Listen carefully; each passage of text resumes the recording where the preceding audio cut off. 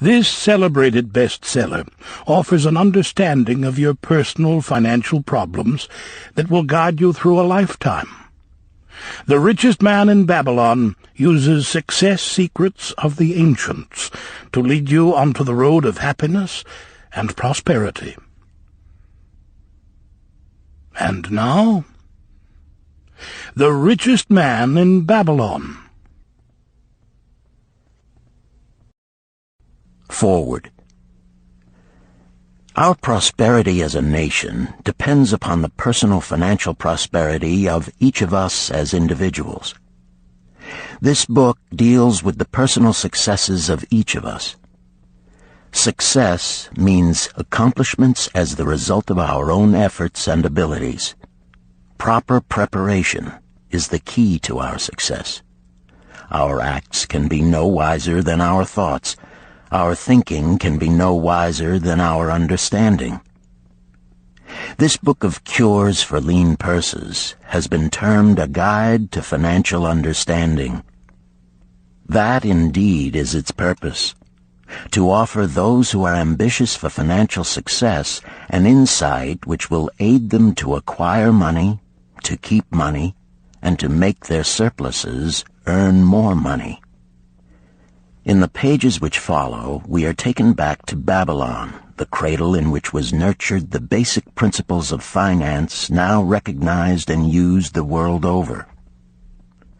To new readers, the author is happy to extend the wish that its pages may contain for them the same inspiration for growing bank accounts, greater financial successes, and the solution of difficult personal financial problems so enthusiastically reported by readers from coast to coast. To the business executives who have distributed these tales in such generous quantities to friends, relatives, employees, and associates, the author takes this opportunity to express his gratitude. No endorsement could be higher than that of practical men who appreciate its teachings because they themselves have worked up to important successes by applying the very principles it advocates. Babylon became the wealthiest city of the ancient world because its citizens were the richest people of their time. They appreciated the value of money. They practiced sound financial principles in acquiring money, keeping money, and making their money earn more money. They provided for themselves what we all desire: incomes for the future. GSC. Chapter 1. The Man Who Desired Gold. Banseer, the chariot builder of Babylon, was thoroughly discouraged. From his seat upon the low wall surrounding his property, he gazed sadly at his simple home and the open workshop in which stood a partially completed chariot. His wife frequently appeared at the open door. Her furtive glances in his direction reminded him that the meal bag was almost empty and he should be at work finishing the chariot, hammering and hewing, polishing and painting, stretching taut the leather over the wheel rims, preparing it for delivery so he could collect from his wealthy customer. Nevertheless, his fat, muscular body sat stolidly upon the wall. His slow mind was struggling patiently with a problem for which he could find no answer. The hot tropical sun, so typical of this valley of the Euphrates, beat down upon him mercilessly. Beads of perspiration formed upon his brow and trickled down unnoticed to lose themselves in the hairy jungle on his chest. Beyond his home towered the high terraced walls surrounding the king's palace.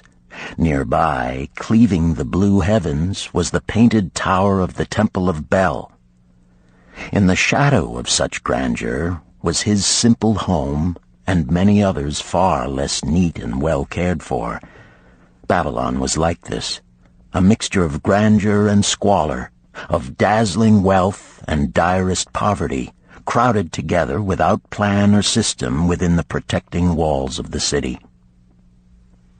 Behind him, had he cared to turn and look, The noisy chariots of the rich jostled and crowded aside the sandaled tradesmen as well as the barefooted beggars.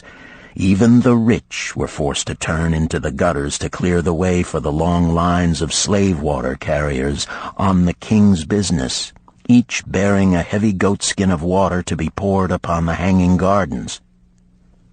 Banseer was too engrossed in his own problem to hear or heed the confused hubbub of the busy city. It was the unexpected twanging of the strings from a familiar lyre that aroused him from his reverie. He turned and looked into the sensitive, smiling face of his best friend, Kabai, the musician. "May the gods bless thee with great liberality, my good friend," began Kabai with an elaborate salute. "Yet it does appear they have already been so generous thou needst not to labor. I rejoice with thee in thy good fortune. More, I would even share it with thee. Pray, from thy purse, which must be bulging, else thou wouldst be busy in yon shop, extract but 2 humble shekels and lend them to me until after the nobleman's feast this night. Thou wilt not miss them ere they are returned." "If I did have 2 shekels," Banseer responded gloomily, "to no one could I lend them. Not even to you, my best of friends, for they would be my fortune, my entire fortune." No one lends his entire fortune, not even to his best friend. "What?" exclaimed Kabai with genuine surprise. "Thou hast not 1 shekel in thy purse, yet sit like a statue upon a wall? Why not complete that chariot? How else canst thou provide for thy noble appetite? 'Tis not like thee, my friend.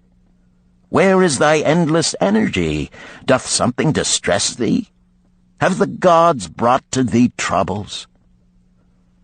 "A torment from the gods it must be," Banseer agreed.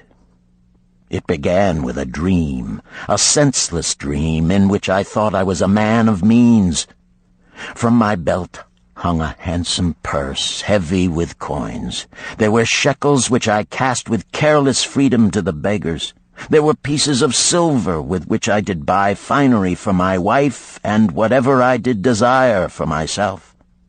There were pieces of gold which made me feel assured of the future and unafraid to spend the silver.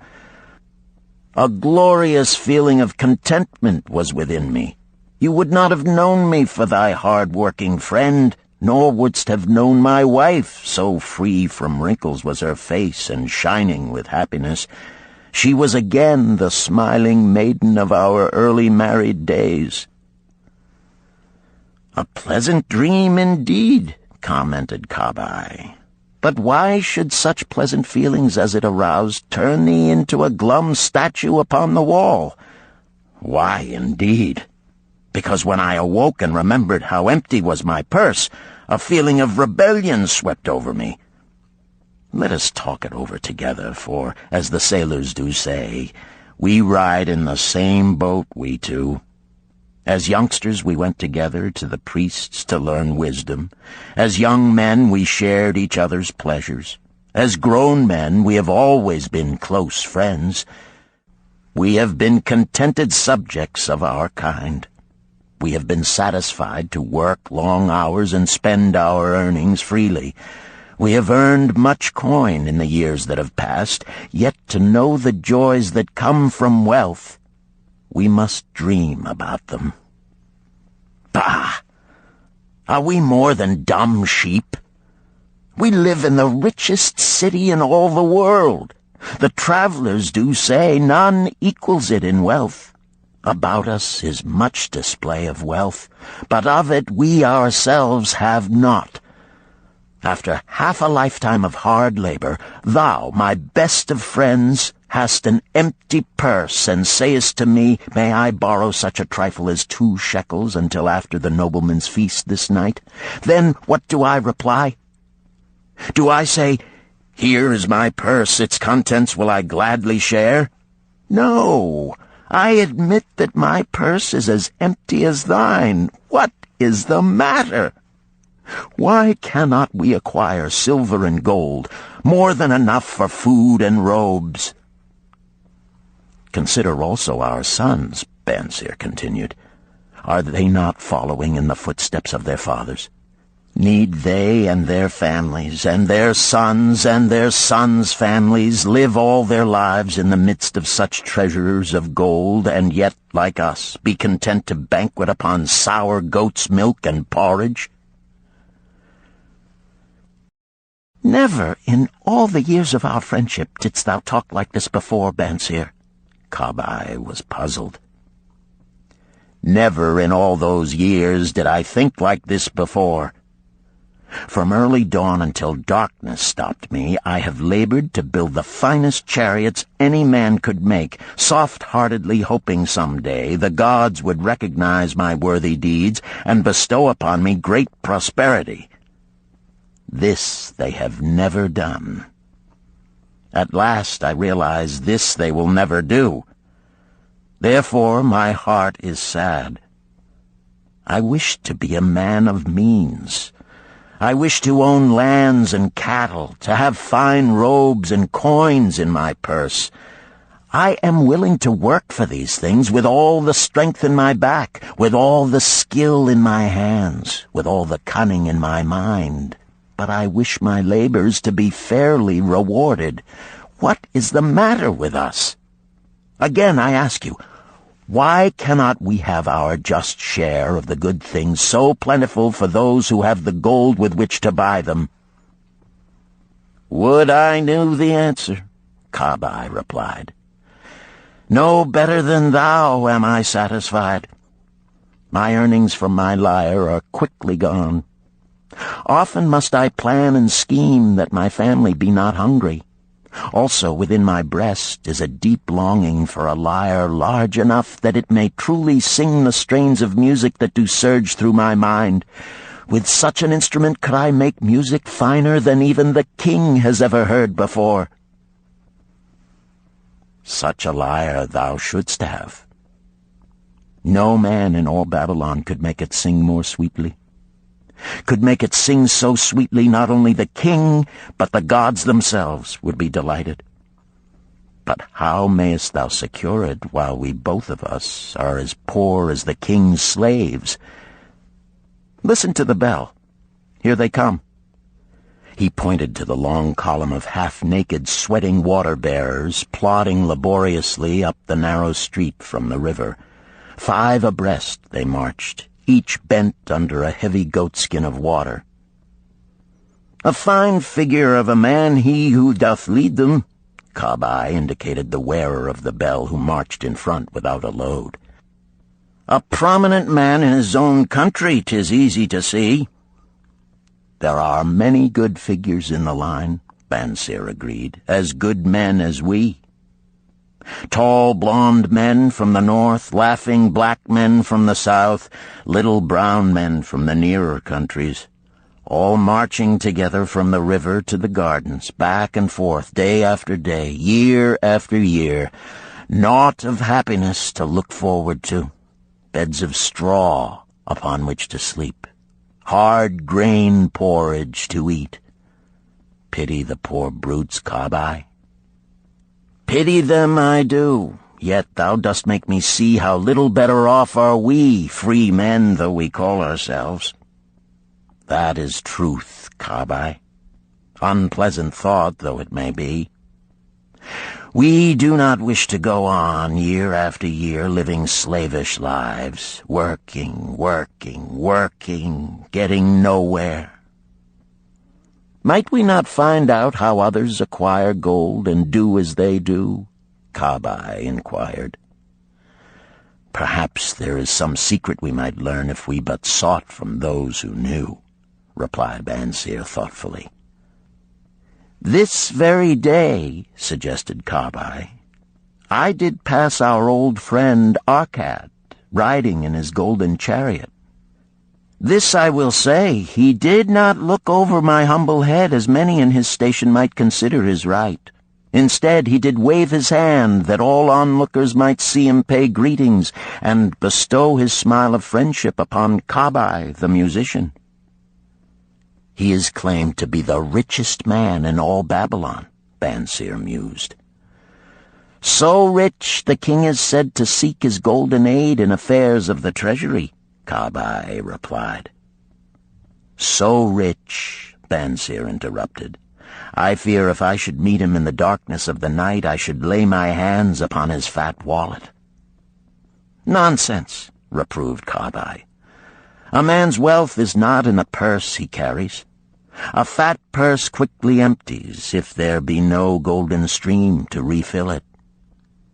Arcad has an income that constantly keeps his purse full, no matter how liberally he spends. Income, that is the thing, ejaculated Banseer.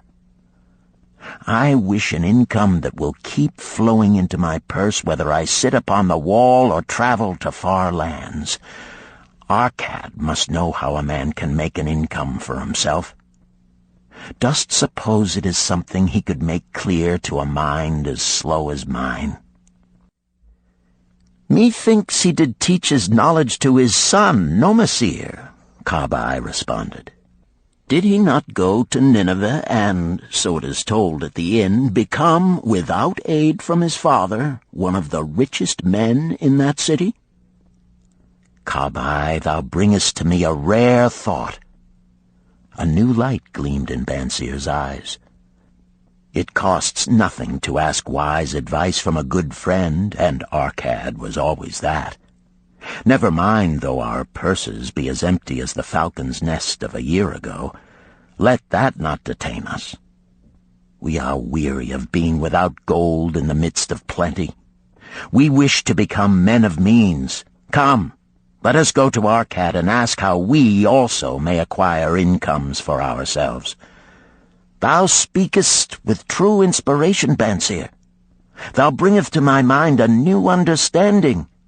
Thou makest me to realize the reason why we have never found any measure of wealth. We never sought it. Thou hast labored patiently to build the staunchest chariots in Babylon. To that purpose was devoted your best endeavors. Therefore, at it thou didst succeed. I strove to become a skillful lyre player, and at it I did succeed. In those things toward which we exerted our best endeavors, we succeeded. The gods were content to let us continue thus. Now at last we see a light, bright like that from the rising sun. It biddeth us to learn more, that we may prosper more. With a new understanding, we shall find honorable ways to accomplish our desires. Let us go to Arcad this very day, Banseer urged. Also, let us ask other friends of our boyhood days who have fared no better than ourselves to join us, that they too may share in his wisdom.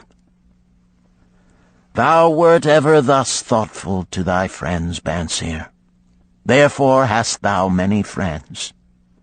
It shall be as thou sayest. We go this day and take them with us.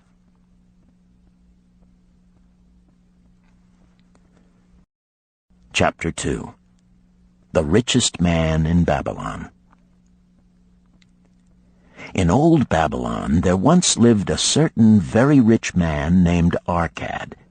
Far and wide he was famed for his great wealth.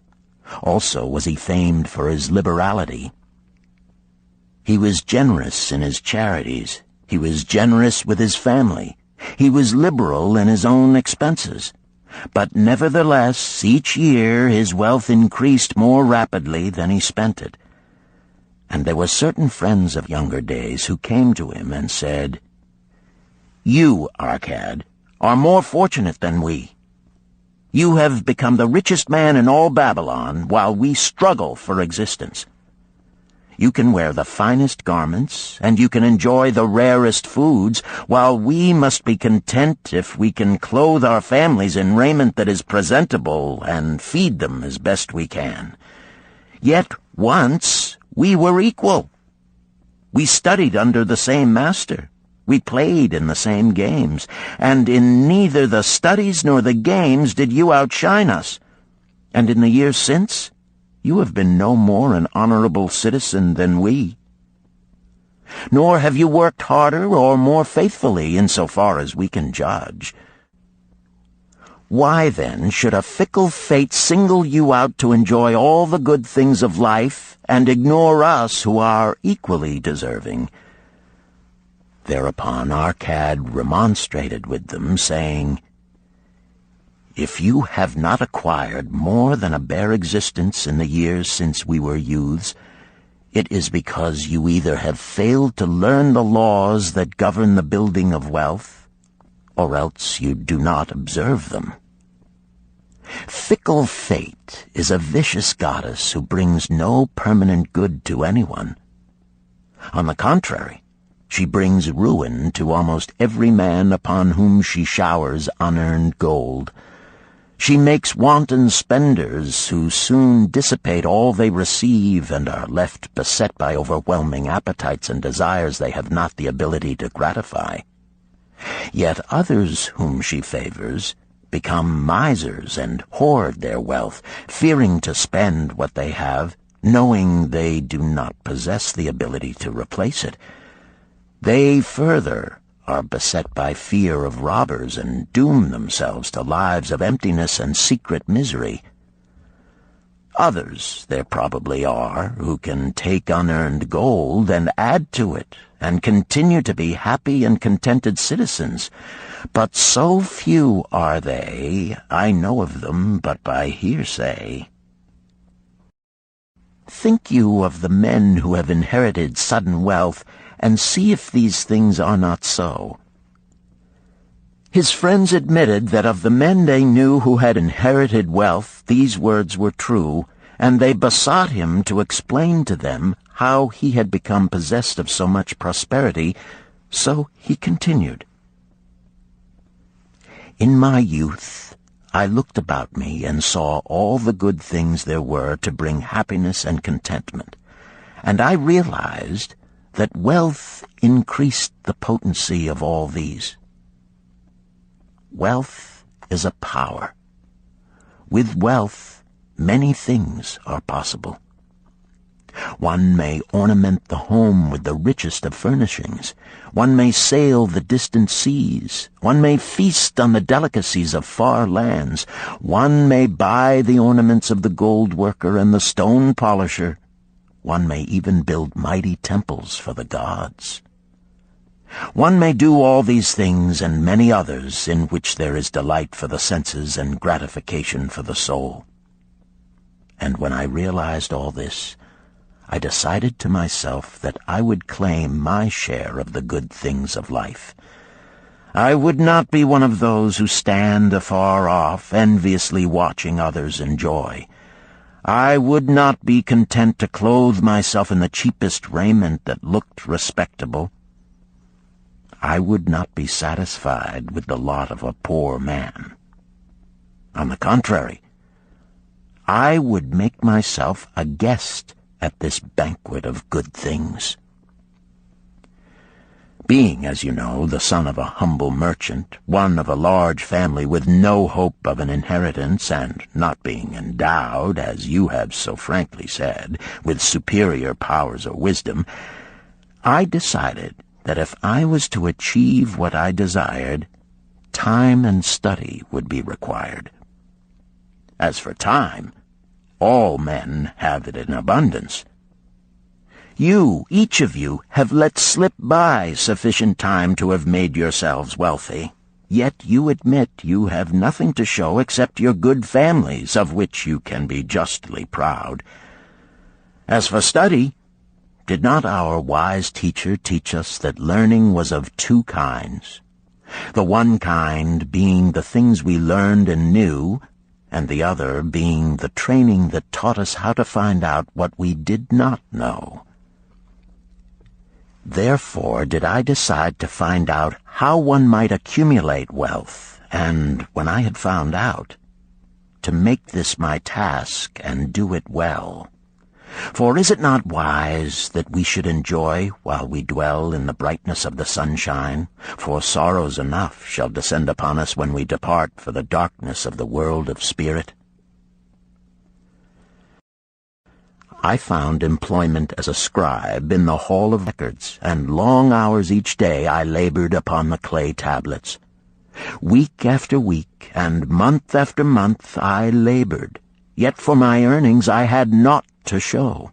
Food and clothing and penance to the gods, and other things of which I could remember not what, absorbed all my earnings, but my determination did not leave me.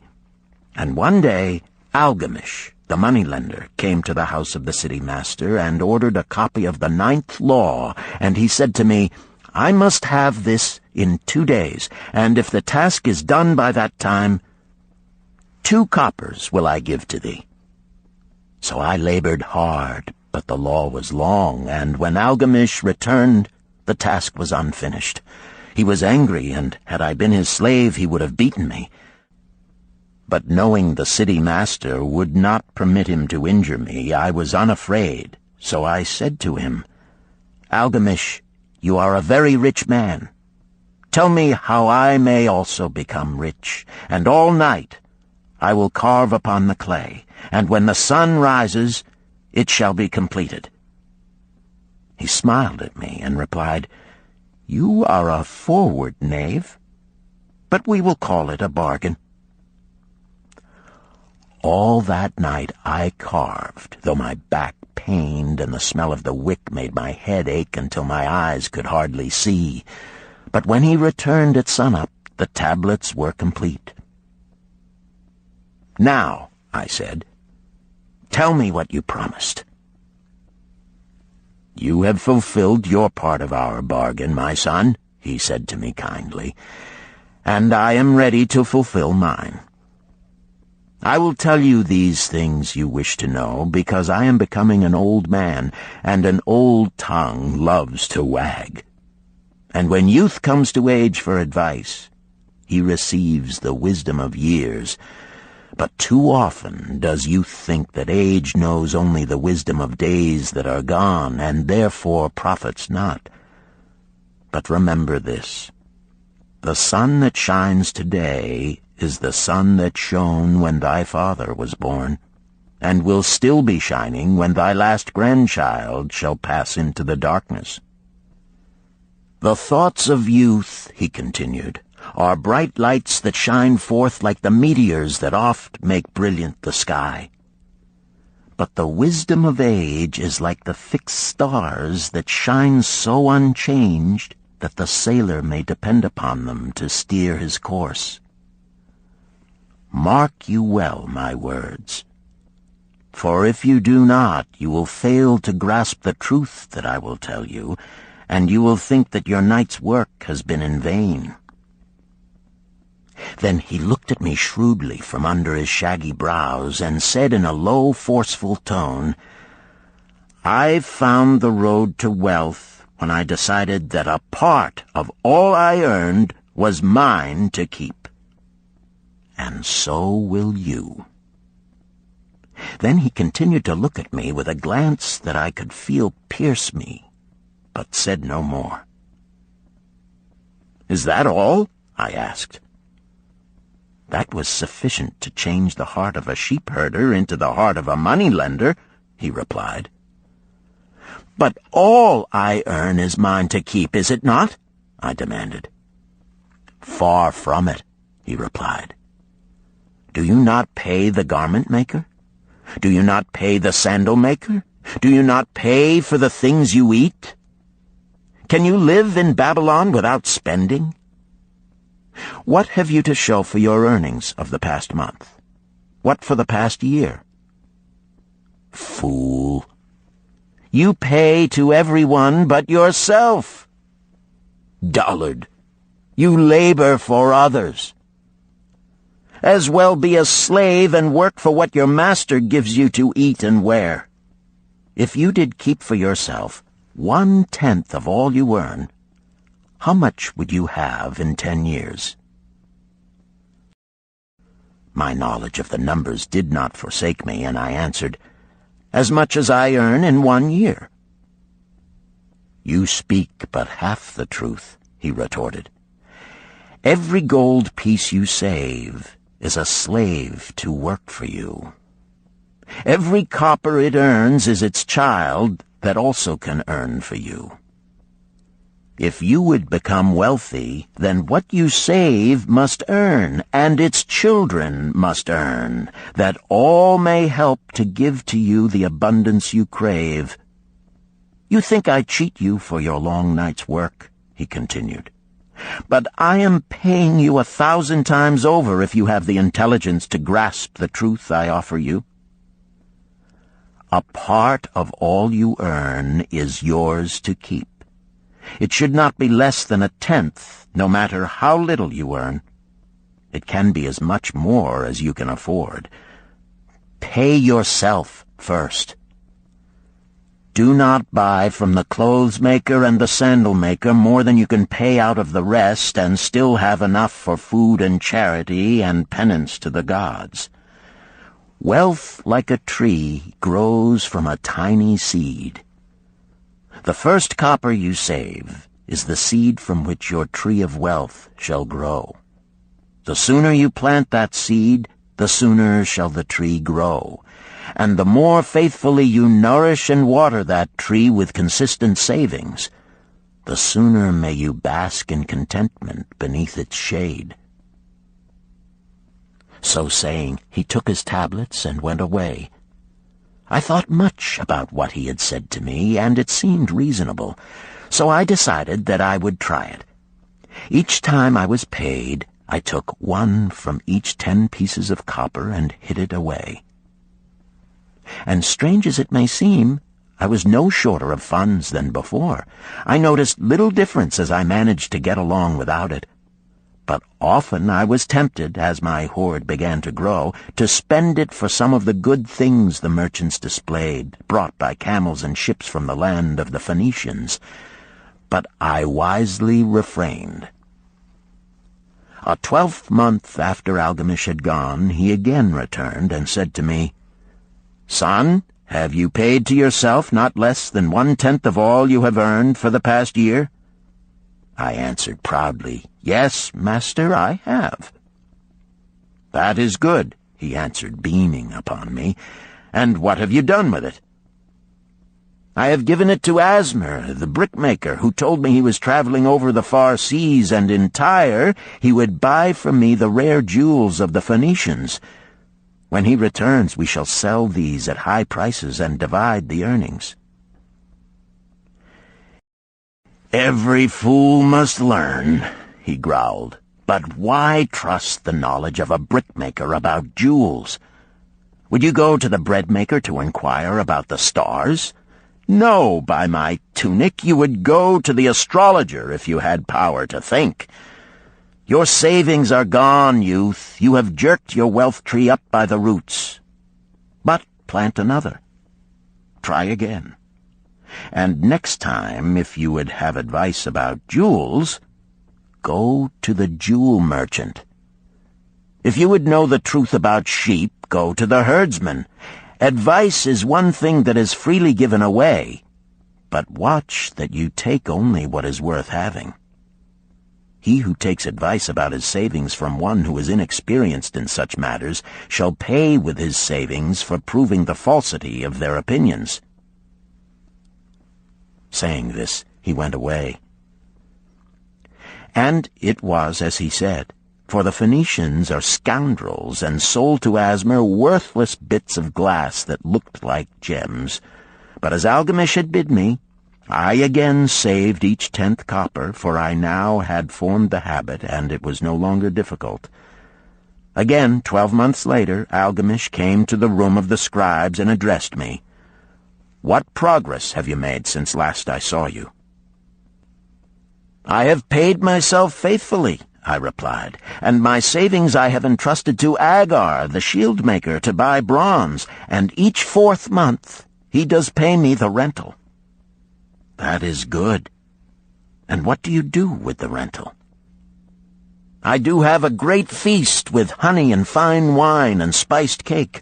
Also I have bought me a scarlet tunic, and some day I shall buy me a young ass upon which to ride." To which Algamish laughed, "You do eat the children of your savings. Then how do you expect them to work for you? And how can they have children that will also work for you? First get thee an army of golden slaves, and then many a rich banquet may you enjoy without regret." So saying, he again went away. Nor did I again see him for 2 years, when he once more returned, and his face was full of deep lines, and his eyes drooped, for he was becoming a very old man. And he said to me, "Arcad, hast thou yet achieved the wealth thou dreamed of?" And I answered, "Not yet all that I desire, but some I have, and it earns more, and its earnings earn more."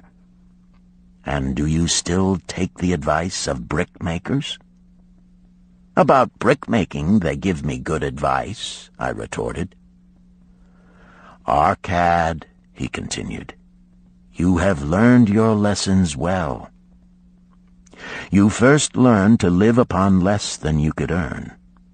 Next, you learned to seek advice from those who were competent through their own experiences to give it. And lastly, you have learned to make gold work for you.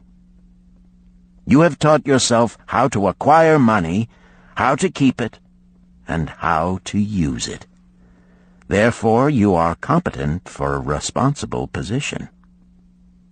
I am becoming an old man.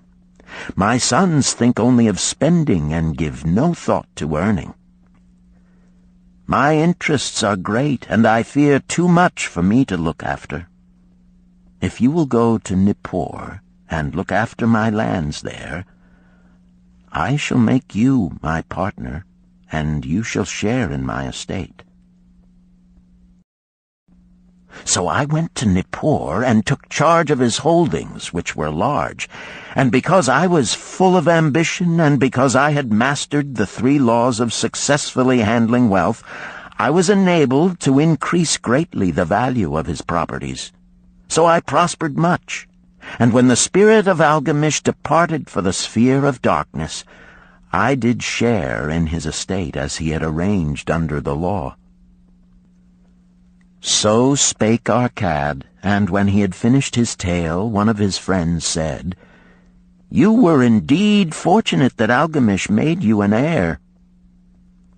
"Fortunate only in that I had the desire to prosper before I first met him.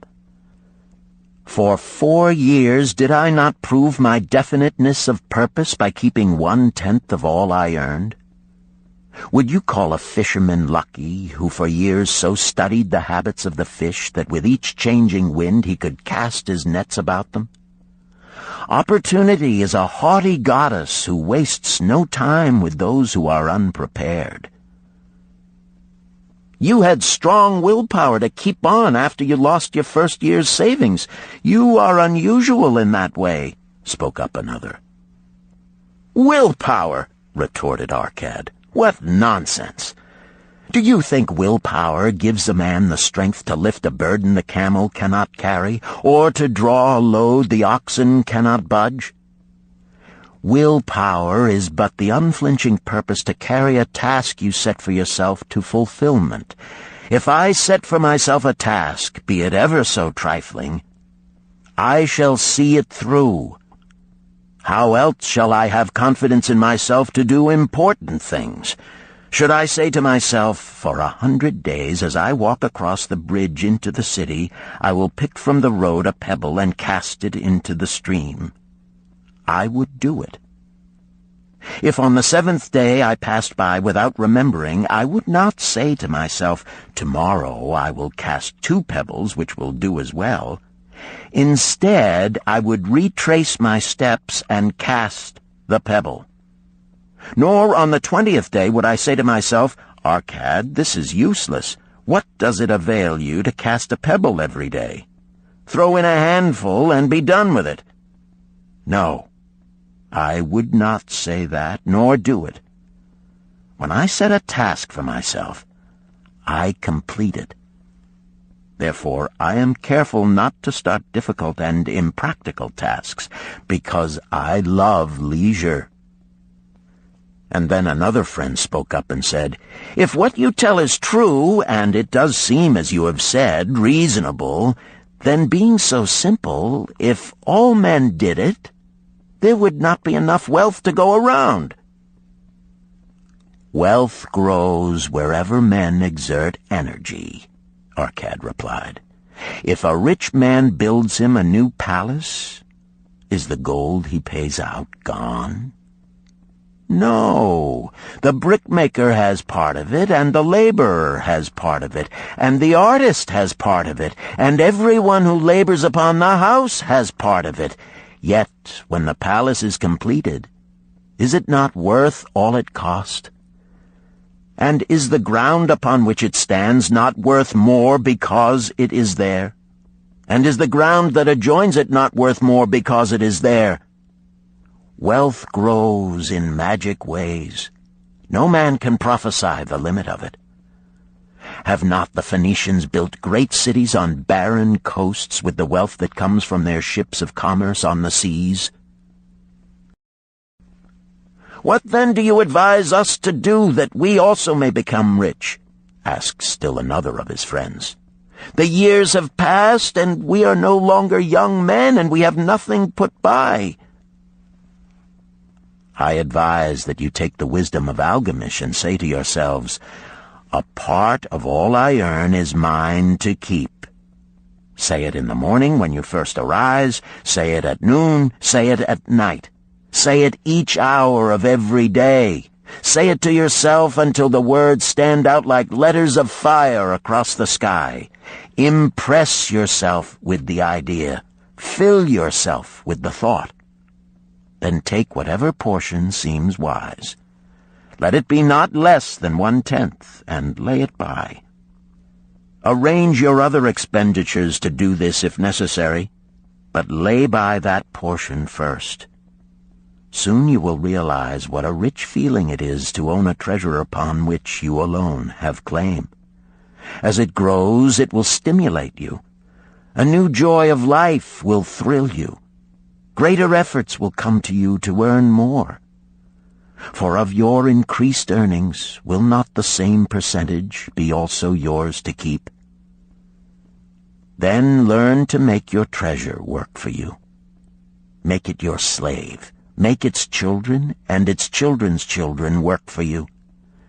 Ensure an income for thy future. Look thou at the aged, and forget not that in the days to come thou also will be numbered among them. Therefore invest thy treasure with greatest caution that it be not lost. Usurious rates of return are deceitful sirens that sing but to lure the unwary upon the rocks of loss and remorse. Provide also that thy family may not want should the gods call thee to their realms. For such protection it is always possible to make provision with small payments at regular intervals. Therefore the provident man delays not in expectation of a large sum becoming available for such a wise purpose. Counsel with wise men. Seek the advice of men whose daily work is handling money. Let them save you from such an error as I myself made in entrusting my money to the judgment of Asmer, the brickmaker. A small return and a safe one is far more desirable than risk. Enjoy life while you are here. Do not overstrain or try to save too much. If 1/10 of all you earn is as much as you can comfortably keep, be content to keep this portion. Live otherwise according to your income, and let not yourself get niggardly and afraid to spend. Life is good and life is rich with things worth while and things to enjoy. His friends thanked him and went away. Some were silent because they had no imagination and could not understand. Some were sarcastic because they thought that one so rich should divide with old friends not so fortunate. But some had in their eyes a new light. They realized that Algamish had come back each time to the room of the scribes because he was watching a man work his way out of darkness into light. When that man had found the light, a place awaited him.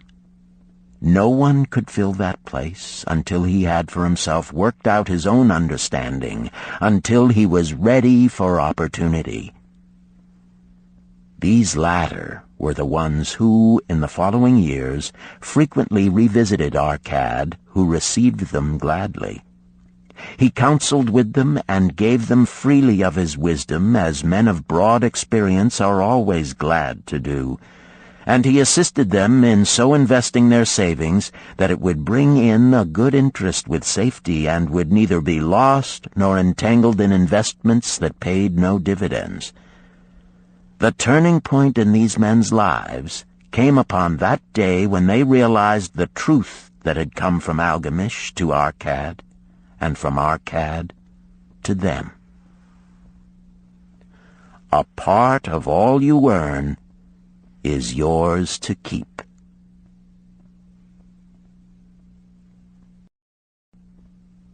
Chapter 3. 7 Cures for a Lean Purse. The glory of Babylon endures. Down through the ages, its reputation comes to us as the richest of cities, its treasures as fabulous. Yet it was not always so. The riches of Babylon were the results of the wisdom of its people. They first had to learn how to become wealthy. When the good King Sargon returned to Babylon after defeating his enemies, the Elamites, he was confronted with a serious situation.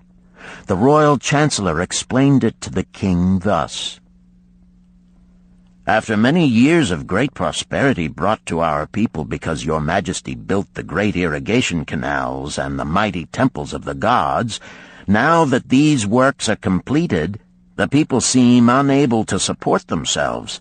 The laborers are without employment. The merchants have few customers. The farmers are unable to sell their produce. The people have not enough gold to buy food." "But where has all the gold gone that we spent for these great improvements?" demanded the king. "It has found its way, I fear," responded the chancellor, "into the possession of a few very rich men of our city. It filtered through the fingers of most of our people as quickly as the goat's milk goes through the strainer. Now that the stream of gold has ceased to flow, most of our people have nothing to show for their earnings." The king was thoughtful for some time. Then he asked, "Why should so few men be able to acquire all the gold?" "Because they know how," replied the chancellor. "One may not condemn a man for succeeding because he knows how. Neither may one with justice take away from a man what he has fairly earned to give to men of less ability." "But why," demanded the king, "should not all the people learn how to accumulate gold and therefore become themselves rich and prosperous?"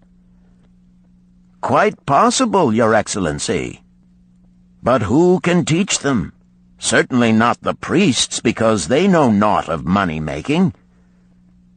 "Who knows best in all our city how to become wealthy, Chancellor?" asked the king.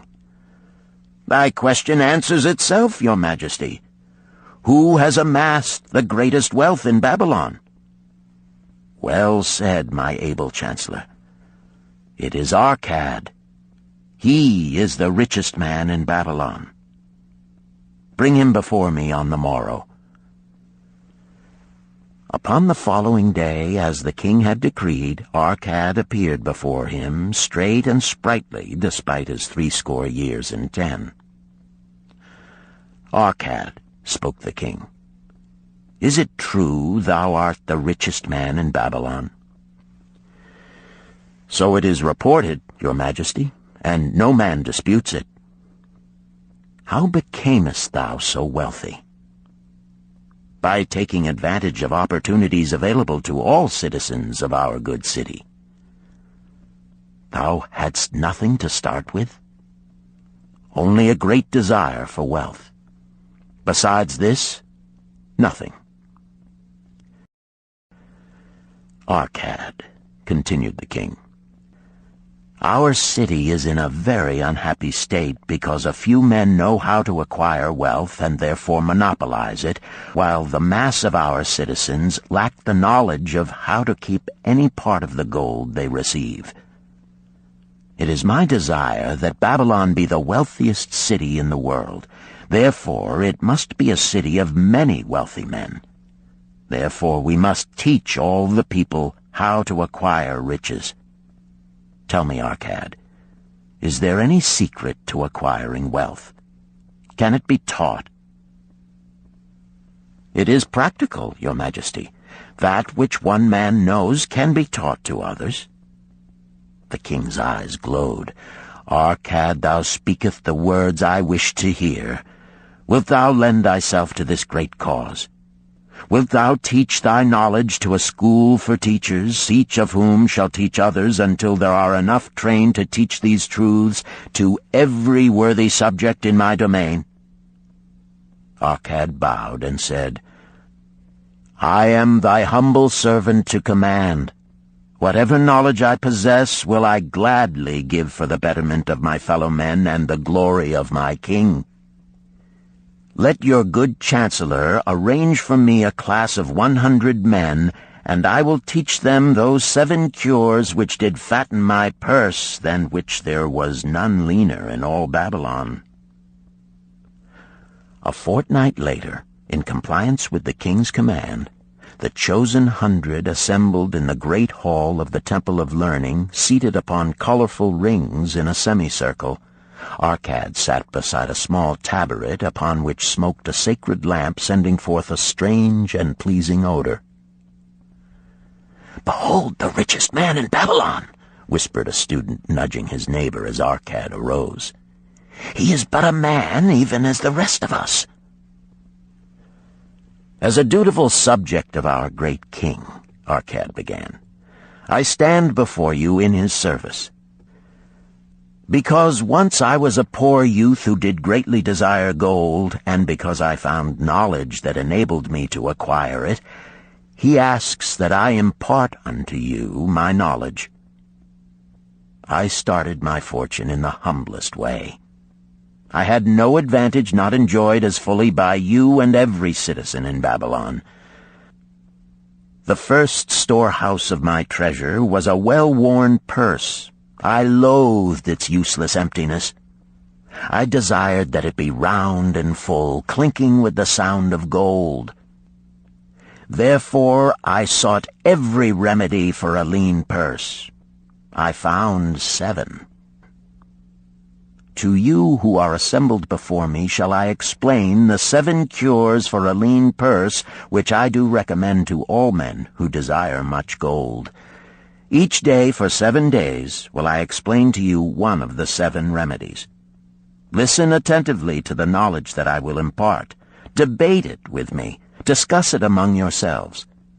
Learn these lessons thoroughly, that ye may also plant in your own purse the seed of wealth. First must each of you start wisely to build a fortune of his own. Then wilt thou be competent, and only then, to teach these truths to others. I shall teach to you in simple ways how to fatten your purses. This is the first step leading to the Temple of Wealth, and no man may climb who cannot plant his feet firmly upon the first step. We shall now consider the first cure. The first cure. Start thy purse to fattening. Arcad addressed the thoughtful man in the second row. My good friend, at what craft workest thou? I, replied the man, am a scribe and carve records upon the clay tablets. Even at such labor did I myself earn my first coppers. Therefore thou hast the same opportunity to build a fortune. He spoke to a florid-faced man farther back. Pray tell also what dost thou to earn thy bread? I, responded this man, am a meat butcher. I do buy the goats the farmers raise and kill them and sell the meat to the housewives and the hides to the sandal makers. Because thou dost also labor and earn, thou hast every advantage to succeed that I did possess. In this way did Arcad proceed to find out how each man labored to earn his living. When he had done questioning them, he said, Now, my students, ye can see that there are many trades and labors at which men may earn coins. Each of the ways of earning is a stream of gold from which the worker doth divert by his labors a portion to his own purse. Therefore into the purse of each of you flows a stream of coins, large or small, according to his ability. Is it not so? Thereupon they agreed that it was so. Then, continued Arcad, if each of you desireth to build for himself a fortune, is it not wise to start by utilizing that source of wealth which he already has established? To this they agreed. Then Arcad turned to a humble man who had declared himself an egg merchant. If thou select one of thy baskets and put into it each morning 10 eggs and take out from it each evening 9 eggs, what will eventually happen? It will become in time overflowing. Why? Because each day I put in 1 more egg than I take out. Arcad turned to the class with a smile. Does any man here have a lean purse? First they looked amused, then they laughed. Lastly, they waved their purses in jest. All right, he continued. Now I shall tell thee the first remedy I learned to cure a lean purse. Do exactly as I have suggested to the egg merchant. For every 10 coins thou placest within thy purse, take out for use but 9. Thy purse will start to fatten at once, and its increasing weight will feel good in thy hand and bring satisfaction to thy soul. Deride not what I say because of its simplicity. Truth is always simple. I told thee I would tell how I built my fortune. This was my beginning. I, too, carried a lean purse and cursed it because there was naught within to satisfy my desires. But when I began to take out from my purse but 9 parts of 10 I put in, it began to fatten. So will thine. Now I will tell a strange truth, the reason for which I know not. When I ceased to pay out more than 9/10 of my earnings, I managed to get along just as well. I was not shorter than before. Also, ere long did coins come to me more easily than before. Surely it is a law of the gods that unto him who keepeth and spendeth not a certain part of all his earnings shall gold come more easily. Likewise him whose purse is empty does gold avoid. Which desirest thou the most? Is it the gratification of thy desires of each day, a jewel, a bit of finery, better raiment, more food, things quickly gone and forgotten? Or is it substantial belongings, gold, lands, herds, merchandise, income-bringing investments? The coins thou takest from thy purse bring the first. The coins thou leavest within it will bring the latter. This, my students, was the first cure I did discover for my lean purse. For each 10 coins I put in, to spend but 9. Debate this among yourselves. If any man proves it untrue, tell me upon the morrow when we shall meet again. The second cure. Control thy expenditures. Some of your members, my students, have asked me this. How can a man keep 1/10 of all he earns in his purse when all the coins he earns are not enough for his necessary expenses? So did Arcad address his students upon the second day. "Yesterday, how many of thee carried lean purses?" "All of us," answered the class. "Yet thou do not all earn the same. Some earn much more than others. Some have much larger families to support. Yet all purses were equally lean. Now I will tell thee an unusual truth about men and sons of men. It is this, that what each of us calls our necessary expenses will always grow to equal our incomes unless we protest to the contrary. Confuse not the necessary expenses with thy desires. Each of you, together with your good families, have more desires than your earnings can gratify. Therefore are thy earnings spent to gratify these desires in so far as they will go. Still thou retainest many ungratified desires. All men are burdened with more desires than they can gratify. Because of my wealth, thinkest thou I may gratify every desire? 'Tis a false idea. There are limits to my time. There are limits to my strength. There are limits to the distance I may travel. There are limits to what I may eat. There are limits to the zest with which I may enjoy. I say to you that just as weeds grow in a field wherever the farmer leaves space for their roots, even so freely do desires grow in men whenever there is a possibility of their being gratified. Thy desires are a multitude, and those that thou mayest gratify are but few. Study thoughtfully thy accustomed habits of living. Herein may be most often found certain accepted expenses that may wisely be reduced or eliminated. Let thy motto be 100% of appreciated value demanded for each coin spent. Therefore, engrave upon the clay each thing for which thou desireth to spend. Select those that are necessary and others that are possible through the expenditure of 9/10 of thy income. Cross out the rest and consider them but a part of that great multitude of desires that must go unsatisfied, and regret them not. Budget then thy necessary expenses.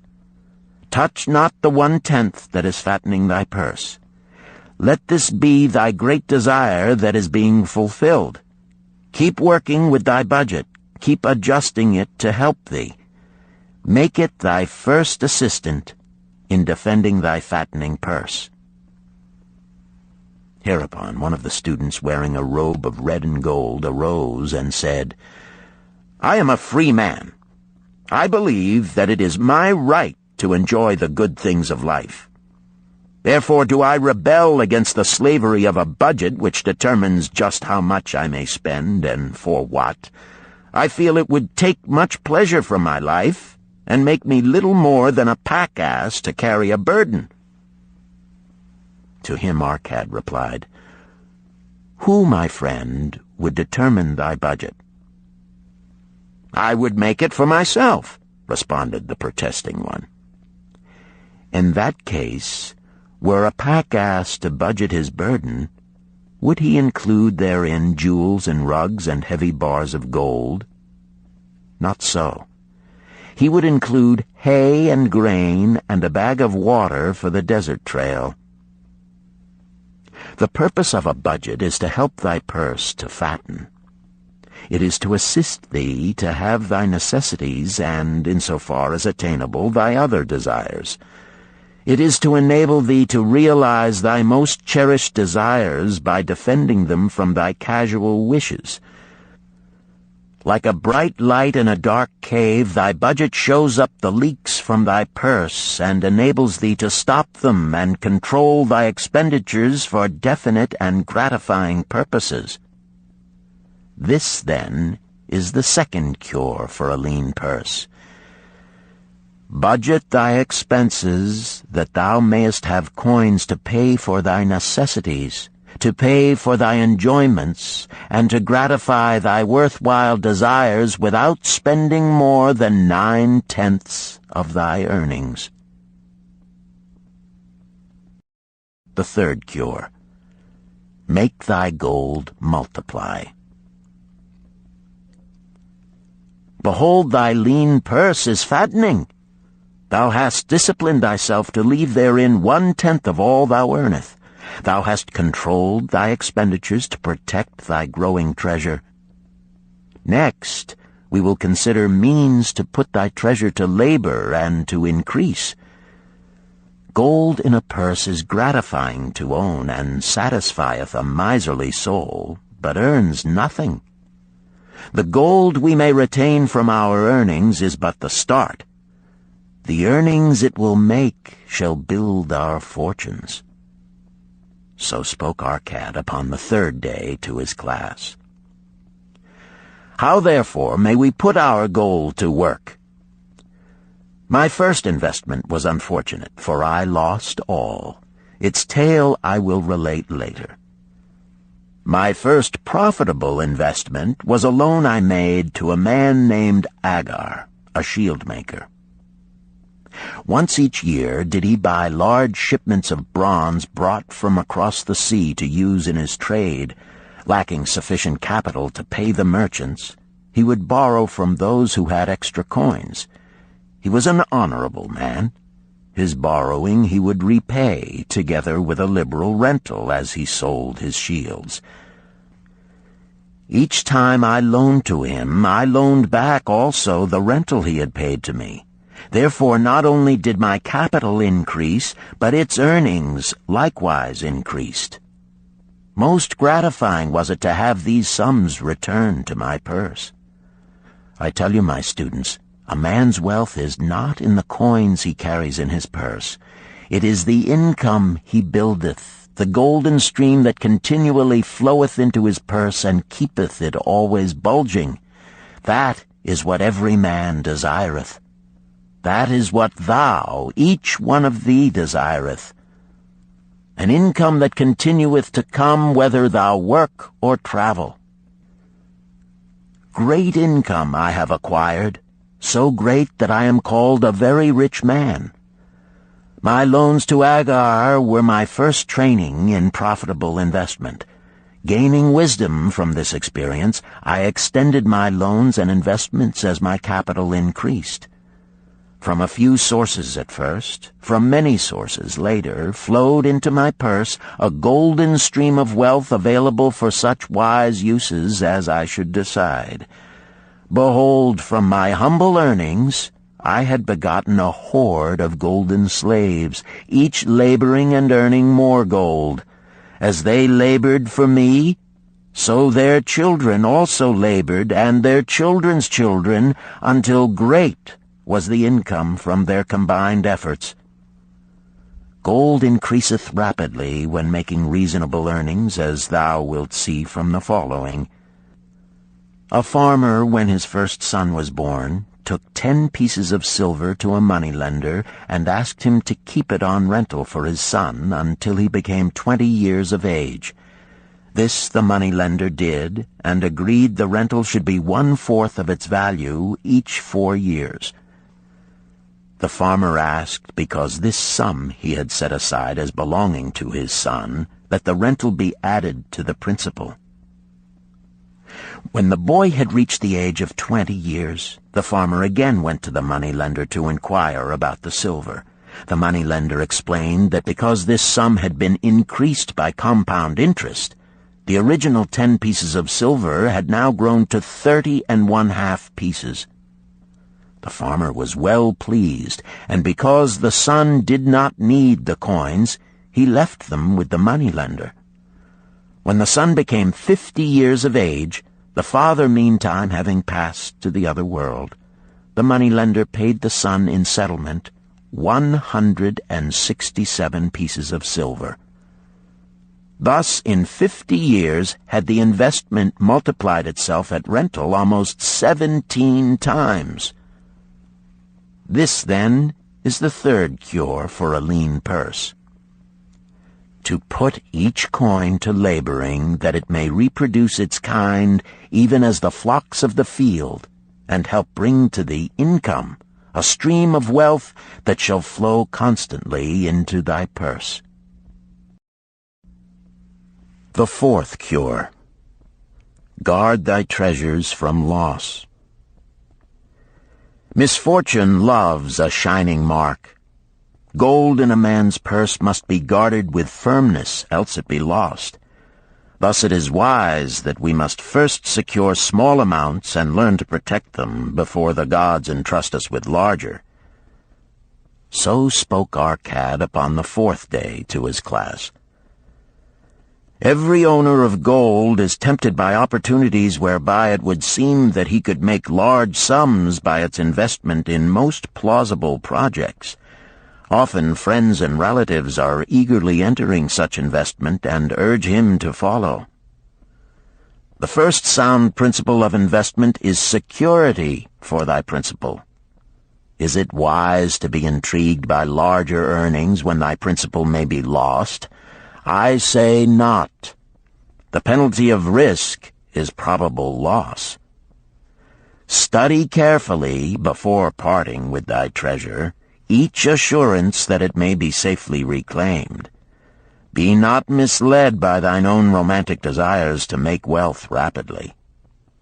Before thou loan it to any man, assure thyself of his ability to repay and his reputation for doing so, that thou mayest not unwittingly be making him a present of thy hard-earned treasure. Before thou entrust it as an investment in any field, acquaint thyself with the dangers which may beset it. My own first investment was a tragedy to me at the time. The guarded savings of a year I did entrust to a brickmaker named Asmer, who was traveling over the far seas, and in Tyre agreed to buy for me the rare jewels of the Phoenicians. These we would sell upon his return and divide the profits. The Phoenicians were scoundrels and sold him bits of glass. My treasure was lost. Today, my training would show to me at once the folly of entrusting a brickmaker to buy jewels. Therefore do I advise thee from the wisdom of my experiences, be not too confident of thine own wisdom in entrusting thy treasures to the possible pitfalls of investments. Better by far to consult the wisdom of those experienced in handling money for profit. Such advice is freely given for the asking, and may readily possess a value equal in gold to the sum thou considerest investing. In truth, such is its actual value if it save thee from loss. This, then, is the fourth cure for a lean purse, and of great importance if it prevent thy purse from being emptied once it has become well filled. Guard thy treasure from loss by investing only where thy principal is safe, where it may be reclaimed if desirable, and where thou wilt not fail to collect a fair rental. Consult with wise men. Secure the advice of those experienced in the profitable handling of gold. Let their wisdom protect thy treasure from unsafe investments. This ends Disc 1. The Richest Man in Babylon, Disc 2. The fifth cure. Make of thy dwelling a profitable investment. If a man setteth aside 9 parts of his earnings upon which to live and enjoy life, and if any part of this 9 parts he can turn into a profitable investment without detriment to his well-being, then so much faster will his treasures grow. So spake our cad to his class at their 5th lesson. All too many of our men of Babylon do raise their families in unseemly quarters. They do pay to exacting landlords liberal rentals for rooms where their wives have not a spot to raise the blooms that gladden a woman's heart, and their children have no place to play their games except in the unclean alleys. No man's family can fully enjoy life unless they do have a plot of ground wherein children can play in the clean earth, and where the wife may raise not only blossoms but good rich herbs to feed her family. To a man's heart it brings gladness to eat the figs from his own trees and the grapes of his own vines, to own his own domicile and to have it a place he is proud to care for, putteth confidence in his heart and greater effort behind all his endeavors.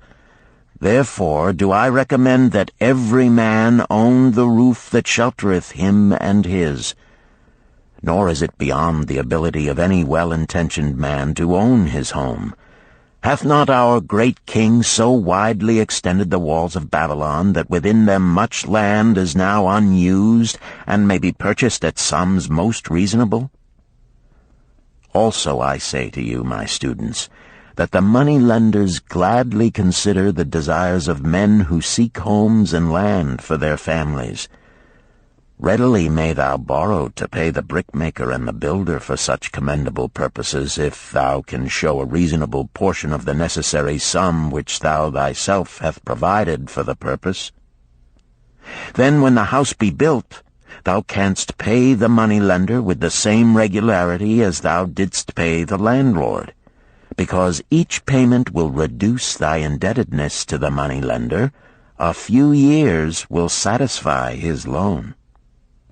Then will thy heart be glad, because thou wilt own in thy own right a valuable property, and thy only cost will be the king's taxes.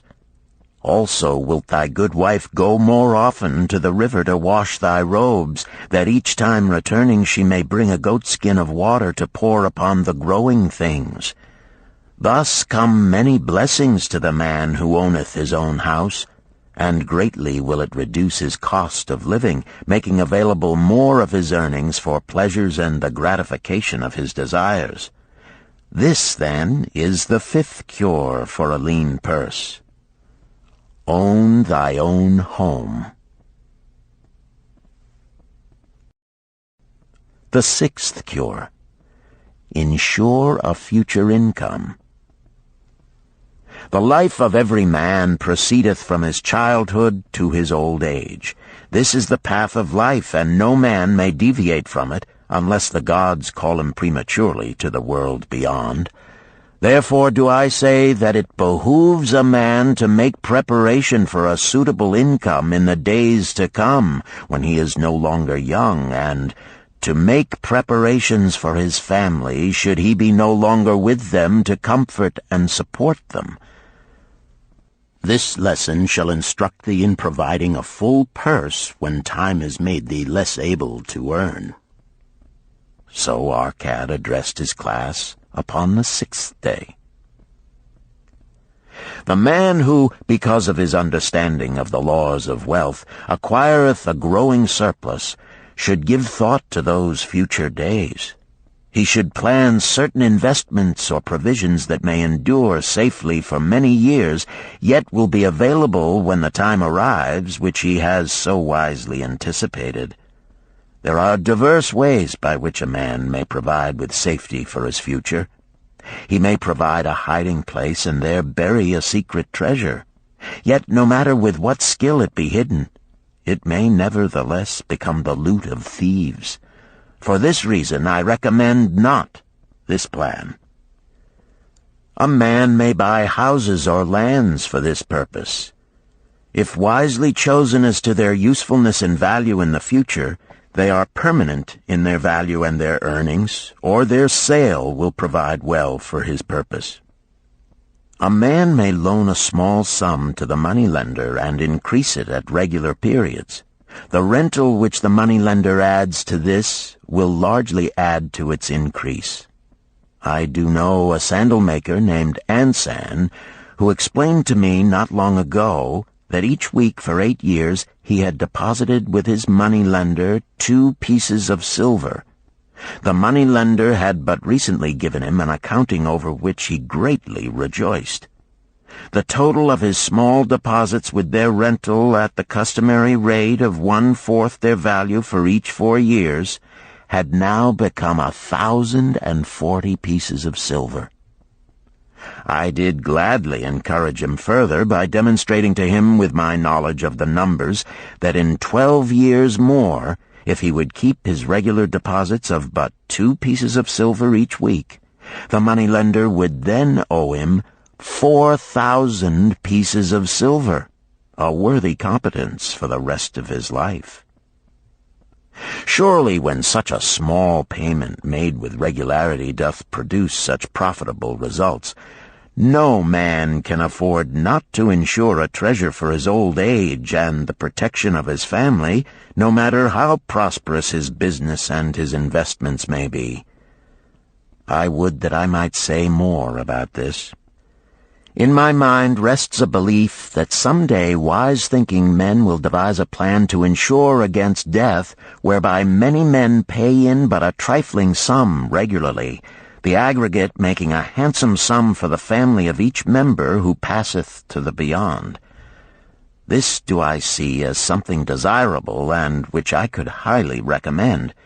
But today it is not possible, because it must reach beyond the life of any man or any partnership to operate. It must be as stable as the king's throne. Some day do I feel that such a plan shall come to pass, and be a great blessing to many men, because even the first small payment will make available a snug fortune for the family of a member, should he pass on. But because we live in our own day, and not in the days which are to come, must we take advantage of those means and ways of accomplishing our purposes. Therefore do I recommend to all men that they, by wise and well-thought-out methods, do provide against a lean purse in their mature years. For a lean purse to a man no longer able to earn, or to a family without its head, is a sore tragedy. This, then, is the 6th cure for a lean purse. Provide in advance for the needs of thy growing age and the protection of thy family. The 7th cure. Increase thy ability to earn. This day do I speak to thee, my students, of one of the most vital remedies for a lean purse. Yet I will not talk of gold, but of yourselves, of the men beneath the robes of many colors who do sit before me. I will talk to you of those things within the minds and lives of men which do work for or against their success. So did Arcad address his class upon the 7th day. Not long ago came to me a young man seeking to borrow. When I questioned him the cause of his necessity, he complained that his earnings were insufficient to pay his expenses. Thereupon I explained to him, this being the case, he was a poor customer for the moneylender, as he possessed no surplus earning capacity to repay the loan. What you need, young man, I told him, is to earn more coins. What dost thou to increase thy capacity to earn? All that I can do, he replied. 6 times within 2 moons have I approached my master to request my pay be increased, but without success. No man can go oftener than that. We may smile at his simplicity, yet he did possess one of the vital requirements to increase his earnings. Within him was a strong desire to earn more, a proper and commendable desire. Preceding accomplishment must be desire. Thy desires must be strong and definite. General desires are but weak longings. For a man to wish to be rich is of little purpose. For a man to desire 5 pieces of gold is a tangible desire which he can press to fulfillment. After he has backed his desire for 5 pieces of gold with strength of purpose to secure it, next he can find similar ways to obtain 10 pieces, and then 20 pieces, and later 1,000 pieces, and, behold, he has become wealthy. In learning to secure his one definite small desire, he hath trained himself to secure a larger one. This is the process by which wealth is accumulated, first in small sums, then in larger ones as a man learns and becomes more capable. Desires must be simple and definite. They defeat their own purpose should they be too many, too confusing, or beyond a man's training to accomplish. As a man perfecteth himself in his calling, even so doth his ability to earn increase. In those days when I was a humble scribe carving upon the clay for a few coppers each day, I observed that other workers did more than I, and were paid more. Therefore did I determine that I would be exceeded by none. Nor did it take long for me to discover the reason for their greater success. More interest in my work, more concentration upon my task, more persistence in my effort, and, behold, few men could carve more tablets in a day than I. With reasonable promptness my increased skill was rewarded, nor was it necessary for me to go 6 times to my master to request recognition. The more of wisdom we know, the more we may earn. That man who seeks to learn more of his craft shall be richly rewarded. If he is an artisan, he may seek to learn the methods and the tools of those most skillful in the same line.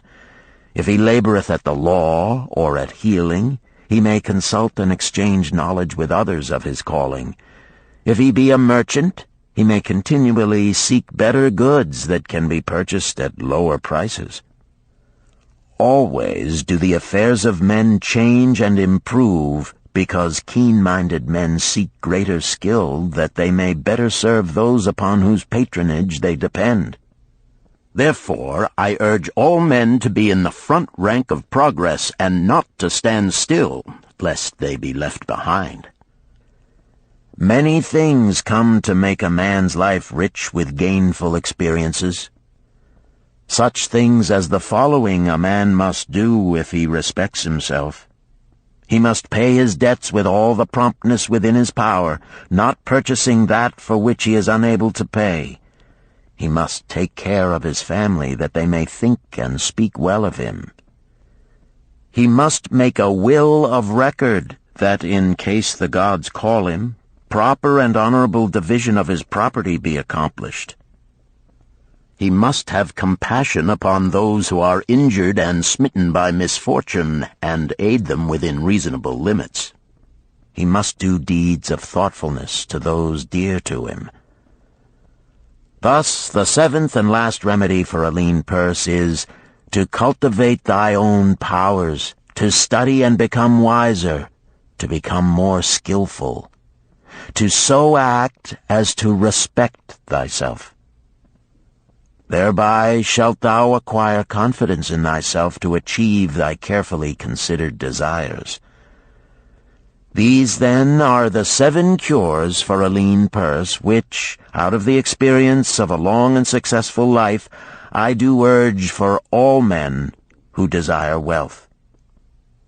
There is more gold in Babylon, my students, than thou dreamest of. There is abundance for all. Go thou forth and practice these truths, that thou mayest prosper and grow wealthy, as is thy right. Go thou forth and teach these truths, that every honorable subject of his majesty may also share liberally in the ample wealth of our beloved city. Chapter 4. Meet the Goddess of Good Luck. Babylonian proverb. If a man be lucky, there is no foretelling the possible extent of his good fortune. Pitch him into the Euphrates, and like as not he will swim out with a pearl in his hand. The desire to be lucky is universal. It was just as strong in the breasts of men 4,000 years ago in ancient Babylon as it is in the hearts of men today. We all hope to be favored by the whimsical goddess of good luck. Is there some way we can meet her and attract not only her favorable attention, but her generous favors? Is there a way to attract good luck? That is just what the men of ancient Babylon wished to know.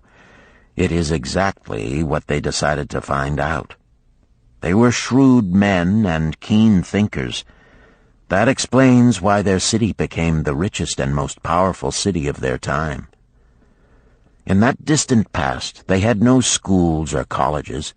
Nevertheless, they had a center of learning, and a very practical one it was. Among the towered buildings in Babylon was one that ranked in importance with the palace of the king, the hanging gardens, and the temples of the gods. You will find scant mention of it in the history books, more likely no mention at all, yet it exerted a powerful influence upon the thought of that time. This building was the temple of learning, where the wisdom of the past was expounded by voluntary teachers, and where subjects of popular interest were discussed in open forums. Within its walls, all men met as equals. The humblest of slaves could dispute with impunity the opinions of a prince of the royal house. Among the many who frequented the Temple of Learning was a wise rich man named Arcad, called the richest man in Babylon. He had his own special hall where almost any evening a large group of men, some old, some very young, but mostly middle-aged, gathered to discuss and argue interesting subjects. Suppose we listen in to see whether they knew how to attract good luck.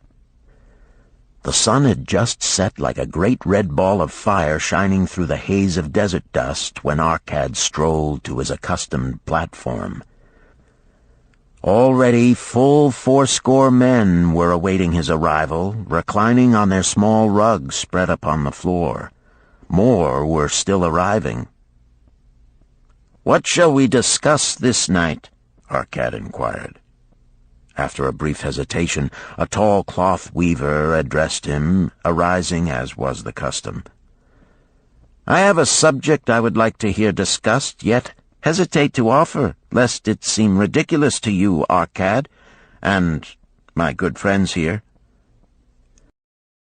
Upon being urged to offer it, both by Arcad and by calls from the others, he continued, "This day I have been lucky, for I have found a purse in which there are pieces of gold. To continue to be lucky is my great desire. Feeling that all men share with me this desire, I do suggest we debate how to attract good luck, that we may discover ways it can be enticed to one." "A most interesting subject has been offered," Arcad commented. "One most worthy of our discussion. To some men, good luck bespeaks but a chance happening that, like an accident, may befall one without purpose or reason.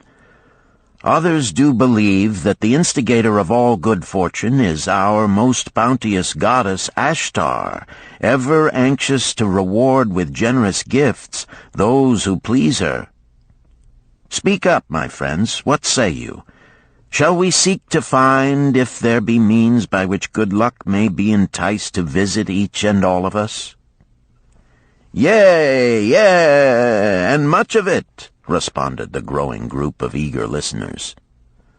Thereupon Arcad continued, "To start our discussion, let us first hear from those among us who have enjoyed experiences similar to that of the cloth weaver in finding or receiving, without effort upon their part, valuable treasures or jewels." There was a pause in which all looked about, expecting someone to reply, but no one did.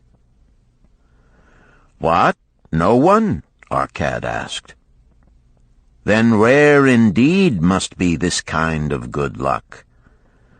Who now will offer a suggestion as to where we shall continue our search?" "That I will do," spoke a well-robed young man, arising. "When a man speaketh of luck, is it not natural that his thoughts turn to the gaming tables? Is it not there we find many men courting the favor of the goddess in hope she will bless them with rich winnings?" As he resumed his seat, a voice called, "Do not stop! Continue thy story. Tell us, didst thou find favor with the goddess at the gaming tables?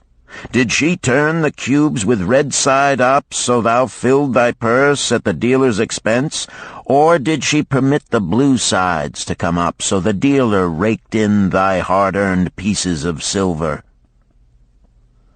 The young man joined the good-natured laughter, then replied, "I am not averse to admitting she seemed not to know I was even there. But how about the rest of you? Have you found her waiting about such places to roll the cubes in your favor? We are eager to hear as well as to learn." "A wise start," broke in Arcad. "We meet here to consider all sides of each question. To ignore the gaming table would be to overlook an instinct common to most men, the love of taking a chance with a small amount of silver in the hope of winning much gold." "That doth remind me of the races but yesterday," called out another listener. "If the goddess frequents the gaming tables, certainly she does not overlook the races where the gilded chariots and the foaming horses offer far more excitement. Tell us honestly, Arcad, didst she whisper to you to place your bet upon those gray horses from Nineveh yesterday? I was standing just behind thee, and could scarce believe my ears when I heard thee place thy bet upon the grays. Thou knowest as well as any of us that no team in all Assyria can beat our beloved bays in a fair race.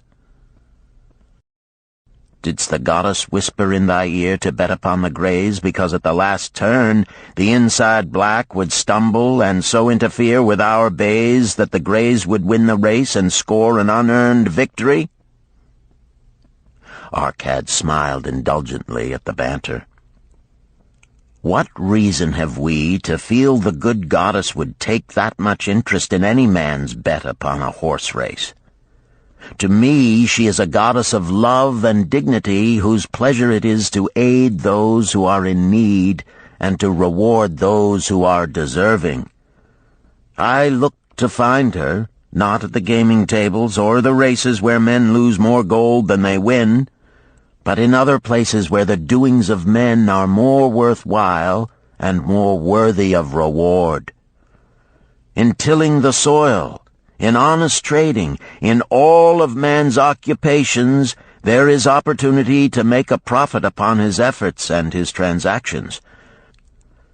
Perhaps not all the time will he be rewarded, because sometimes his judgment may be faulty, and other times the winds and the weather may defeat his efforts. Yet, if he persists, he may usually expect to realize his profit. This is so because the chances of profit are always in his favor. But when a man playeth the games, the situation is reversed, for the chances of profit are always against him, and always in favor of the gamekeeper. The game is so arranged that it will always favor the keeper. It is his business at which he plans to make a liberal profit for himself from the coins bet by the players. Few players realize how certain are the gamekeeper's profits and how uncertain are their own chances to win. For example, let us consider wagers placed upon the cube. Each time it is cast, we bet which side will be uppermost. If it be the red side, the game master pays to us 4 times our bet. But if any other of the 5 sides come uppermost, we lose our bet. Thus, the figures show that for each cast we have 5 chances to lose, But because the red pays 4 for 1, we have 4 chances to win. In a night's play, the game master can expect to keep for his profit 1/5 of all the coins wagered. Can a man expect to win more than occasionally against odds so arranged that he should lose 1/5 of all his bets? Yet some men do win large sums at times, volunteered one of the listeners. Quite so, they do, Arcad continued. Realizing this, the question comes to me whether money secured in such ways brings permanent value to those who are thus lucky. Among my acquaintances are many of the successful men of Babylon, yet among them I am unable to name a single one who started his success from such a source. You who are gathered here tonight know many more of our substantial citizens. To me, it would be of much interest to learn how many of our successful citizens can credit the gaming tables with their start to success. Suppose each of you tell of those you know. What say you? After a prolonged silence, a wag ventured, "Wouldst thy inquiry include the gamekeepers?" "If you think of no one else," Arcad responded. "If not one of you can think of anyone else, then how about yourselves? Are there any consistent winners with us who hesitate to advise such a source for their incomes?" His challenge was answered by a series of groans from the rear, taken up and spread amid much laughter. "It would seem we are not seeking good luck in such places as the goddess frequents," he continued. "Therefore let us explore other fields. We have not found it in picking up lost wallets, neither have we found it haunting the gaming tables. As to the races, I must confess to have lost far more coins there than I have ever won. Now suppose we consider our trades and businesses. Is it not natural, if we conclude a profitable transaction, to consider it not good luck, but a just reward for our efforts? I am inclined to think we may be overlooking the gifts of the goddess. Perhaps she really does assist us when we do not appreciate her generosity. Who can suggest further discussion?" Thereupon an elderly merchant arose, smoothing his genteel white robe. "With thy permission, most honorable Arcad and my friends, I offer a suggestion. If, as you have said, we take credit to our own industry and ability for our business success, why not consider the successes we almost enjoyed but which escaped us, happenings which would have been most profitable? They would have been rare examples of good luck if they had actually happened. Because they were not brought to fulfillment, we cannot consider them as our just rewards. Surely many men here have such experiences to relate." "Here is a wise approach," Arcad approved. "Who among you have had good luck within your grasp only to see it escape?" Many hands were raised, among them that of the merchant. Arcad motioned to him to speak. "As you suggested this approach, we should like to hear first from you." "I will gladly relate a tale," he resumed, "that doth illustrate how closely unto a man good luck may approach, and how blindly he may permit it to escape, much to his loss and later regret. Many years ago, when I was a young man, just married and well started to earning, my father did come one day and urge most strongly that I enter upon an investment. The son of one of his good friends had taken notice of a barren tract of land not far beyond the outer walls of our city. It lay high above the canal where no water could reach it. The son of my father's friend devised a plan to purchase this land, build 3 large water wheels that could be operated by oxen, and thereby raise the life-giving waters to the fertile soil. This accomplished, he planned to divide it into small tracts and sell to the residents of the city for herb patches. The son of my father's friend did not possess sufficient gold to complete such an undertaking. Like myself, he was a young man earning a fair sum. His father, like mine, was a man of large family and small means. He therefore decided to interest a group of men to enter the enterprise with him. The group was to comprise 12. Each of whom must be a money earner and agree to pay 1/10 of his earnings into the enterprise until the land was made ready for sale. All would then share justly in the profits in proportion to their investment. "Thou, my son," bespoke my father unto me, "art now in thy young manhood. It is my deep desire that thou begin the building of a valuable estate for thyself, that thou mayest become respected among men. I desire to see thou profit from a knowledge of the thoughtless mistakes of thy father." "This do I most ardently desire, my father," I replied. "Then this do I advise. Do what I should have done at thy age. From thy earnings keep out 1/10 to put into favorable investments. With this 1/10 of thy earnings, and what it will also earn, thou canst, before thou art my age, accumulate for thyself a valuable estate."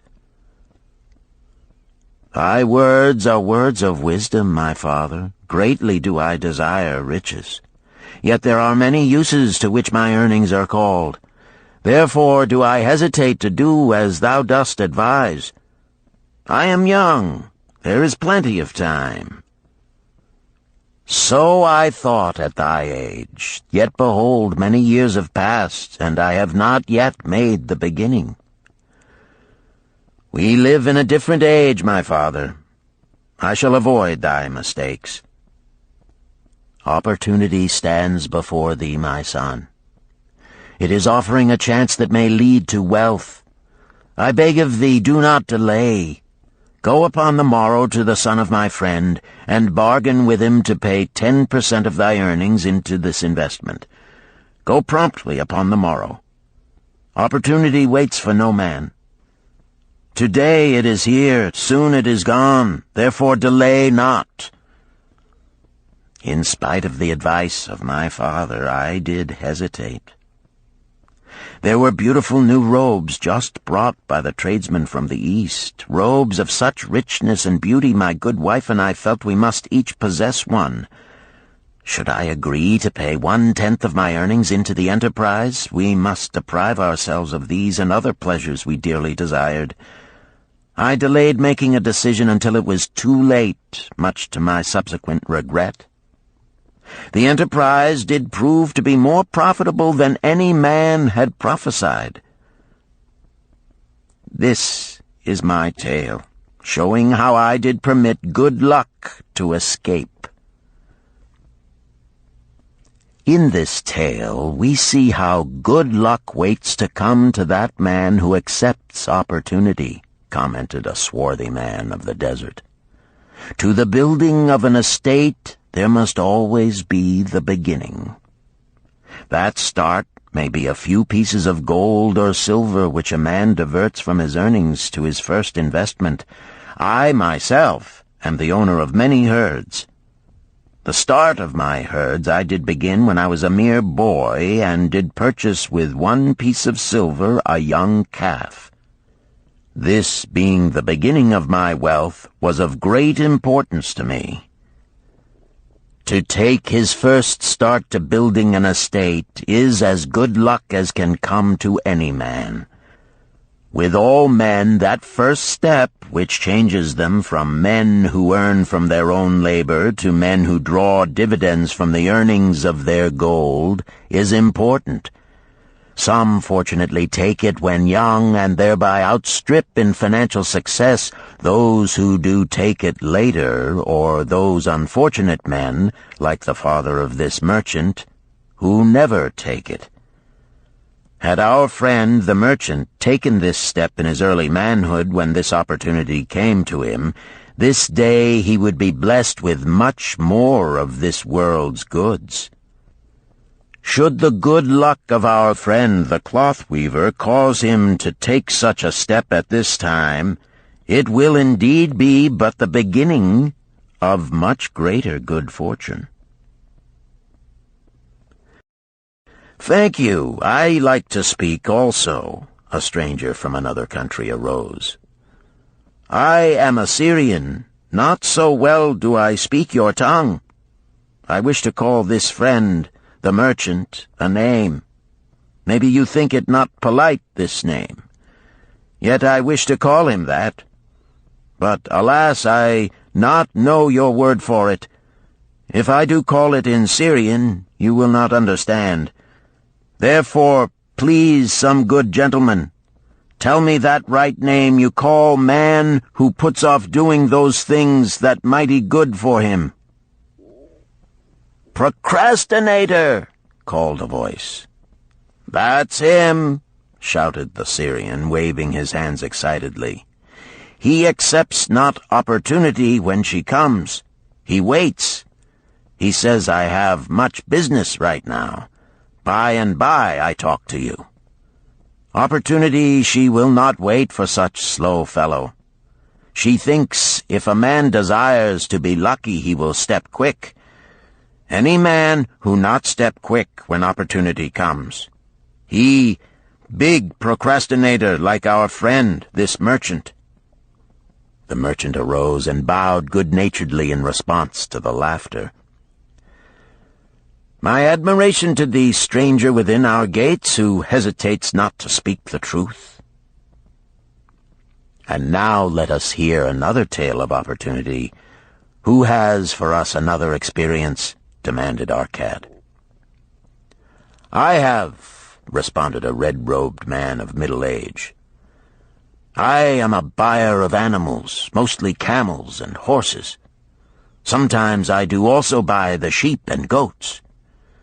The tale I am about to relate will tell truthfully how opportunity came one night when I did least expect it.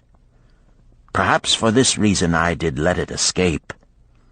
Of this you shall be the judge.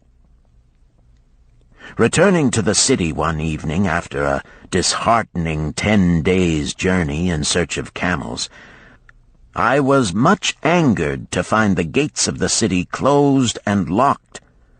While my slaves spread our tent for the night, which we looked to spend with little food and no water, I was approached by an elderly farmer who, like ourselves, found himself locked outside. "Honored sir," he addressed me, "from thy appearance I do judge thee to be a buyer. If this be so, much would I like to sell to thee the most excellent flock of sheep just driven up. Alas, my good wife lies very sick with the fever. I must return with all haste. Buy thou my sheep, that I and my slaves may mount our camels and travel back without delay." So dark it was that I could not see his flock, but from the bleating I did know it must be large. Having wasted 10 days searching for camels I could not find, I was glad to bargain with him. In his anxiety, he did set a most reasonable price. I accepted, well knowing my slaves could drive the flock through the city gates in the morning and sell at a substantial profit. The bargain concluded, I called my slaves to bring torches that we might count the flock which the farmer declared to contain 900. I shall not burden you, my friends, with a description of our difficulty in attempting to count so many thirsty, restless, milling sheep. It proved to be an impossible task. Therefore, I bluntly informed the farmer I would count them at daylight and pay him then. "Please, most honorable sir," he pleaded, Pay me but 2/3 of the price tonight, that I may be on my way. I will leave my most intelligent and educated slave to assist to make the count in the morning. He is trustworthy, and to him thou canst pay the balance." But I was stubborn and refused to make payment that night. Next morning, before I awoke, the city gates opened, and 4 buyers rushed out in search of flocks. They were most eager and willing to pay high prices because the city was threatened with siege and food was not plentiful. Nearly 3 times the price at which he had offered the flock to me did the old farmer receive for it. Thus was rare good luck allowed to escape. "Here is a tale most unusual," commented Arcad. "What wisdom doth it suggest?" "The wisdom of making a payment immediately when we are convinced our bargain is wise," suggested a venerable saddle-maker. "If the bargain be good, then dost thou need protection against thy own weaknesses as much as against any other man. We mortals are changeable. Alas, I must say more apt to change our minds when right than wrong. Wrong, we are stubborn indeed. Right, we are prone to vacillate and let opportunity escape. My first judgment is my best. Yet always have I found it difficult to compel myself to proceed with a good bargain when made. Therefore, as a protection against my own weaknesses, I do make a prompt deposit thereon. This doth save me from later regrets for the good luck that should have been mine." "Thank you. Again I like to speak." The Syrian was upon his feet once more. "These tales much alike. Each time opportunity fly away for same reason. Each time she come to procrastinator, bringing good plan. Each time they hesitate, not say, right now, best time, I do it quick. How can men succeed that way?" "Wise are thy words, my friend," responded the buyer. "Good luck fled from procrastination in both these tales. Yet this is not unusual. The spirit of procrastination is within all men. We desire riches, yet how often, when opportunity doth appear before us, that spirit of procrastination from within doth urge various delays in our acceptance. In listening to it, we do become our own worst enemies. In my younger days, I did not know it by this long word our friend from Syria doth enjoy. I did think at first it was my own poor judgment that did cause me loss at many profitable trades. Later I did credit it to my stubborn disposition. At last I did recognize it for what it was, a habit of needless delaying where action was required, action prompt and decisive. How I did hate it when its true character stood revealed. With the bitterness of a wild ass hitched to a chariot, I did break loose from this enemy to my success. "Thank you. I like ask question from Mr. Merchant," the Syrian was speaking. "You wear fine robes, not like those of poor man. You speak like successful man. Tell us, do you listen now when procrastination whispers in your ear?" "Like our friend the buyer, I also had to recognize and conquer procrastination," responded the merchant. "To me, it proved to be an enemy ever watching and waiting to thwart my accomplishments. The tale I did relate is but one of many similar instances I could tell to show how it drove away my opportunities. 'Tis not difficult to conquer once understood. No man willingly permits the thief to rob his bins of grain, nor does any man willingly permit an enemy to drive away his customers and rob him of his profits. When once I did recognize that such acts as these my enemy was committing, with determination I conquered him. So must every man master his own spirit of procrastination before he can expect to share in the rich treasures of Babylon. What sayest, Arcad? Because thou art the richest man in Babylon, many do proclaim thee to be the luckiest.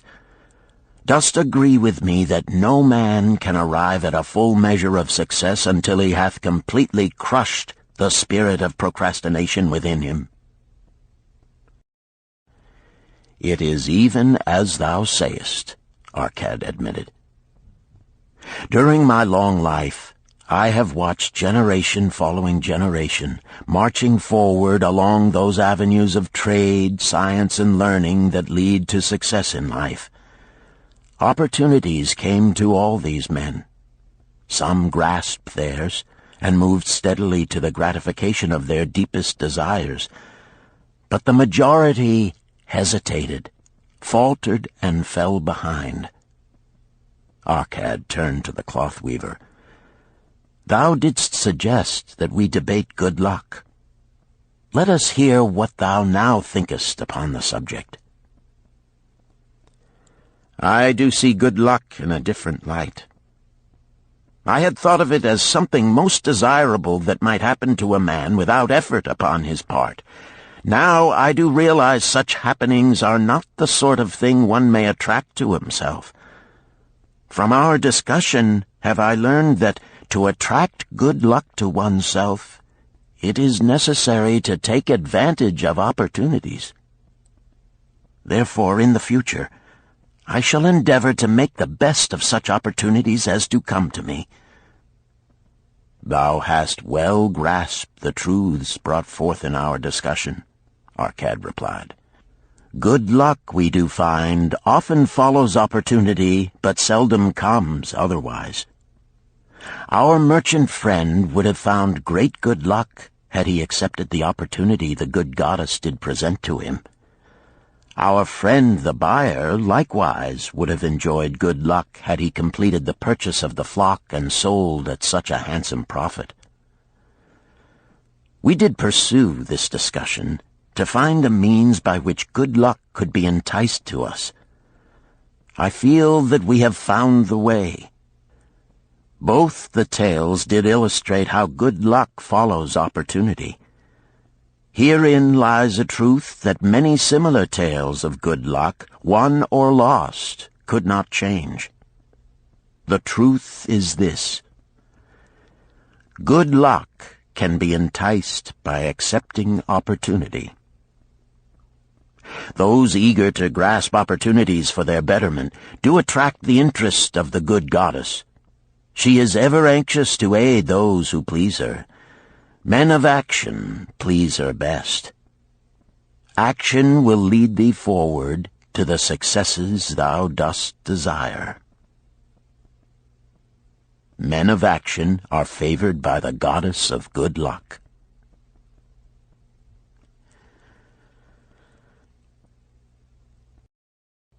Chapter 5. The 5 Laws of Gold. A bag heavy with gold, or a clay tablet carved with words of wisdom. If thou hadst thy choice, which wouldst thou choose? By the flickering light from the fire of desert shrubs, the sun-tanned faces of the listeners gleamed with interest. "The gold! The gold!" chorused the 27. Old Calibab smiled knowingly. "Hark!" he resumed, raising his hand. "Hear the wild dogs out there in the night? They howl and wail because they are lean with hunger. Yet feed them, and what do they? Fight and strut. Then fight and strut some more, giving no thought to the morrow that will surely come. Just so it is with the sons of men. Give them a choice of gold and wisdom. What do? Ignore the wisdom and waste the gold. On the morrow they wail because they have no more gold. Gold is reserved for those who know its laws and abide by them." Calabab drew his white robe close about his lean legs, for a cool night wind was blowing. "Because thou hast served me faithfully upon our long journey, because thou cared well for my camels, because thou toiled uncomplainingly across the hot sands of the desert, because thou fought bravely the robbers that sought to despoil my merchandise, I will tell thee this night the tale of the 5 laws of gold, such a tale as thou never hast heard before. Hark ye with deep attention to the words I speak, for if you grasp their meaning and heed them, in the days that come thou shalt have much gold." He paused impressively. Above, in a canopy of blue, the stars shone brightly in the crystal-clear skies of Babylonia. Behind the group loomed their faded tents tightly staked against possible desert storms. Beside the tents were neatly stacked bales of merchandise covered with skins. Nearby, the camel herd sprawled in the sand, some chewing their cuds contentedly, others snoring in hoarse discord. "Thou hast told us many good tales, Calab," spoke up the chief packer. "We look to thy wisdom to guide us upon the morrow when our service with thee shall be at an end." "I have but told thee of my adventures in strange and distant lands, but this night I shall tell thee of the wisdom of Arcad, the wise rich man." "Much have we heard of him," acknowledged the chief packer, "for he was the richest man that ever lived in Babylon." "The richest man he was, and that because he was wise in the ways of gold, even as no man had ever been before him. This night shall I tell you of his great wisdom as it was told to me by Nomasir, his son, many years ago in Nineveh, when I was but a lad. My master and myself had tarried long into the night in the palace of Nomasir. I had helped my master bring great bundles of fine rugs, each one to be tried by Nomasir until his choice of colors was satisfied. At last he was well pleased, and commanded us to sit with him and to drink a rare vintage, odorous to the nostrils and most warming to my stomach, which was unaccustomed to such a drink. Then did he tell us this tale of the great wisdom of Arcad, his father, even as I shall tell it to you. In Babylon it is the custom, as you know, that the sons of wealthy fathers live with their parents in expectation of inheriting the estate. Arcad did not approve of this custom. Therefore, when Nomasir reached the man's estate, he sent for the young man and addressed him.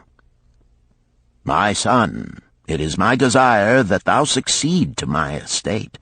Thou must, however, first prove that thou art capable of wisely handling it. Therefore, I wish that thou go out into the world and show thy ability both to acquire gold and to make thyself respected among men. To start thee well, I will give thee 2 things of which I myself was denied when I started as a poor youth to build up a fortune. First, I give thee this bag of gold. If thou use it wisely, it will be the basis of thy future success. Second, I give thee this clay tablet upon which is carved the 5 laws of gold. If thou dost but interpret them in thy own acts, they shall bring thee competence and security. 10 years from this day come thou back to the house of thy father and give account of thyself. If thou prove worthy, I will then make thee the heir to my estate. Otherwise I will give it to the priests that they may barter for my soul the kind consideration of the gods." So Nomasir went forth to make his own way, taking his bag of gold, the clay tablet carefully wrapped in silken cloth, his slave, and the horses upon which they rode. The 10 years passed, and Nomasir, as he had agreed, returned to the house of his father, who provided a great feast in his honor, to which he invited many friends and relatives. After the feast was over, the father and mother mounted their throne-like seats at one side of the great hall, and Nomasir stood before them to give an account of himself as he had promised his father. It was evening. The room was hazy with smoke from the wicks of the oil lamps that but dimly lighted it. Slaves in white woven jackets and tunics fanned the humid air rhythmically with long-stemmed palm leaves. A stately dignity colored the scene. The wife of Nomasir and his 2 young sons, with friends and other members of the family, sat upon rugs behind him, eager listeners. "My father," he began deferentially, "I bow before thy wisdom. 10 years ago, when I stood at the gates of manhood, thou bade me go forth and become a man among men, instead of remaining a vassal to thy fortune. Thou gave me liberally of thy gold. Thou gave me liberally of thy wisdom. Of the gold, alas, I must admit of a disastrous handling. It fled indeed from my inexperienced hands, even as a wild hare flees at the first opportunity from the youth who captures it." The father smiled indulgently. "Continue, my son. Thy tale interests me in all its details." I decided to go to Nineveh, as it was a growing city, believing that I might find there opportunities. I joined a caravan, and among its members made numerous friends. 2 well-spoken men who had a most beautiful white horse, as fleet as the wind, were among these. As we journeyed, they told me in confidence that in Nineveh was a wealthy man who owned a horse so swift that it had never been beaten. Its owner believed that no horse living could run with greater speed. Therefore would he wager any sum, however large, that his horse could outspeed any horse in all Babylonia. Compared to their horse, so my friend said, it was but a lumbering ass that could be beaten with ease. They offered, as a great favor, to permit me to join them in a wager. I was quite carried away with the plan. Our horse was badly beaten, and I lost much of my gold. The father laughed. Later, I discovered that this was a deceitful plan of these men, and they constantly journeyed with caravans seeking victims. You see, the man in Nineveh was their partner and shared with them the bets he won. This shrewd deceit taught me my first lesson in looking out for myself. I was soon to learn another, equally bitter. In the caravan was another young man with whom I became quite friendly. He was the son of wealthy parents and, like myself, journeying to Nineveh to find a suitable location. Not long after our arrival, he told me that a merchant had died, and his shop with its rich merchandise and patronage could be secured at a paltry price. Saying that we would be equal partners, but first he must return to Babylon to secure his gold, he prevailed upon me to purchase the stock with my gold, agreeing that his would be used later to carry on our venture. He long delayed the trip to Babylon, proving in the meantime to be an unwise buyer and a foolish spender. I finally put him out, but not before the business had deteriorated to where we had only unsaleable goods and no gold to buy other goods. I sacrificed what was left to an Israelite for a pitiful sum. Soon there followed, I tell you, my father, bitter days. I sought employment and found it not, for I was without trade or training that would enable me to earn. I sold my horses, I sold my slave. I sold my extra robes that I might have food and a place to sleep, but each day grim want crouched closer. But in those bitter days, I remembered thy confidence in me, my father. Thou hadst sent me forth to become a man, and this I was determined to accomplish. The mother buried her face and wept softly. At this time I bethought me of the table thou had given to me, upon which thou had carved the 5 laws of gold. Thereupon I read most carefully thy words of wisdom, and realized that had I but sought wisdom first, my gold would not have been lost to me. I learned by heart each law, and determined that when once more the goddess of good fortune smiled upon me, I would be guided by the wisdom of age, and not by the inexperience of youth. For the benefit of you who are seated here this night, I will read the wisdom of my father as engraved upon the clay tablet which he gave to me 10 years ago. The 5 laws of gold. 1. Gold cometh gladly and in increasing quantity to any man who will put by not less than 1/10 of his earnings to create an estate for his future and that of his family. 2. Gold laboreth diligently and contentedly for the wise owner who finds for it profitable employment, multiplying even as the flocks of the field. 3. Gold clingeth to the protection of the cautious owner who invests it under the advice of men wise in its handling. 4. Gold slippeth away from the man who invests it in businesses or purposes with which he is not familiar, or which are not approved by those skilled in its keep. 5. Gold flees the man who would force it to impossible earnings, or who followeth the alluring advice of tricksters and schemers, or who trusts it to his own inexperience and romantic desires in investment. These are the 5 laws of gold as written by my father. I do proclaim them as of greater value than gold itself, as I will show by the continuance of my tale. He again faced his father. I have told thee of the depth of poverty and despair to which my inexperience brought me.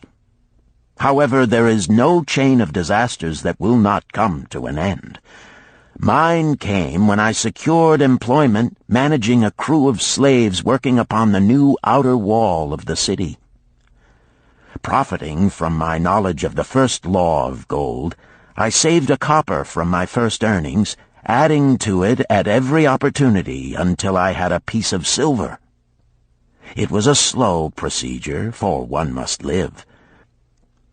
I did spend grudgingly, I admit, because I was determined to earn back before the 10 years were over as much gold as you, my father, had given to me.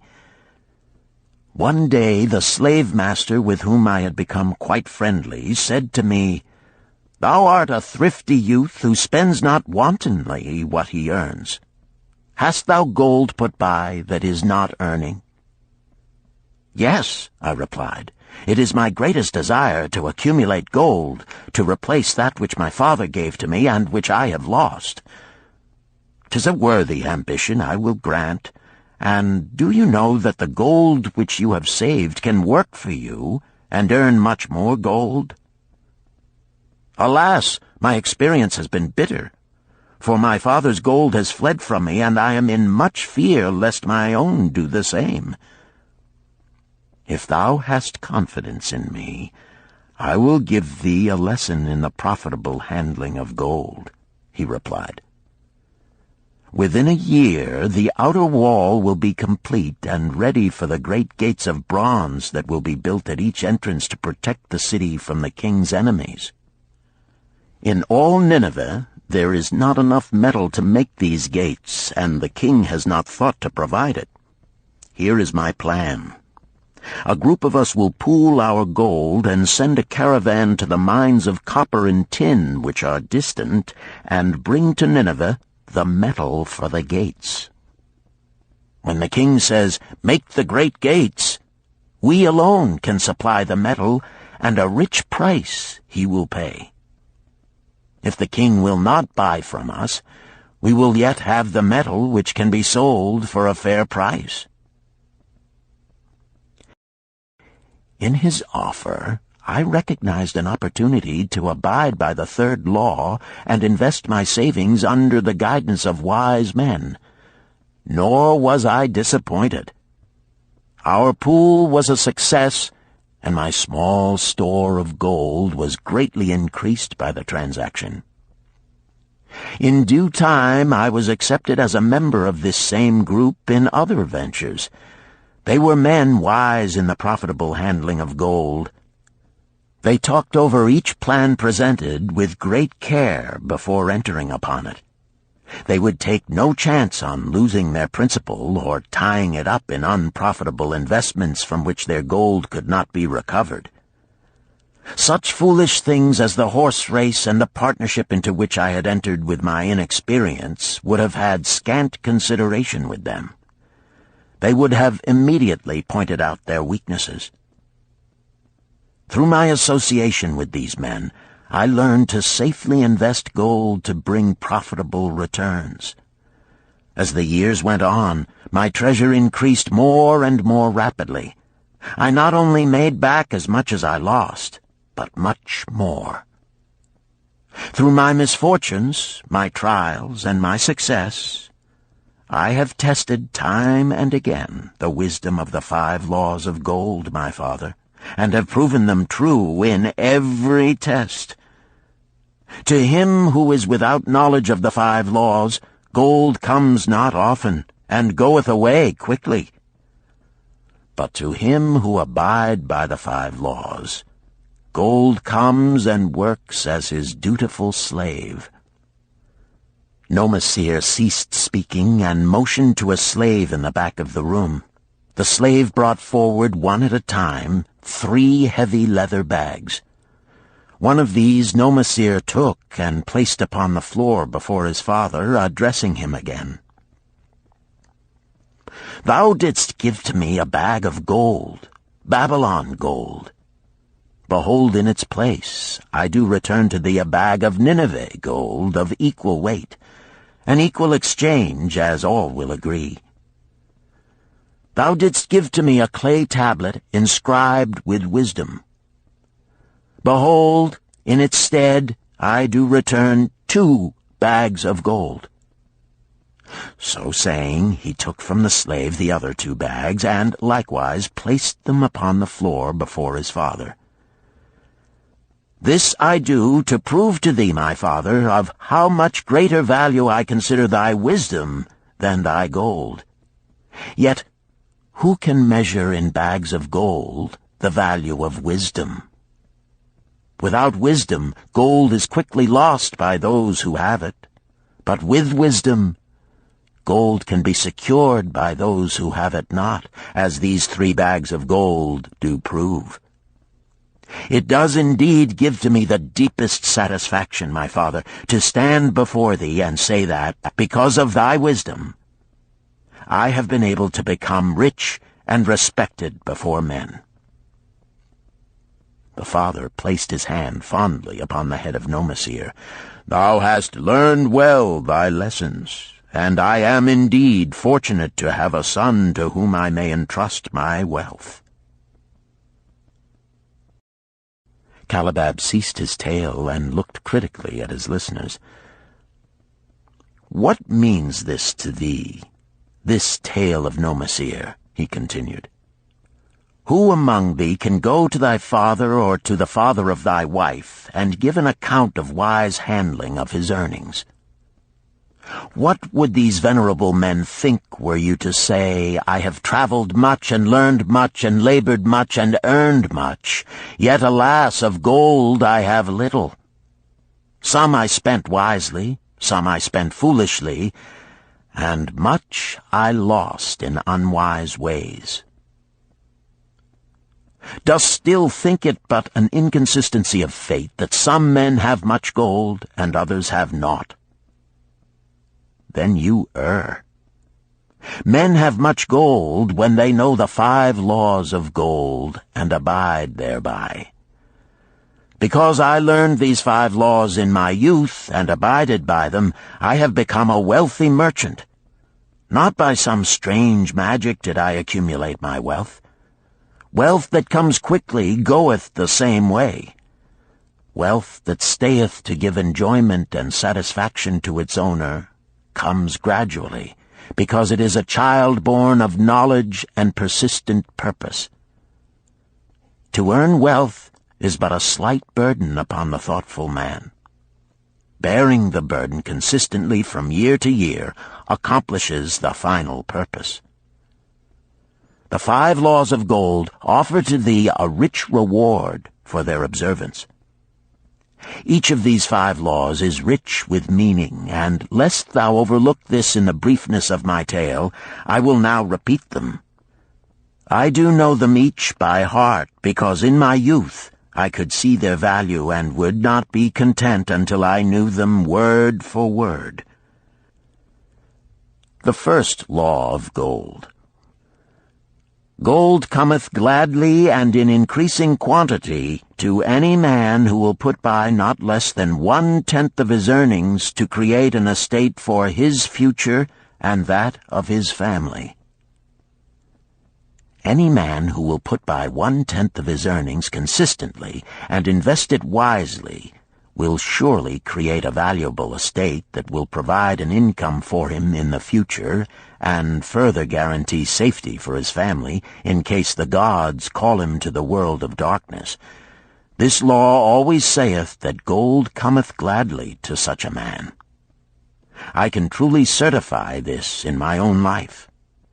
The more gold I accumulate, the more readily it comes to me, and in increased quantities.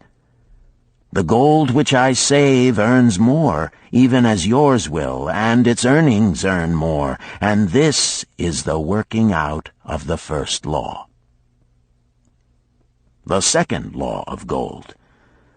Gold laboreth diligently and contentedly for the wise owner who finds for it profitable employment, multiplying even as the flocks of the field. Gold indeed is a willing worker. It is ever eager to multiply when opportunity presents itself. To every man who hath a store of gold set by, opportunity comes for its most profitable use. As the years pass, it multiplies itself in surprising fashion. The third law of gold. Gold clingeth to the protection of the cautious owner who invests it under the advice of men wise in its handling. Gold indeed clingeth to the cautious owner, even as it flees the careless owner. The man who seeks the advice of men wise in handling gold soon learneth not to jeopardize his treasure, but to preserve in safety and to enjoy in contentment its consistent increase. This ends Disc 2. The Richest Man in Babylon, Disc 3. The fourth law of gold. Gold slippeth away from the man who invests it in businesses or purposes with which he is not familiar or which are not approved by those skilled in its keep. To the man who hath gold yet is not skilled in its handling, many uses for it appear most profitable. Too often these are fraught with danger of loss, and if properly analyzed by wise men, show small possibility of profit. Therefore, the inexperienced owner of gold who trusts to his own judgment and invests it in businesses or purposes with which he is not familiar, too often finds his judgment imperfect and pays with his treasure for his inexperience. Wise indeed is he who investeth his treasures under the advice of men skilled in the ways of gold. the 5th law of gold. Gold flees the man who would force it to impossible earnings, or who followeth the alluring advice of tricksters and schemers, or who trusts it to his own inexperience and romantic desires in investment. Fanciful propositions that thrill like adventure tales always come to the new owner of gold. These appear to endow his treasure with magic powers that will enable it to make impossible earnings. Yet heed ye the wise men, for verily they know the risks that lurk behind every plan to make great wealth suddenly. Forget not the rich men of Nineveh, who would take no chance of losing their principal or tying it up in unprofitable investments. This ends my tale of the 5 laws of gold. In telling it to thee, I have told the secrets of my own success. Yet they are not secrets, but truths which every man must first learn and then follow, who wishes to step out of the multitude that, like yon wild dogs, must worry each day for food to eat. Tomorrow we enter Babylon. Look, see the fire that burns eternal above the temple of Bel? We are already in sight of the golden city. Tomorrow each of thee shall have gold, the gold thou hast so well earned by thy faithful services. 10 years from this night, what can you tell about this gold?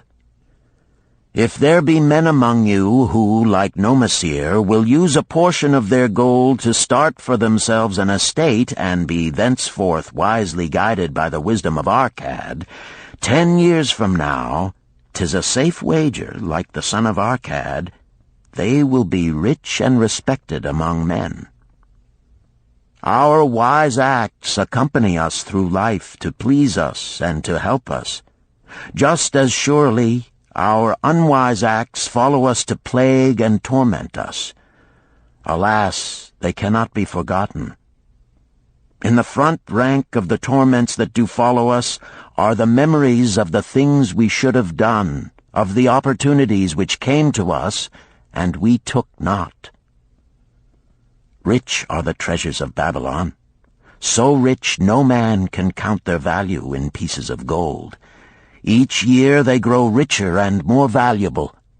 Like the treasures of every land, they are a reward, a rich reward awaiting those men of purpose who determine to secure their just share. In the strength of thine own desires is a magic power. Guide this power with thy knowledge of the 5 laws of gold, and thou shalt share the treasures of Babylon.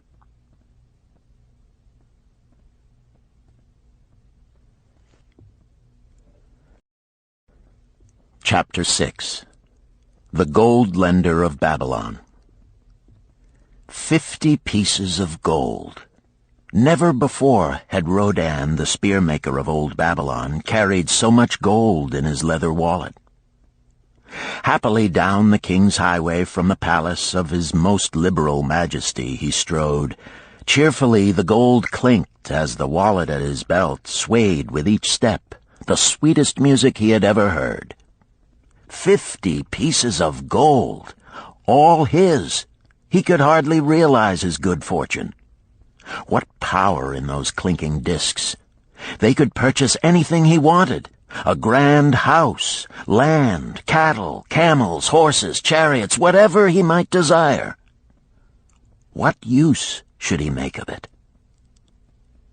This evening, as he turned into a side street toward the home of his sister, he could think of nothing he would rather possess than those same glittering, heavy pieces of gold, his to keep. It was upon an evening some days later that a perplexed Rodan entered the shop of Mathon, the lender of gold and dealer in jewels and rare fabrics. Glancing neither to the right nor the left at the colorful articles artfully displayed, he passed through to the living quarters at the rear. Here he found the genteel Mathon lounging upon a rug partaking of a meal served by a black slave. I would counsel with thee, for I know not what to do." Rodan stood stolidly, feet apart, hairy breast exposed by the gaping front of his leather jacket.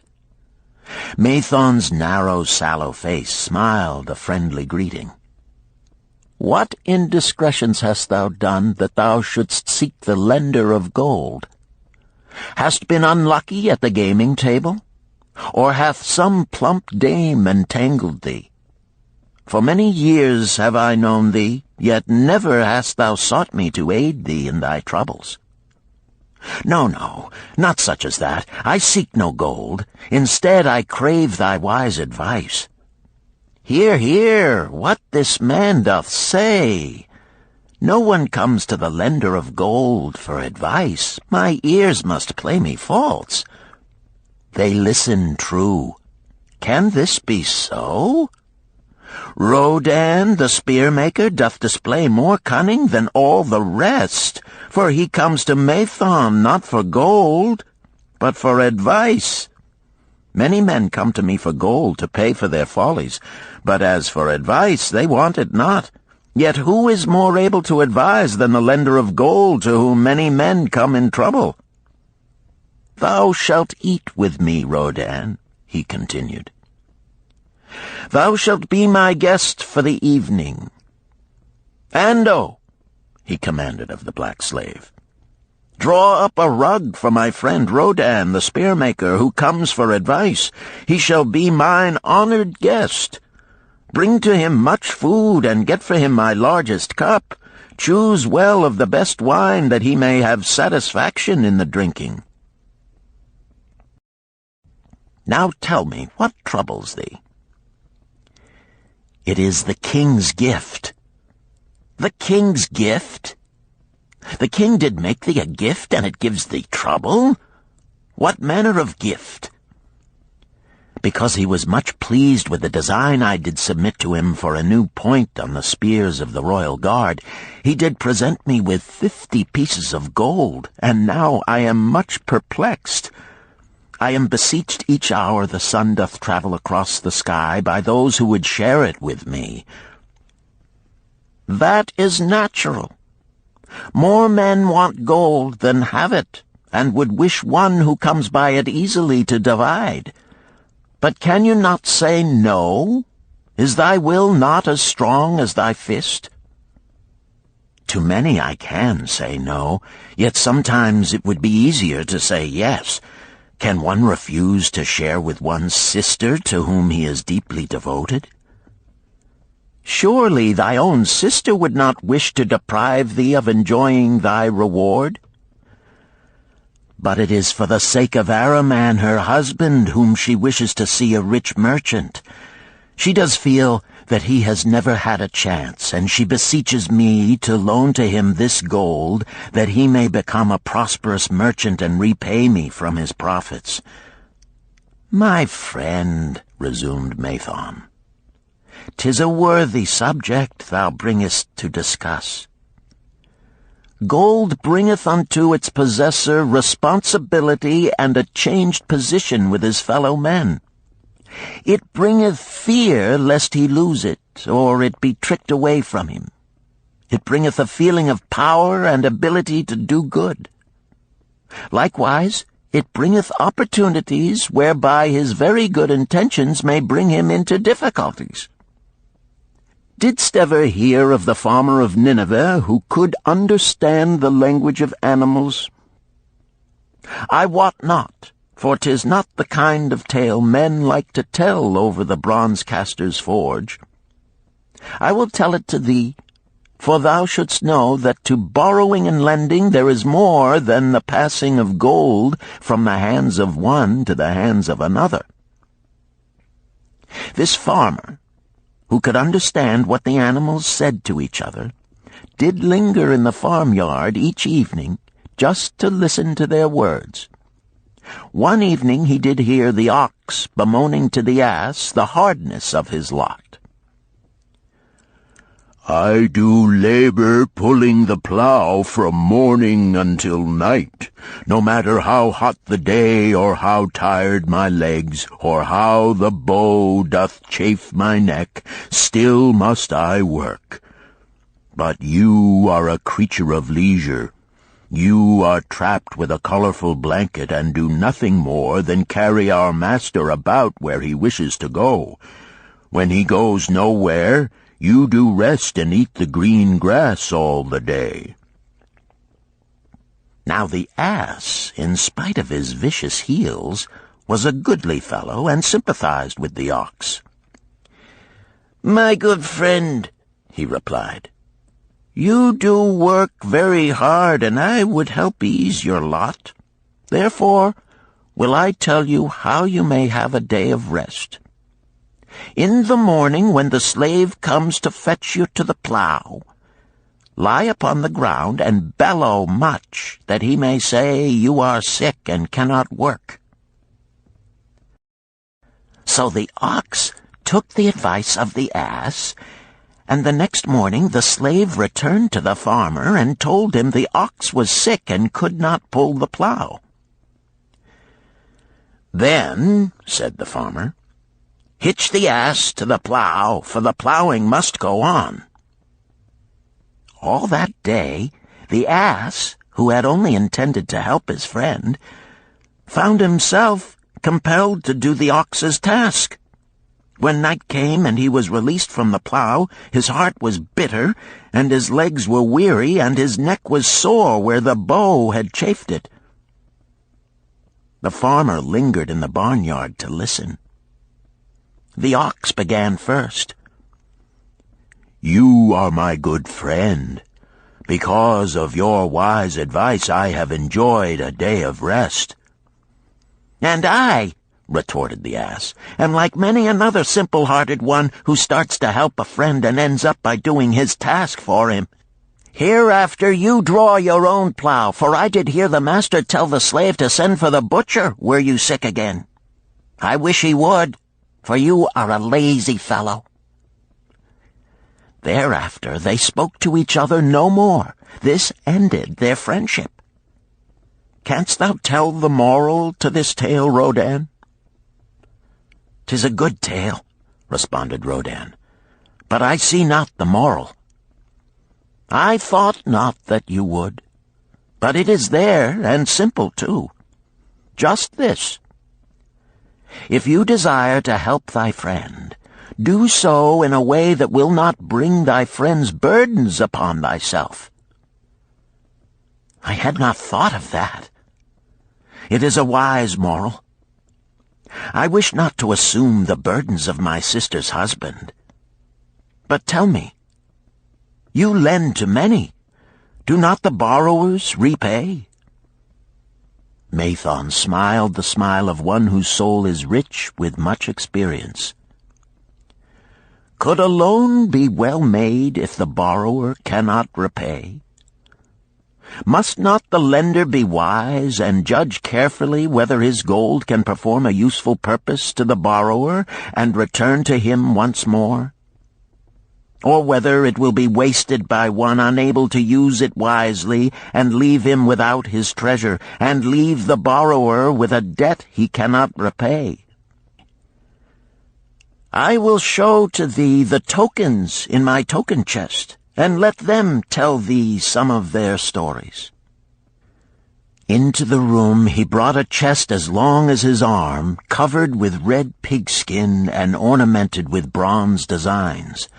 He placed it upon the floor and squatted before it, both hands upon the lid. "From each person to whom I lend, I do exact a token for my token chest, to remain there until the loan is repaid. When they repay, I give it back. But if they never repay, it will always remind me of one who was not faithful to my confidence. The safest loans, my token box tells me, are to those whose possessions are of more value than the one they desire. They own lands or jewels or camels or other things which could be sold to repay the loan. Some of the tokens given to me are jewels of more value than the loan. Others are promises that if the loan be not repaid as agreed, they will deliver to me certain property settlement. On loans like those I am assured that my gold will be returned with the rental thereon, for the loan is based on property. In another class are those who have the capacity to earn. They are such as you, who labor or serve and are paid. They have income. And if they are honest and suffer no misfortune, I know that they also can repay the gold I loan them and the rental to which I am entitled. Such loans are based on human effort. Others are those who have neither property nor assured earning capacity. Life is hard, and there will always be some who cannot adjust themselves to it. Alas for the loans I make them! Even though they be no larger than a pence, my token box may censure me in the years to come unless they be guaranteed by good friends of the borrower who know him honorable. Mathon released the clasp and opened the lid. Rodan leaned forward eagerly. At the top of the chest, a bronze neckpiece lay upon a scarlet cloth. Mathon picked up the piece and patted it affectionately. "This shall always remain in my token chest, because the owner has passed on into the great darkness. I treasure it, his token, and I treasure his memory, for he was my good friend. We traded together with much success until out of the East he brought a woman to wed, beautiful, but not like our women, a dazzling creature. He spent his gold lavishly to gratify her desires. He came to me in distress when his gold was gone. I counseled with him. I told him I would help him to once more master his own affairs. He swore by the sign of the great bull that he would. But it was not to be. In a quarrel she thrust a knife into the heart he dared her to pierce." "And she?" questioned Rodan. "Yes, of course. This was hers." He picked up the scarlet cloth. "In bitter remorse she threw herself into the Euphrates. These 2 loans will never be repaid. The chest tells you, Rodan, that humans in the throes of great emotions are not safe risks for the gold lender. Here, now, this is different." He reached for a ring carved of oxbone. "This belongs to a farmer. I buy the rugs of his women. The locusts came, and they had not food. I helped him, and when the new crop came, he repaid me. Later he came again and told of strange goats in a distant land, as described by a traveler. They had long hair so fine and soft it would weave into rugs more beautiful than any ever seen in Babylon. He wanted a herd, but he had no money. So I did lend him gold to make the journey and bring back goats. Now his herd is begun, and next year I shall surprise the lords of Babylon with the most expensive rugs it has been their good fortune to buy. Soon I must return his ring. He doth insist on repaying promptly." "Some borrowers do that?" queried Rodan. "If they borrow for purposes that bring money back to them, I find it so. But if they borrow because of their indiscretions, I warn thee to be cautious if thou wouldst ever have thy gold back in hand again." "Tell me about this," requested Rodan, picking up a heavy gold bracelet inset with jewels in rare designs. "The women do appeal to my good friend," bantered Mathon. "I am still much younger than you," retorted Rodin. "I grant that, but this time thou doth suspicion romance where it is not. The owner of this is fat and wrinkled, and doth talk so much and say so little, she drives me mad. Once they had much money and were good customers, but ill times came upon them. She has a son of whom she would make a merchant. So she came to me and borrowed gold that he might become a partner of a caravan owner who travels with his camels, bartering in one city what he buys in another. This man proved a rascal, for he left the poor boy in a distant city without money and without friends, pulling out early while the youth slept. Perhaps when this youth has grown to manhood he will repay. Until then I get no rental for the loan, only much talk.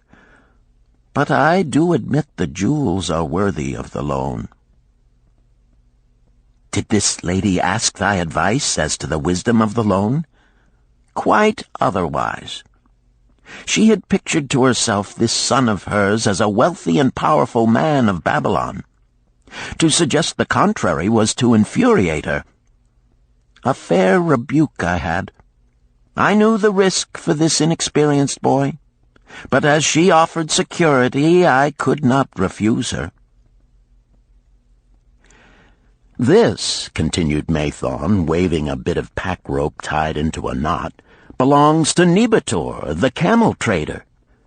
When he would buy a herd larger than his funds, he brings to me this knot, and I lend to him according to his needs. He is a wise trader. I have confidence in his good judgment and can lend him freely.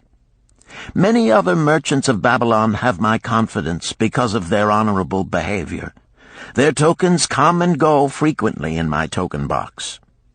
Good merchants are an asset to our city, and it profits me to aid them to keep trade moving that Babylon be prosperous." Mathon picked out a beetle carved in turquoise and tossed it contemptuously on the floor. "A bug from Egypt. The lad who owns this does not care whether I ever receive back my gold. When I reproach him, he replies, 'How can I repay when ill fate pursues me? You have plenty more. What can I do?' The token is his father's, a worthy man of small means who did pledge his land and herd to back his son's enterprises. The youth found success at first, and then was overzealous to gain great wealth. His knowledge was immature. His enterprises collapsed. Youth is ambitious. Youth would take shortcuts to wealth and the desirable things for which it stands. To secure wealth quickly, youth often borrows unwisely. Youth, never having had experience, cannot realize that hopeless debt is like a deep pit into which one may descend quickly, and where one may struggle vainly for many days. It is a pit of sorrow and regrets, where the brightness of the sun is overcast, and night is made unhappy by restless sleeping. Yet I do not discourage borrowing gold. I encourage it. I recommend it if it be for a wise purpose. I myself made my first real success as a merchant with borrowed gold. Yet what should the lender do in such a case? The youth is in despair and accomplishes nothing. He is discouraged. He makes no effort to repay. My heart turns against depriving the father of his land and cattle." "You tell me much that I am interested to hear," ventured Rodin, "but I hear no answer to my question. Should I lend my 50 pieces of gold to my sister's husband? They mean much to me." "Thy sister is a sterling woman whom I do much esteem. Should her husband come to me and ask to borrow 50 pieces of gold, I should ask him for what purpose he would use it. If he answered that he desired to become a merchant like myself and deal in jewels and rich furnishings, I would say, 'What knowledge have you of the ways of trade? Do you know where you can buy at lowest cost? Do you know where you can sell at a fair price?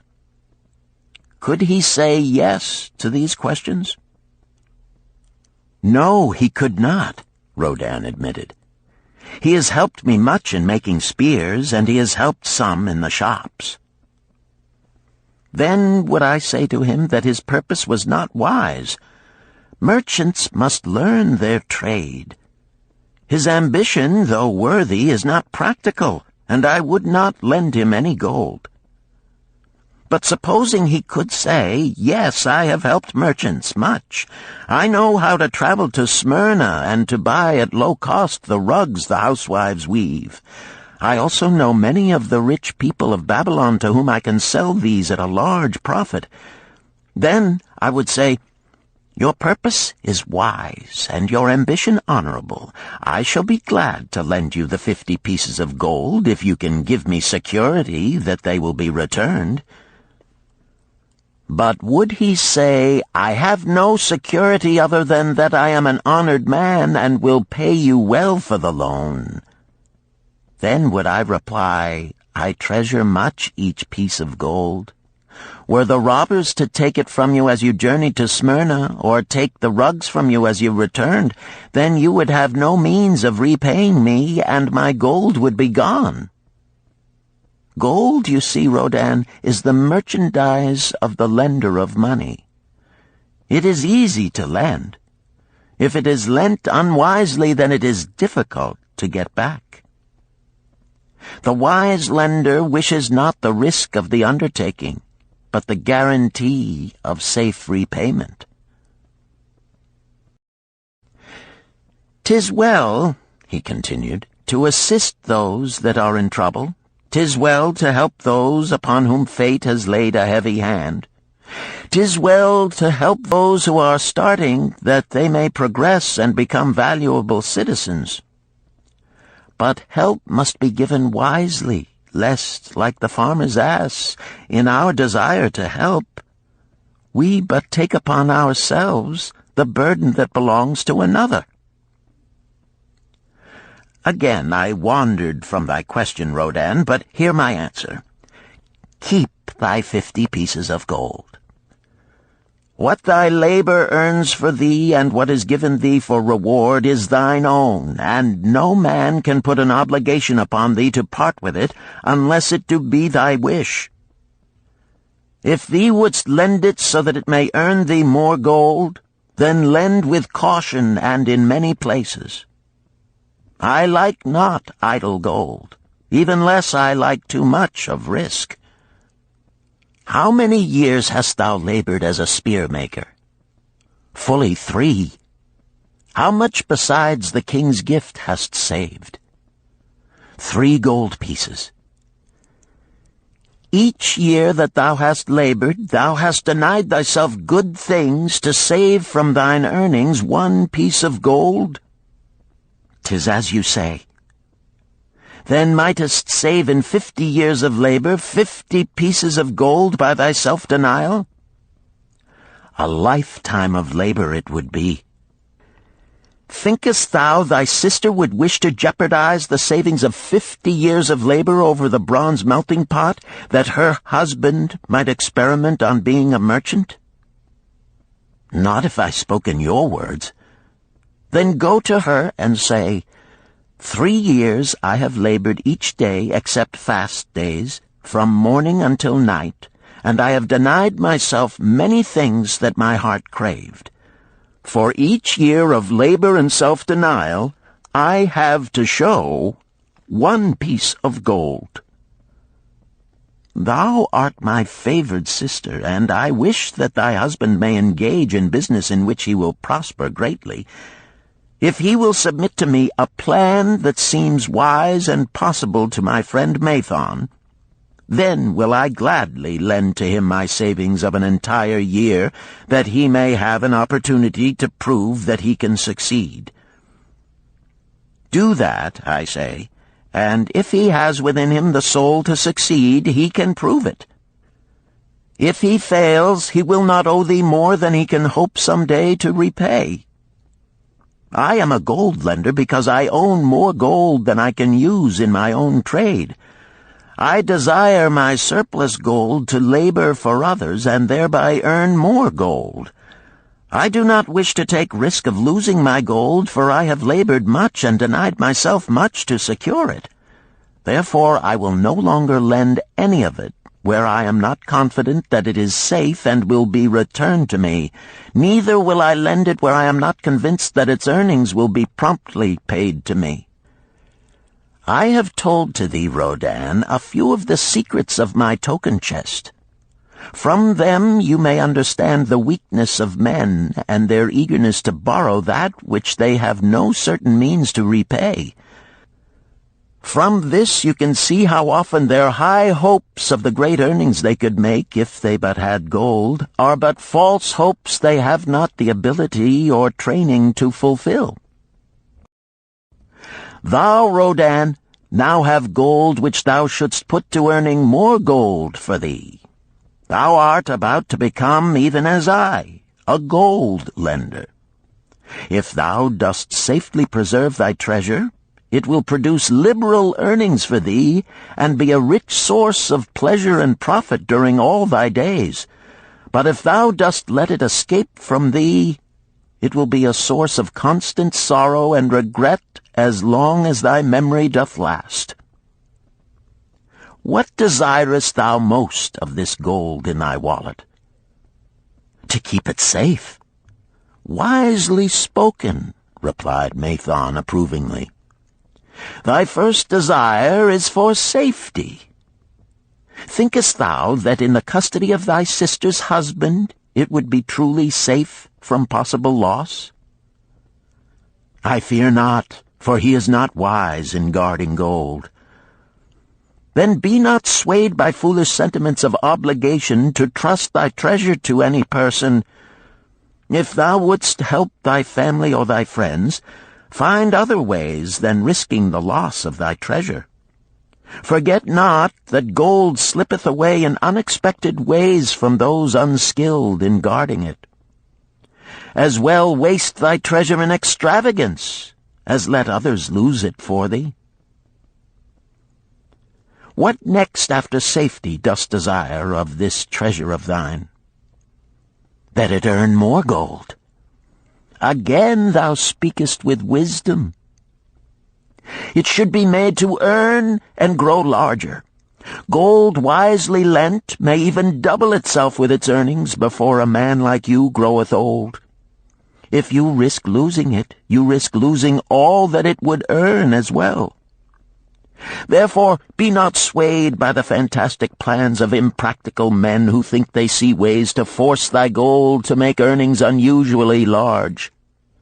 Such plans are the creations of dreamers unskilled in the safe and dependable laws of trade. Be conservative in what thou expectest to earn, that thou mayest keep and enjoy thy treasure. To hire it out with a promise of usurious returns is to invite loss. Seek to associate thyself with men and enterprises whose success is established, that thy treasure may earn liberally under their skillful use and be guarded safely by their wisdom and experience. Thus mayest thou avoid the misfortunes that follow most of the sons of men to whom the gods see fit to entrust gold. When Rodan would thank him for his wise advice, he would not listen, saying, "The king's gift shall teach thee much wisdom. If wouldst keep thy 50 pieces of gold, thou must be discreet indeed. Many uses will tempt thee. Much advice will be spoken to thee. Numerous opportunities to make large profits will be offered thee. The stories from my token box should warn thee, before thou let any piece of gold leave thy pouch, to be sure that thou hast a safe way to pull it back again. Should my further advice appeal to thee, return again. It is gladly given. Ere thou goest, read this which I have carved beneath the lid of my token box. It applies equally to the borrower and the lender." Better a little caution than a great regret.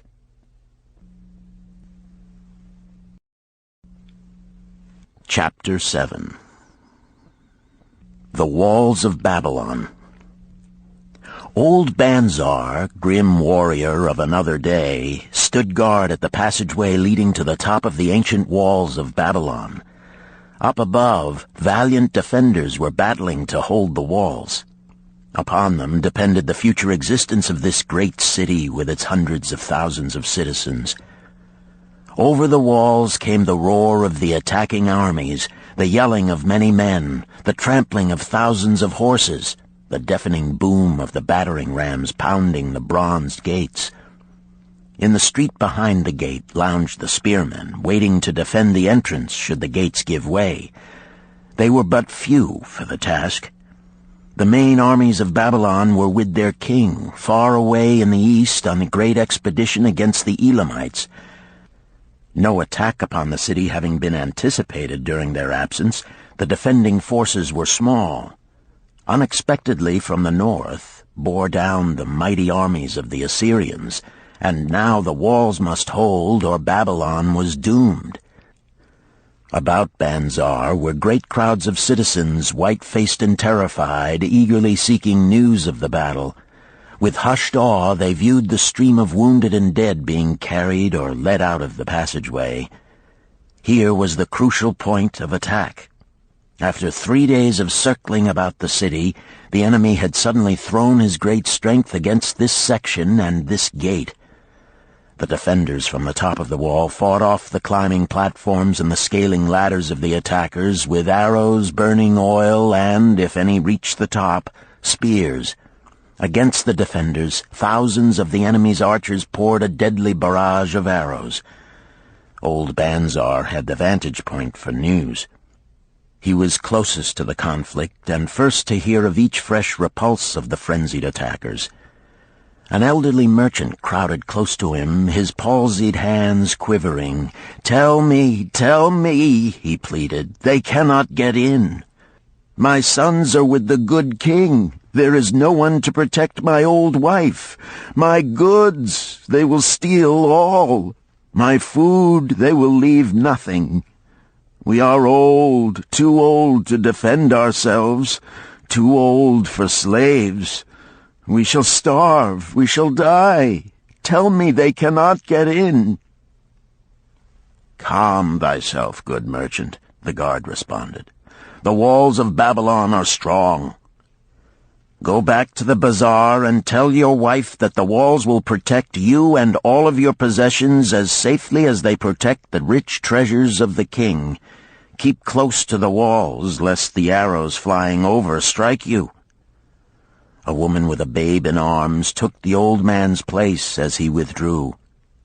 "Sergeant, what news from the top? Tell me truly that I may reassure my poor husband. He lies with fever from his terrible wounds, yet insists upon his armor and his spear to protect me, who am with child. Terrible, he says, will be the vengeful lust of our enemies should they break in." "Be thou good of heart, thou mother that is and is again to be. The walls of Babylon will protect you and your babes. They are high and strong. Hear ye not the yells of our valiant defenders as they empty the cauldrons of burning oil upon the ladder scalers?" "Yes, that do I hear, and also the roar of the battering rams that do hammer at our gates." "Back to thy husband. Tell him the gates are strong and withstand the rams. Also that the scalers climb the walls, but to receive the waiting spear thrust. Watch thy way, and hasten behind yon buildings." Banzar stepped aside to clear the passage for heavily armed reinforcements, as, with clanking bronze shields and heavy tread they tramped by, a small girl plucked at his girdle.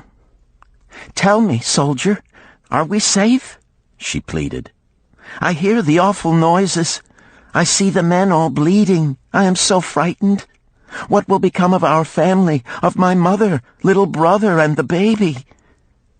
The grim old campaigner blinked his eyes and thrust forward his chin as he beheld the child. "Be not afraid, little one," he reassured her. "The walls of Babylon will protect you and mother and little brother and the baby. It was for the safety of such as you that the good Queen Semiramis built them over 100 years ago. Never have they been broken through. Go back and tell your mother and little brother and the baby that the walls of Babylon will protect them, and they need have no fear." Day after day old Banzar stood at his post and watched the reinforcements file up the passageway, there to stay and fight until, wounded or dead, they came down once more. Around him unceasingly crowded the throngs of frightened citizens, eagerly seeking to learn if the walls would hold. To all he gave his answer with the fine dignity of an old soldier: "The walls of Babylon will protect you." For 3 weeks and 5 days the attack waged with scarcely ceasing violence. Harder and grimmer set the jaw of Banzar as the passage behind, wet with the blood of the many wounded, was churned into mud by the never-ceasing streams of men passing up and staggering down. Each day the slaughtered attackers piled up in heaps before the wall. Each night they were carried back and buried by their comrades. Upon the 5th night of the 4th week, the clamor without diminished. The first streaks of daylight illuminated the plains, disclosed great clouds of dust raised by the retreating armies. A mighty shout went up from the defenders. There was no mistaking its meaning. It was repeated by the waiting troops behind the walls. It was echoed by the citizens upon the streets. It swept over the city with the violence of a storm. People rushed from the houses. The streets were jammed with a throbbing mob. The pent-up fear of weeks found an outlet in the wild chorus of joy. From the top of the high tower of the Temple of Bel burst forth the flames of victory. Skyward floated the column of blue smoke to carry the message far and wide. The walls of Babylon had once again repulsed a mighty and vicious foe determined to loot her rich treasures and to ravish and enslave her citizens. Babylon endured century after century because it was fully protected. It could not afford to be otherwise. The walls of Babylon were an outstanding example of man's need and desire for protection. This desire is inherent in the human race. It is just as strong today as it ever was, but we have developed broader and better plans to accomplish the same purpose. In this day, behind the impregnable walls of insurance, savings accounts, and dependable investments, we can guard ourselves against the unexpected tragedies that may enter any door and seat themselves before any fireside. We cannot afford to be without adequate protection.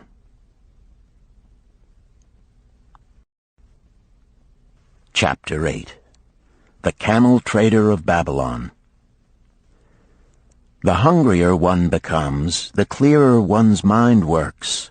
Also, the more sensitive one becomes to the odors of food. Tarkad, the son of Azure, certainly thought so. For 2 whole days he had tasted no food except 2 small figs purloined from over the wall of a garden. Not another could he grab before the angry woman rushed forth and chased him down the street. Her shrill cries were still ringing in his ears as he walked through the marketplace.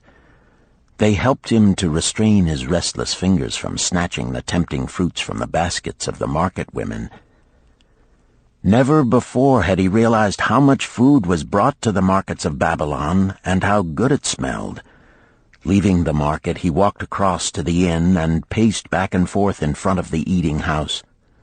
Perhaps here he might meet someone he knew, someone from whom he could borrow a copper that would gain him a smile from the unfriendly keeper of the inn and, with it, a liberal helping. Without the copper, he knew all too well how unwelcome he would be. In his abstraction, he unexpectedly found himself face to face with the one man he wished most to avoid, the tall, bony figure of Dabasir, the camel trader. Of all the friends and others from whom he had borrowed small sums, Dabasir made him feel the most uncomfortable because of his failure to keep his promises to repay promptly. Dabasir's face lighted up at the sight of him. "Ha! 'Tis Tarkad, just the one I have been seeking, that he might repay the 2 pieces of copper which I lent him a moon ago.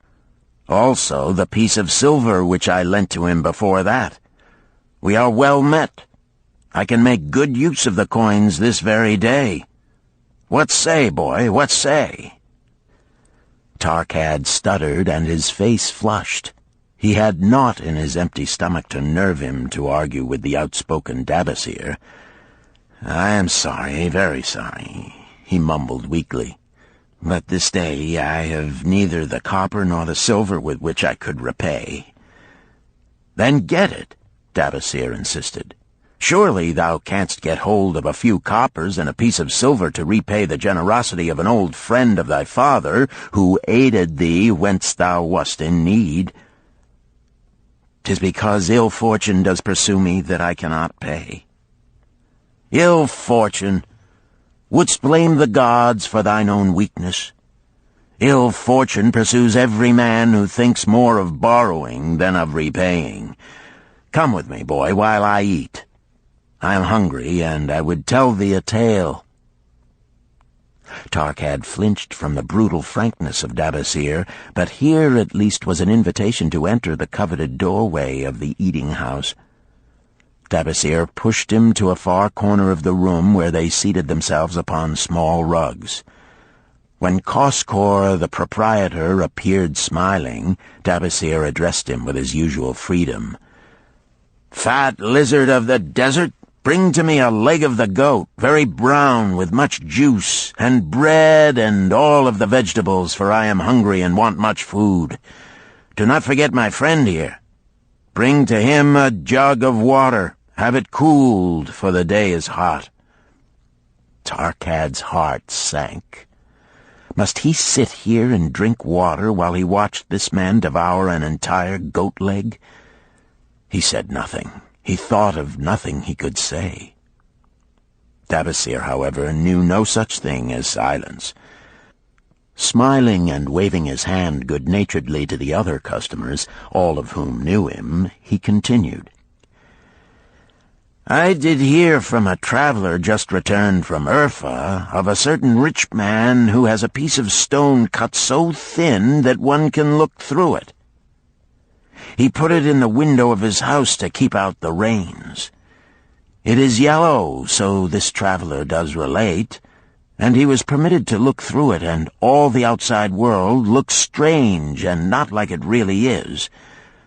What say you to that, Tarkad? Thinkest all the world could look to a man a different color from what it is?" "I dare say," responded the youth, much more interested in the fat leg of goat placed before Dabasir. "Well, I know it to be true, for I, myself, have seen the world all of a different color from what it really is, and the tale I am about to tell relates how I came to see it in its right color once more." "Dabasir will tell a tale," whispered a neighboring diner to his neighbor, and dragged his rug close. Other diners brought their food and crowded in a semicircle. They crunched noisily in the ears of Tarkad and brushed him with their meaty bones. He alone was without food. Dabasir did not offer to share with him, nor even motion him to a small corner of the hard bread that was broken off and had fallen from the platter to the floor. "The tale that I am about to tell," began Dabasir, pausing to bite a goodly chunk from the goat leg, "relates to my early life and how I came to be a camel trader. Didst anyone know that I once was a slave in Syria?" A murmur of surprise ran through the audience, to which Dabasir listened with satisfaction. "When I was a young man," continued Dabasir after another vicious onslaught on the goat leg, "I learned the trade of my father, the making of saddles. I worked with him in his shop and took to myself a wife. Being young and not greatly skilled, I could earn but little, just enough to support my excellent wife in a modest way. I craved good things which I could not afford. Soon I found that the shopkeepers would trust me to pay later, even though I could not pay at the time. Being young and without experience, I did not know that he who spends more than he earns is sowing the winds of needless self-indulgence from which he is sure to reap the whirlwinds of trouble and humiliation. So I indulged my whims for fine raiment and bought luxuries for my good wife and our home beyond our means. I paid as I could, and for a while all went well. But in time I discovered I could not use my earnings both to live upon and to pay my debts. Creditors began to pursue me to pay for my extravagant purchases, and my life became miserable. I borrowed from my friends, but could not repay them either. Things went from bad to worse. My wife returned to her father, and I decided to leave Babylon and seek another city where a young man might have better chances. For 2 years I had a restless and unsuccessful life working for caravan traders. From this I fell in with a set of likable robbers who scoured the desert for unarmed caravans. Such deeds were unworthy of the son of my father, but I was seeing the world through a colored stone and did not realize to what degradation I had fallen. We met with success on our first trip, capturing a rich haul of gold and silks and valuable merchandise. This loot we took to Ganir and squandered. The second time we were not so fortunate. Just after we had made our capture, we were attacked by the spearsmen of a native chief to whom the caravans paid for protection. Our 2 leaders were killed, and the rest of us were taken to Damascus, where we were stripped of our clothing and sold as slaves. I was purchased for 2 pieces of silver by a Syrian desert chief. With my hair shorn and but a loincloth to wear, I was not so different from the other slaves. Being a reckless youth, I thought it merely an adventure until my master took me before his 4 wives and told them they could have me for a eunuch. Then, indeed, did I realize the hopelessness of my situation. These men of the desert were fierce and warlike. I was subject to their will without weapons or means of escape. Fearful I stood as those 4 women looked me over.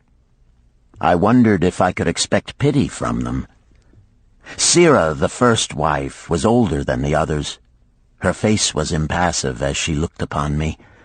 I turned from her with little consolation. The next was a contemptuous beauty who gazed at me as indifferently as if I had been a worm of the earth. The 2 younger ones tittered as though it were all an exciting joke. It seemed an age that I stood waiting sentence. Each woman appeared willing for the others to decide. Finally, Sirah spoke up in a cold voice. "Of eunuchs we have plenty, but of camel-tenders we have few, and they are a worthless lot. Even this day I would visit my mother who is sick with the fever, and there is no slave I would trust to lead my camel. Ask this slave if he can lead a camel." My master thereupon questioned me, "What know you of camels?" Striving to conceal my eagerness, I replied, "I can make them kneel, I can load them, I can lead them on long trips without tiring. If need be, I can repair their trappings." "The slave speaks forward enough," observed my master. "If thou so desire, Sirah, take this man for thy camel-tender." So I was turned over to Sirah, and that day I led her camel upon a long journey to her sick mother. I took the occasion to thank her for her intercession, and also to tell her that I was not a slave by birth, but the son of a freeman, an honorable saddle-maker of Babylon. I also told her much of my story. Her comments were disconcerting to me, and I pondered much afterward on what she said. How can you call yourself a free man when your weakness has brought you to this? If a man has in himself the soul of a slave, will he not become one, no matter what his birth, even as water seeks its level? If a man has within him the soul of a free man, will he not become respected and honored in his own city in spite of his misfortune?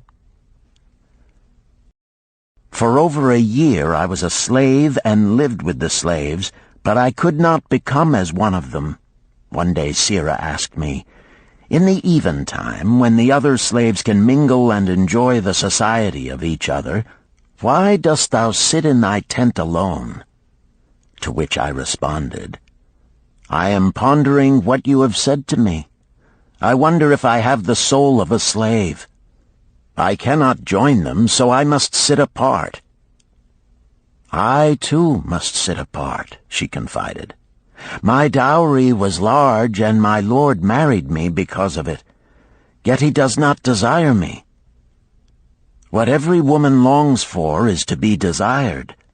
Because of this, and because I am barren and have neither son nor daughter, must I sit apart. Were I a man, I would rather die than be such a slave, but the conventions of our tribe make slaves of women." "What think thou of me by this time?" I asked her suddenly. "Have I the soul of a man, or have I the soul of a slave?" "Have you a desire to repay the just debts you owe in Babylon?" she parried. "Yes, I have the desire, but I see no way." "If thou contentedly let the years slip by and make no effort to repay, then thou hast but the contemptible soul of a slave. No man is otherwise who cannot respect himself, and no man can respect himself who does not repay honest debts." "But what can I do who am a slave in Syria?" "Stay a slave in Syria, thou weakling." "I am not a weakling," I denied hotly. "Then prove it." "How?" "Does not thy great king fight his enemies in every way he can and with every force he has? Thy debts are thy enemies. They ran thee out of Babylon. You left them alone, and they grew too strong for thee. Hadst fought them as a man, thou couldst have conquered them and been one honored among the townspeople. But thou had not the soul to fight them, and behold, thy pride hast gone down until thou art a slave in Syria." Much I thought over her unkind accusations, and many defensive phrases I worded to prove myself not a slave at heart. But I was not to have the chance to use them. 3 days later, the maid of Sirrah took me to her mistress. "My mother is again very sick," she said. "Saddle the 2 best camels in my husband's herd. Tie on waterskins and saddlebags for a long journey. The maid will give thee food at the kitchen tent." I packed the camels, wondering much at the quantity of provisions the maid provided, for the mother dwelt less than a day's journey away. The maid rode the rear camel which followed, and I led the camel of my mistress. When we reached her mother's house, it was just dark. Sirrah dismissed the maid and said to me, "Tabasir, hast thou the soul of a free man, or the soul of a slave?" "The soul of a free man," I insisted. "Now is thy chance to prove it. Thy master hath imbibed deeply, and his chiefs are in a stupor. Take then these camels and make thy escape. Here in this bag is raiment of thy master's to disguise thee. I will say thou stole the camels and ran away while I visited my sick mother." "Thou hast the soul of a queen," I told her. "Much do I wish that I might lead thee to happiness." "Happiness," she responded, "awaits not the runaway wife who seeks it in far lands among strange people. Go thy own way, and may the gods of the desert protect thee, for the way is far and barren of food or water." I needed no further urging, but thanked her warmly and was away into the night. I knew not this strange country, and had only a dim idea of the direction in which lay Babylon, but struck out bravely across the desert toward the hills. One camel I rode, and the other I led. All that night I traveled, and all the next day, urged on by the knowledge of the terrible fate that was meted out to slaves who stole their master's property and tried to escape. Late that afternoon I reached a rough country as uninhabitable as the desert. The sharp rocks bruised the feet of my faithful camels, and soon they were picking their way slowly and painfully along. I met neither man nor beast, and could well understand why they shunned this inhospitable land. It was such a journey from then on as few men lived to tell of. Day after day we plodded along. Food and water gave out. The heat of the sun was merciless. At the end of the 9th day I slid from the back of my mount with the feeling that I was too weak to ever remount, and I would surely die, lost in this abandoned country. I stretched out upon the ground and slept, not waking until the first gleam of daylight. I sat up and looked about me. There was a coolness in the morning air. My camels lay dejected not far away. About me was a vast waste of broken country covered with rock and sand and thorny things. No sign of water, not to eat for man or camel. Could it be that in this peaceful quiet I faced my end? My mind was clearer than it had ever been before. My body now seemed of little importance. My parched and bleeding lips, my dry and swollen tongue, my empty stomach, all had lost their supreme agonies of the day before. I looked across into the uninviting distance, and once again came to me the question, have I the soul of a slave or the soul of a free man? Then, with clearness, I realized that if I had the soul of a slave, I should give up, lie down in the desert and die, a fitting end for a runaway slave. But if I had the soul of a free man, what then? Surely I would force my way back to Babylon, repay the people who had trusted me, bring happiness to my wife who truly loved me, and bring peace and contentment to my parents. Thy debts are thine enemies who have run thee out of Babylon, Sirrah had said. Yes, it was so. Why had I refused to stand my ground like a man? Why had I permitted my wife to go back to her father? Then a strange thing happened. All the world seemed to be of a different color, as though I had been looking at it through a colored stone which had suddenly been removed. At last I saw the true values in life. Die in the desert, not I. With a new vision I saw the things that I must do. First, I would go back to Babylon and face every man to whom I owed an unpaid debt. I should tell them that after years of wandering and misfortune, I had come back to pay my debts as fast as the gods would permit. Next, I should make a home for my wife and become a citizen of whom my parents should be proud. My debts were my enemies, but the men I owed were my friends, for they had trusted me and believed in me. I staggered weakly to my feet. What mattered hunger? What mattered thirst? They were but incidents on the road to Babylon. Within me surged the soul of a free man going back to conquer his enemies and reward his friends. I thrilled with the great resolve. The glazed eyes of my camels brightened at the new note in my husky voice. With great effort, after many attempts, they gained their feet. With pitiful perseverance, they pushed on toward the north, where something within me said we would find Babylon. We found water. We passed into a more fertile country where were grass and fruit. We found the trail to Babylon because the soul of a free man looks at life as a series of problems to be solved, and solves them, while the soul of a slave whines, "What can I do who am but a slave?" How about thee, Tarkad? Dost thy empty stomach make thy head exceedingly clear? Art ready to take the road that leads back to self-respect? Canst thou see the world in its true color? Hast thou the desire to pay thy honest debts, however many they may be, and once again be a man respected in Babylon? Moisture came to the eyes of the youth. He rose eagerly to his knees. "Thou hast shown me a vision. Already I feel the soul of a free man surge within me." "But how fared you upon your return?" questioned an interested listener. "Where the determination is, the way can be found," Dabasir replied. "I now had the determination, so I set out to find a way.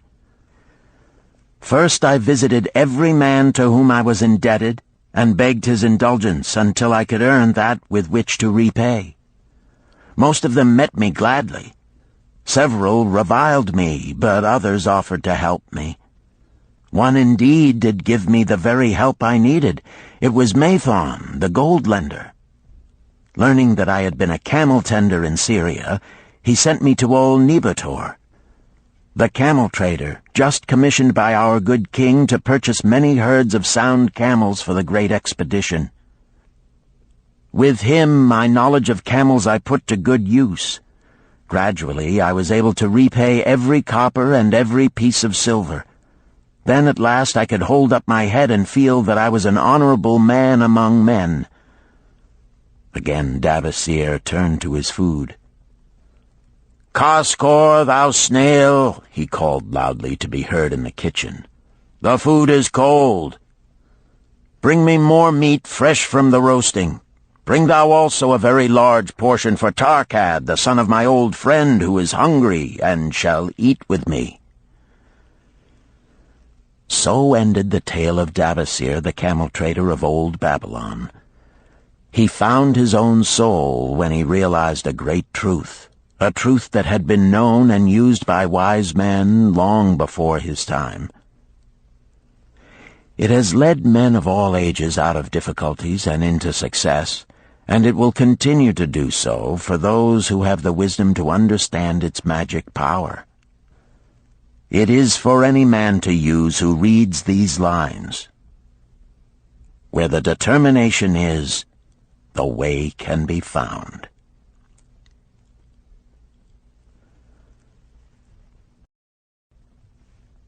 Chapter 9. The Clay Tablets from Babylon. St. Swithin's College, Nottingham University, Newark-on-Trent, Nottingham. October 21st, 1934. Professor Franklin Caldwell, care of British Scientific Expedition, Hilla, Mesopotamia. My dear Professor, the 5 clay tablets from your recent excavation in the ruins of Babylon arrived on the same boat with your letter. I have been fascinated no end and have spent many pleasant hours translating their inscriptions. I should have answered your letter at once, but delayed until I could complete the translations which are attached. The tablets arrived without damage thanks to your careful use of preservatives and excellent packing. You will be as astonished as we in the laboratory at the story they relate. One expects the dim and distant past to speak of romance and adventure. Arabian Nights sort of things, you know. When instead it discloses the problem of a person named Dabasir to pay off his debts, one realizes that conditions upon this old world have not changed as much in 5,000 years as one might expect. It's odd, you know, but these old inscriptions rather rag me, as the students say. Being a college professor, I am supposed to be a thinking human being possessing a working knowledge of most subjects. Yet here comes this old chap out of the dust-covered ruins of Babylon to offer a way I had never heard of to pay off my debts and at the same time acquire gold to jingle in my wallet. Pleasant thought, I say, and interesting to prove whether it will work as well nowadays as it did in old Babylon. Mrs. Shrewsbury and myself are planning to try out his plan upon our own affairs, which could be much improved.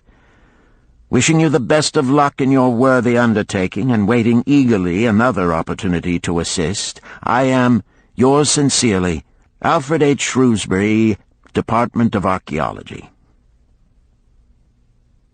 Tablet 1.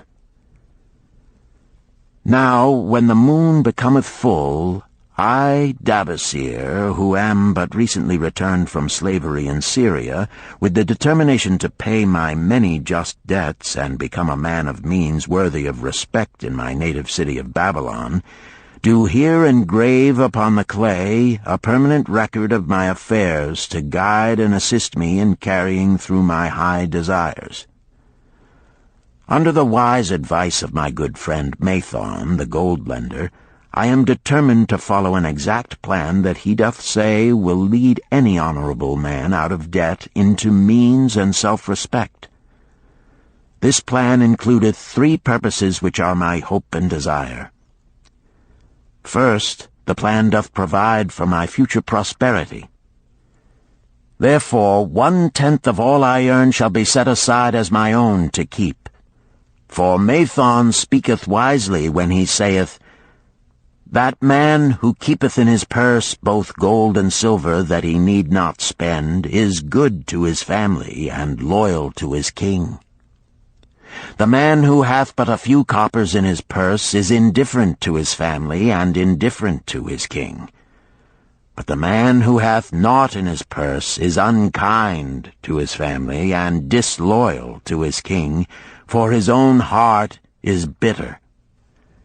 Therefore the man who wisheth to achieve must have coin that he may keep to jingle in his purse, that he have in his heart love for his family and loyalty to his king. Second, the plan doth provide that I shall support and clothe my good wife who hath returned to me with loyalty from the house of her father. For Mathon doth say that to take good care of a faithful wife putteth self-respect into the heart of a man, and addeth strength and determination to his purposes. Therefore 7/10 of all I earn shall be used to provide a home, clothes to wear, and food to eat, with a bit extra to spend, that our lives be not lacking in pleasure and enjoyment. But he doth further enjoin the greatest care that we spend not greater than 7/10 of what I earn for these worthy purposes. Herein lieth the success of the plan. I must live upon this portion, and never use more, nor buy what I may not pay for out of this portion. This ends Disc 3. The Richest Man in Babylon, Disc 4. Tablet 2. Third, the plan doth provide that out of my earnings my debts shall be paid.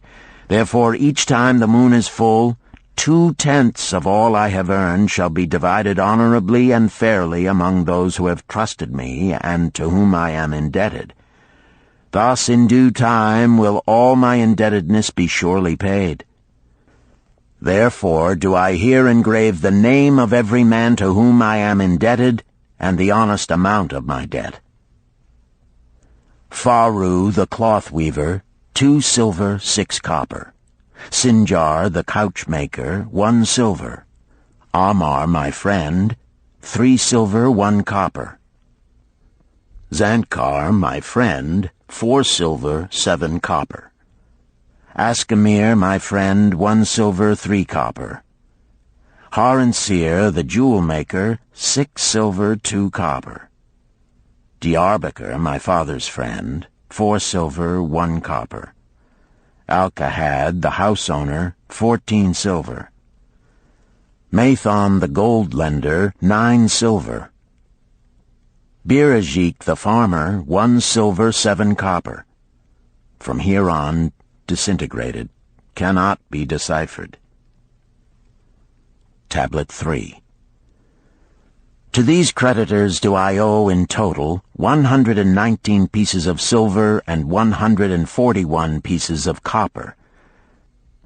Because I did owe these sums and saw no way to repay, in my folly I did permit my wife to return to her father, and didst leave my native city and seek easy wealth elsewhere, only to find disaster and to see myself sold into the degradation of slavery.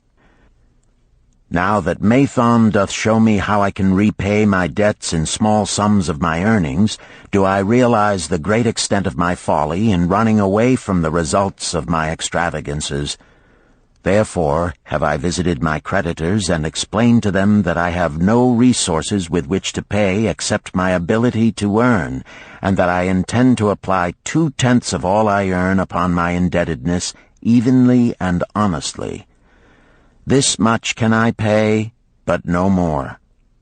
Therefore, if they be patient, in time my obligations will be paid in full. Amar, whom I thought my best friend, reviled me bitterly, and I left him in humiliation. Birajik, the farmer, pleaded that I pay him first, as he didst badly need help. Alcahad, the house owner, was indeed disagreeable, and insisted that he would make me trouble unless I did soon settle in full with him. All the rest willingly accepted my proposal. Therefore am I more determined than ever to carry through, being convinced that it is easier to pay one's just debts than to avoid them. Even though I cannot meet the needs and demands of a few of my creditors, I will deal impartially with all. Tablet 4. Again the moon shines full. I have worked hard with a free mind. My good wife hath supported my intentions to pay my creditors. Because of our wise determination, I have earned during the past moon, buying camels of sound wind and good legs for Nebertor, the sum of 19 pieces of silver. This I have divided according to the plan. 1/10 have I set aside to keep as my own, 7/10 have I divided with my good wife to pay for our living, 2/10 have I divided among my creditors as evenly as could be done in coppers. I did not see Amar, but left it with his wife. Birajik was so pleased that he would kiss my hand. Old Alcahad alone was grouchy and said I must pay faster. To which I replied that if I were permitted to be well fed and not worried, that alone would enable me to pay faster. All the others thanked me and spoke well of my efforts. Therefore, at the end of one moon, my indebtedness is reduced by almost 4 pieces of silver, and I possess almost 2 pieces of silver besides, upon which no man hath claim. My heart is lighter than it hath been for a long time. Again the moon shines full. I have worked hard, but with poor success. Few camels have I been able to buy. Only 11 pieces of silver have I earned. Nevertheless, my good wife and I have stood by the plan, even though we have bought no new raiment and eaten little but herbs. Again I paid ourselves 1/10 of the 11 pieces, while we lived upon 7/10. I was surprised when Amar commended my payment, even though small. So did Birajik. Alcahad flew into a rage, but when told to give back his portion if he did not wish it, he became reconciled. The others, as before, were content. Again the moon shines full, and I am greatly rejoiced. I intercepted a fine herd of camels and bought many sound ones, therefore my earnings were 42 pieces of silver. This moon my wife and myself have bought much-needed sandals and raiment. Also we have dined well on meat and fowl. More than 8 pieces of silver we have paid to our creditors. Even Alcahad did not protest. Great is the plan, for it leadeth us out of debt, and giveth us wealth which is ours to keep. 3 times the moon hath been full since I last carved upon this clay. Each time I paid to myself 1/10 of all I earned. Each time my good wife and I have lived upon 7/10, even though at times it was difficult. Each time have I paid to my creditors 2/10. In my purse I now have 21 pieces of silver that are mine. It maketh my head to stand straight upon my shoulders, and maketh me proud to walk among my friends. My wife keepeth well our home, and is becomingly gowned. We are happy to live together. The plan is of untold value. Hath it not made an honorable man of an ex-slave? Tablet 5. Again the moon shines full, and I remember that it is long since I carved upon the clay. 12 moons in truth have come and gone. But this day I will not neglect my record, because upon this day I have paid the last of my debts. This is the day upon which my good wife and my thankful self celebrate with great feasting that our determination hath been achieved. Many things occurred upon my final visit to my creditors that I shall long remember. Amar begged my forgiveness for his unkind words, and said that I was one of all others he most desired for a friend. Old Alcahad is not so bad after all, for he said, "Thou wert once a piece of soft clay to be pressed and molded by any hand that touched thee. But now thou art a piece of bronze capable of holding an edge. If thou needst silver or gold at any time, come to me." Nor is he the only one who holdeth me in high regard. Many others speak deferentially to me. My good wife looketh upon me with a light in her eyes that doth make a man have confidence in himself. Yet it is the plan that hath made my success. It hath enabled me to pay all my debts and to jingle both gold and silver in my purse. I do commend it to all who wish to get ahead. For truly, if it will enable an ex-slave to pay his debts and have gold in his purse, will it not aid any man to find independence? Nor am I, myself, finished with it, for I am convinced that if I follow it further, it will make me rich among men. St. Swithin's College, Nottingham University, Newark-on-Trent, Nottingham. November 7th, 1936. Professor Franklin Caldwell, care of British Scientific Expedition, Hilla, Mesopotamia. My dear Professor, if in your further digging into those ruins of Babylon you encounter the ghost of a former resident, an old camel trader named Dabasir, do me a favor. Tell him that his scribbling upon those clay tablets so long ago has earned for him the lifelong gratitude of a couple of college folks back here in England. You will possibly remember my writing a year ago that Mrs. Shrewsbury and myself intended to try his plan for getting out of debt and at the same time having gold to jingle. You may have guessed, even though we tried to keep it from our friends, our desperate straits. We were frightfully humiliated for years by a lot of old debts, and worried sick for fear some of the tradespeople might start a scandal that would force me out of the college. We paid and paid, every shilling we could squeeze out of income, but it was hardly enough to hold things even. Besides, we were forced to do all our buying where we could get further credit regardless of higher costs. It developed into one of those vicious circles that grow worse instead of better. Our struggles were getting hopeless. We could not move to less costly rooms because we owed the landlord. There did not appear to be anything we could do to improve our situation. Then here comes your acquaintance, the old camel trader from Babylon, with a plan to do just what we wished to accomplish. He jolly well stirred us up to follow his system. We made a list of all our debts, and I took it around and showed it to every one we owed. I explained how it was simply impossible for me to ever repay them the way things were going along. They could readily see this themselves from the figures. Then I explained that the only way I saw to pay in full was to set aside 20% of my income each month to be divided pro rata, which would pay them in full in a little over 2 years.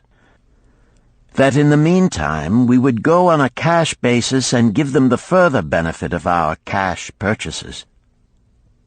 They were really quite decent. Our greengrocer, a wise old chap, put it in a way that helped to bring around the rest. If you pay for all you buy and then pay some on what you owe, that is better than you have done, for you ain't paid down the account none in 3 years. Finally, I secured all their names to an agreement binding them not to molest us as long as the 20% of income was paid regularly.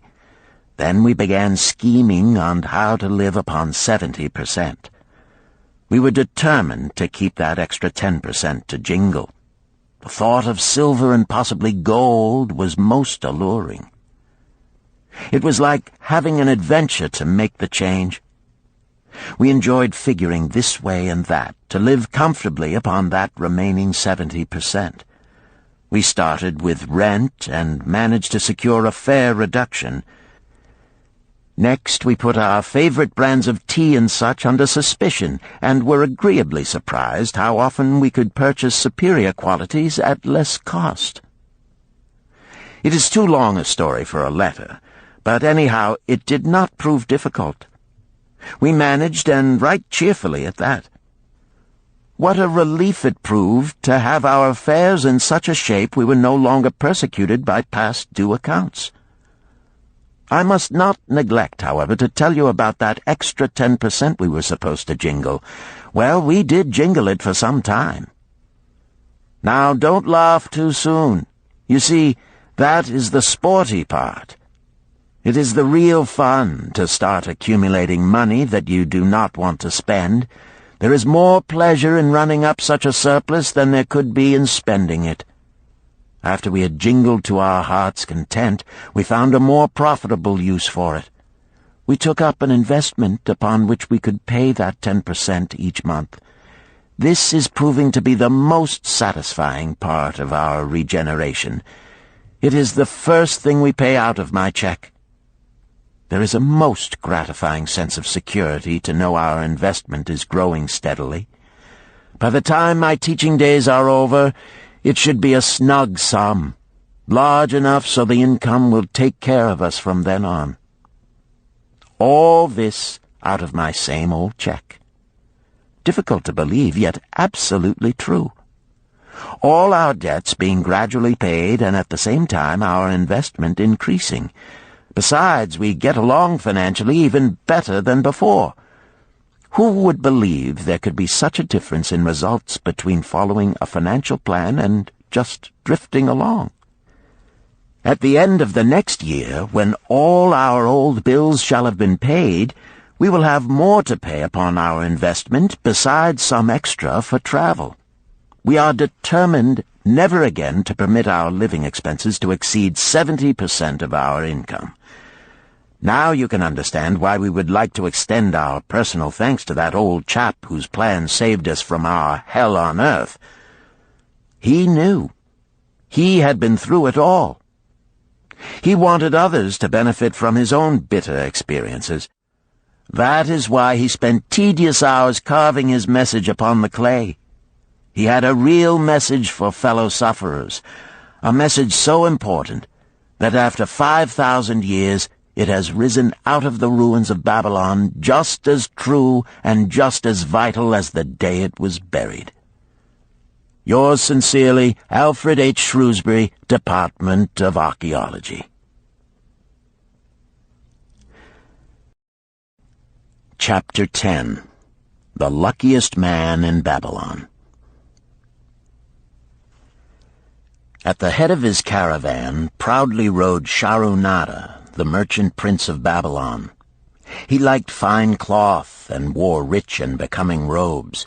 He liked fine animals and sat easily upon his spirited Arabian stallion. To look at him, one would hardly have guessed his advanced years. Certainly they would not have suspected that he was inwardly troubled. The journey from Damascus is long, and the hardships of the desert many. These he minded not. The Arab tribes are fierce and eager to loot rich caravans. These he feared not, for his many fleet-mounted guards were a safe protection. About the youth at his side, whom he was bringing from Damascus, was he disturbed. This was Hayden Gula, the grandson of his partner of other years, Arid Gula, to whom he felt he owed a debt of gratitude which could never be repaid. He would like to do something for this grandson, but the more he considered this, the more difficult it seemed because of the youth himself. Eyeing the young man's rings and earrings, he thought to himself, "He thinks jewels are for men. Still, he has his grandfather's strong face. But his grandfather wore no such gaudy robes. Yet I sought him to come, hoping I might help him get a start for himself and get away from the wreck his father has made of their inheritance." Hayden Gula broke in upon his thoughts. "Why dost thou work so hard, riding always with thy caravan upon its long journeys? Dost thou never take time to enjoy life?" Shahrunada smiled. "To enjoy life?" he repeated. "What wouldst thou do to enjoy life if thou wert Shahrunada?" "If I had wealth equal to thine, I would live like a prince. Never across the hot desert would I ride. I would spend the shekels as fast as they came to my purse. I would wear the richest of robes and the rarest of jewels. That would be a life to my liking, a life worth living." Both men laughed. "Thy grandfather wore no jewels," Shahrunada spoke before he thought, then continued jokingly, "Wouldst thou leave no time for work?" "Work was made for slaves," Hayden Gula responded. Shahrunada bit his lip but made no reply, riding in silence until the trail led them to the slope.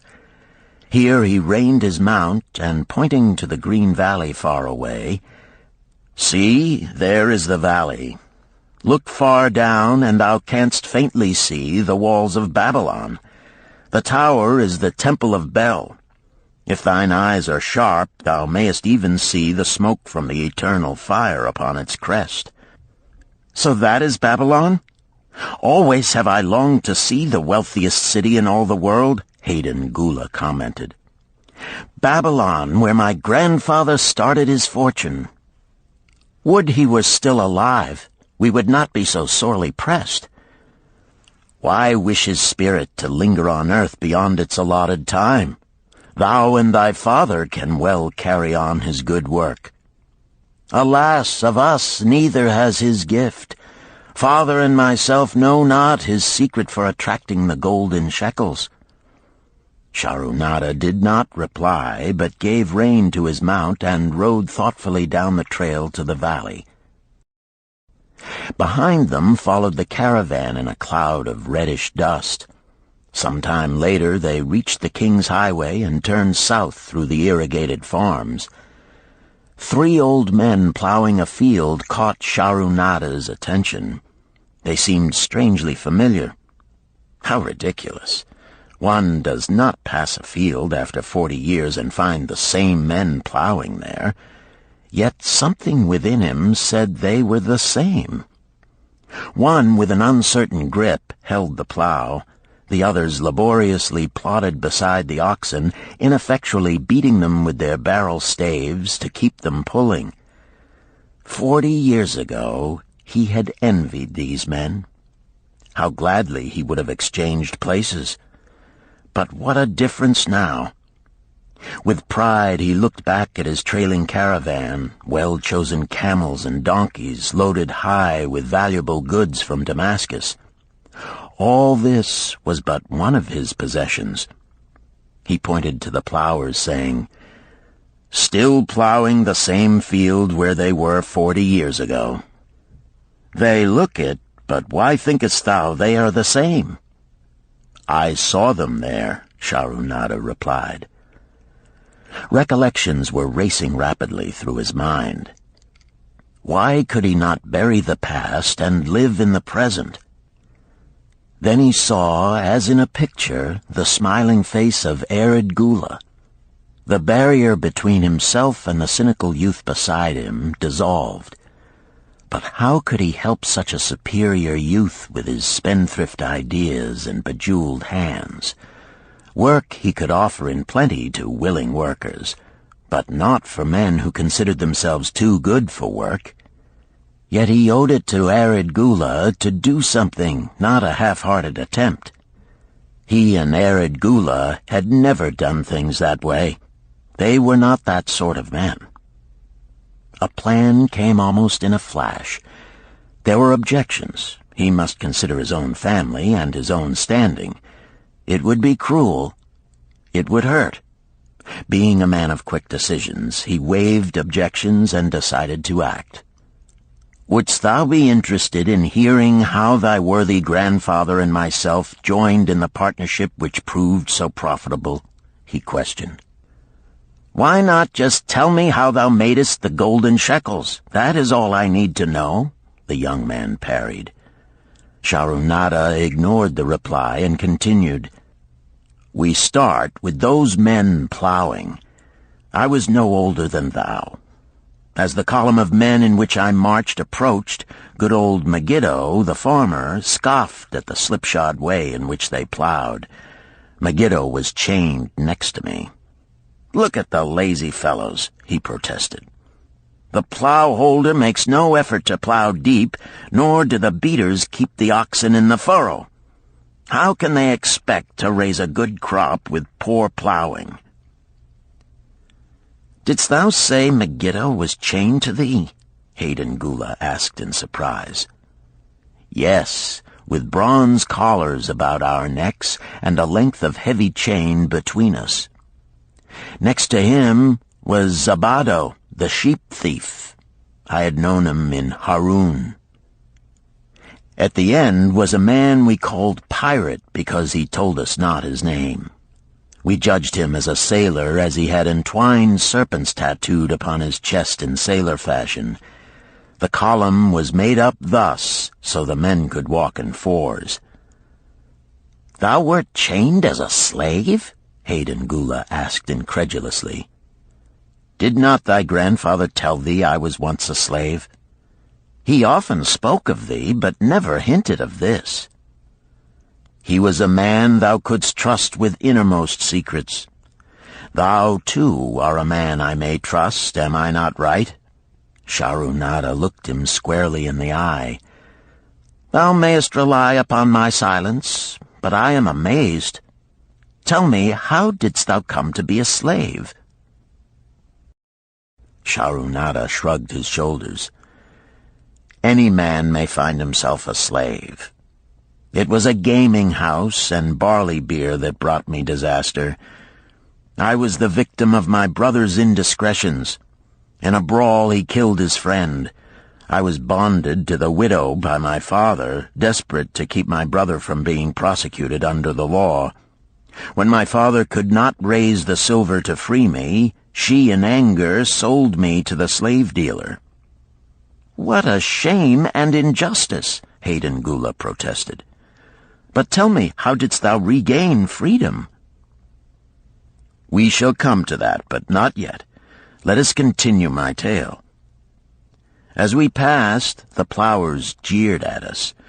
One did doff his ragged hat and bow low, calling out, 'Welcome to Babylon, guests of the king. He waits for thee on the city walls where the banquet is spread, mud bricks and onion soup.' With that, they laughed uproariously. Pirate flew into a rage and cursed them roundly. 'What do those men mean by the king awaiting us on the walls?' I asked him. 'To the city walls ye march to carry bricks until the back breaks. Maybe they beat thee to death before it breaks. They won't beat me. I'll kill 'em.' Then Megiddo spoke up. 'It doesn't make sense to me to talk of masters beating willing, hard-working slaves to death. Masters like good slaves and treat them well." "Who wants to work hard?" commented Zabato. "Those plowers are wise fellows. They're not breaking their backs, just letting on as if they be." "Thou can't get ahead by shirking," Megiddo protested. "If thou plow a hectare, that's a good day's work, and any master knows it. But when thou plow only a half, that's shirking. I don't shirk. I like to work, and I like to do good work, for work is the best friend I've ever known. It has brought me all the good things I've had, my farm and cows and crops, everything." "Yea, and where be these things now?" scoffed Zabato. "I figure it pays better to be smart and get by without working. You watch Zabato. If we're sold to the walls, he'll be carrying the water bag or some easy job, when thou, who like to work, will be breaking thy back carrying bricks." He laughed his silly laugh. Terror gripped me that night. I could not sleep. I crowded close to the guard rope, and when the others slept, I attracted the attention of Godoso, who was doing the first guard watch. He was one of those brigand Arabs, the sort of rogue who, if he robbed thee of thy purse, would think he must also cut thy throat. "Tell me, Godoso," I whispered, "when we get to Babylon, will we be sold to the walls?" "Why want to know?" he questioned cautiously. "Canst thou not understand?" I pleaded. "I am young. I want to live. I don't want to be worked or beaten to death on the walls. Is there any chance for me to get a good master?" He whispered back, "I tell something. Thou good fellow, give Godoso no trouble. Most times we go first to slave market. Listen now. When buyers come, tell 'em you good worker, like to work hard for good master, make 'em want to buy. You not make 'em buy, next day you carry brick. Mighty hard work." After he walked away, I lay in the warm sand looking up at the stars and thinking about work. What Megiddo had said about it being his best friend made me wonder if it would be my best friend. Certainly it would be if it helped me out of this. When Megiddo awoke, I whispered my good news to him. It was our one ray of hope as we marched toward Babylon. Late in the afternoon, we approached the walls and could see the lines of men, like black ants, climbing up and down the steep diagonal paths. As we drew closer, we were amazed at the thousands of men working. Some were digging in the moat, others mixed the dirt into mud bricks. The greatest number were carrying the bricks in large baskets up those steep trails to the masons. Overseers cursed the laggards and cracked bullock whips over the backs of those who failed to keep in line. Poor, worn-out fellows were seen to stagger and fall beneath their heavy baskets, unable to rise again. If the lash failed to bring them to their feet, they were pushed to the side of the paths and left writhing in agony. Soon they would be dragged down to join other craven bodies beside the roadway to await unsanctified graves. As I beheld the ghastly sight, I shuddered. So this was what awaited my father's son if he failed at the slave market. Godoso had been right. We were taken through the gates of the city to the slave prison, and next morning marched to the pens in the market. Here the rest of the men huddled in fear, and only the whips of our guard could keep them moving so the buyers could examine them. Megiddo and myself eagerly talked to every man who permitted us to address him. The slave dealer brought soldiers from the king's guard who shackled Pirate and brutally beat him when he protested. As they led him away, I felt sorry for him. Megiddo felt that we would soon part. When no buyers were near, he talked to me earnestly to impress upon me how valuable work would be to me in the future. Some men hate it. They make it their enemy. Better to treat it like a friend. Make thyself like it. Don't mind because it is hard. If thou thinkest about what a good house thou build, then who cares if the beams are heavy and it is far from the well to carry the water for the plaster? Promise me, boy, if thou get a master, work for him as hard as thou canst. If he does not appreciate all thou do, never mind. Remember, work well done does good to the man who does it. It makes him a better man. He stopped as a burly farmer came to the enclosure and looked at us critically. Megiddo asked about his farm and crops, soon convincing him that he would be a valuable man. After violent bargaining with the slave dealer, the farmer drew a fat purse from beneath his robe, and soon Megiddo had followed his new master out of sight. A few other men were sold during the morning. At noon, Godoso confided to me that the dealer was disgusted and would not stay over another night, but would take all who remained at sundown to the king's buyer. I was becoming desperate when a fat, good-natured man walked up to the wall and inquired if there was a baker among us.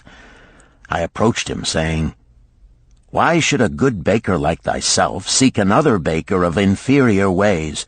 Would it not be easier to teach a willing man like myself thy skilled ways?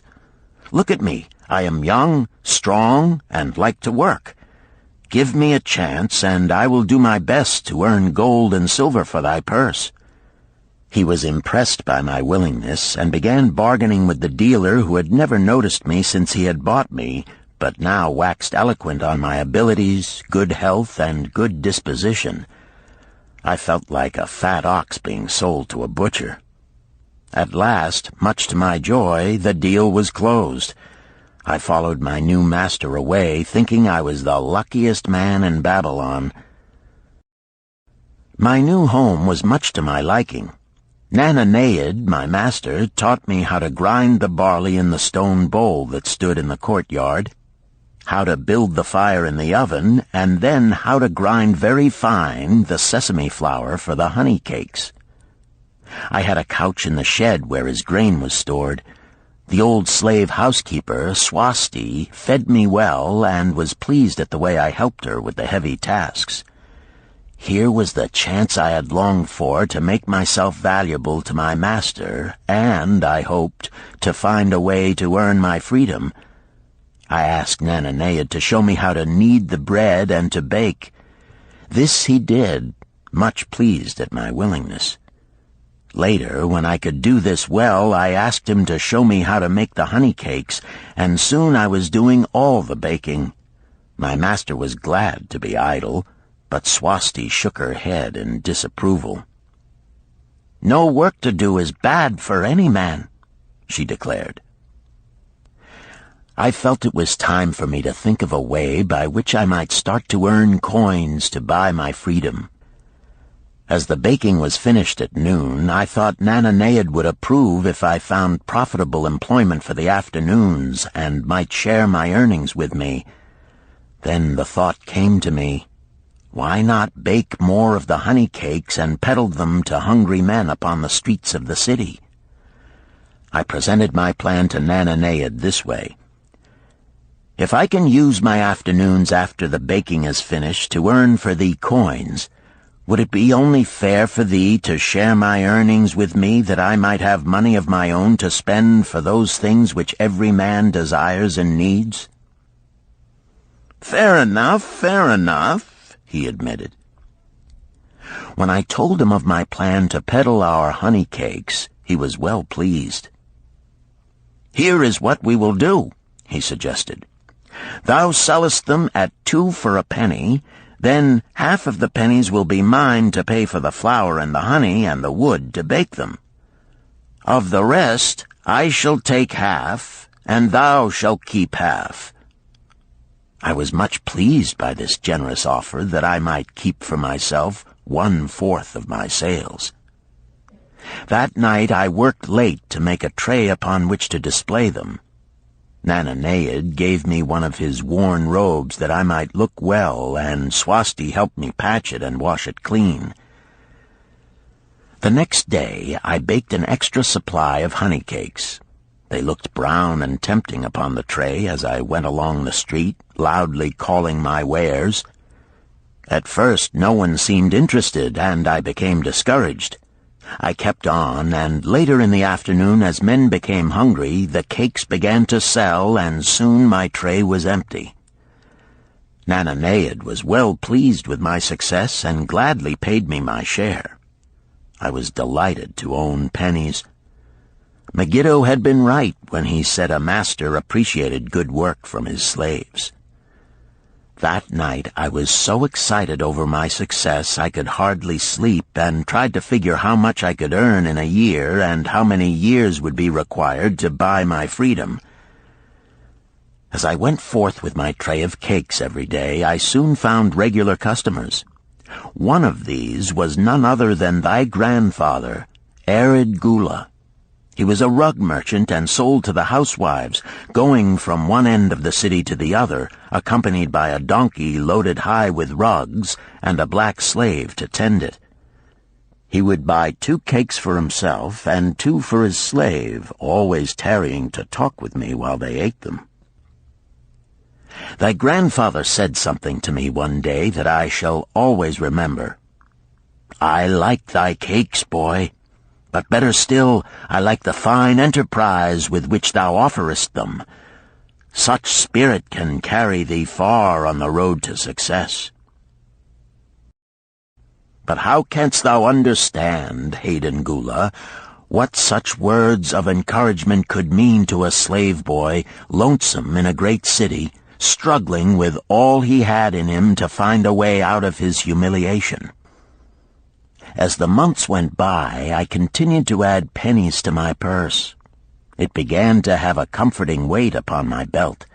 Work was proving to be my best friend, just as Megiddo had said. I was happy, but Swasti was worried. "Thy master, I fear to have him spend so much time at the gaming houses," she protested. I was overjoyed one day to meet my friend Megiddo upon the street. He was leading 3 donkeys loaded with vegetables to the market. "I am doing mighty well," he said. "My master does appreciate my good work, for now I am a foreman. See, he does trust the marketing to me. And also he is sending for my family. Work is helping me to recover from my great trouble. Someday it will help me to buy my freedom and once more own a farm of my own."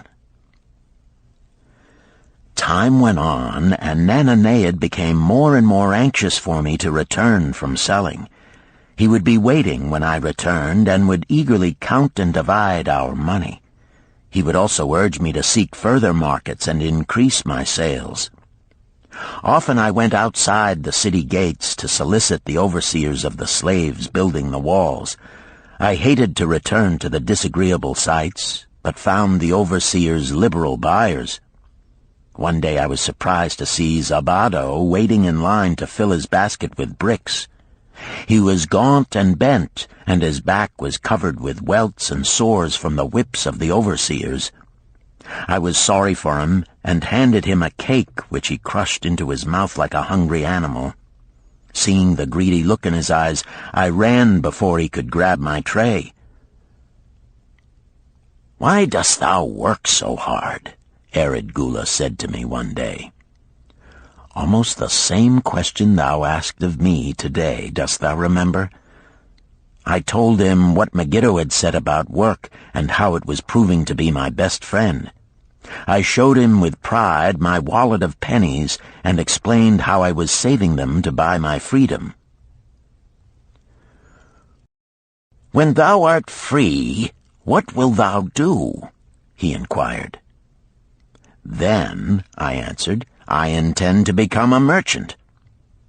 At that he confided in me, something I had never suspected. "Thou knowest not that I also am a slave. I am in partnership with my master." "Stop," demanded Hayden Gula. "I will not listen to lies defaming my grandfather. He was no slave." His eyes blazed in anger. Shahrunada remained calm. "I honor him for rising above his misfortune and becoming a leading citizen of Damascus. Art thou his grandson, cast of the same mold? Art thou man enough to face true facts, or dost thou prefer to live under false illusions?" Hayden Gula straightened in his saddle. In a voice suppressed with deep emotion, he replied, "My grandfather was beloved by all. Countless were his good deeds. When the famine came, did not his gold buy grain in Egypt, and did not his caravan bring it to Damascus and distribute it to the people so none would starve?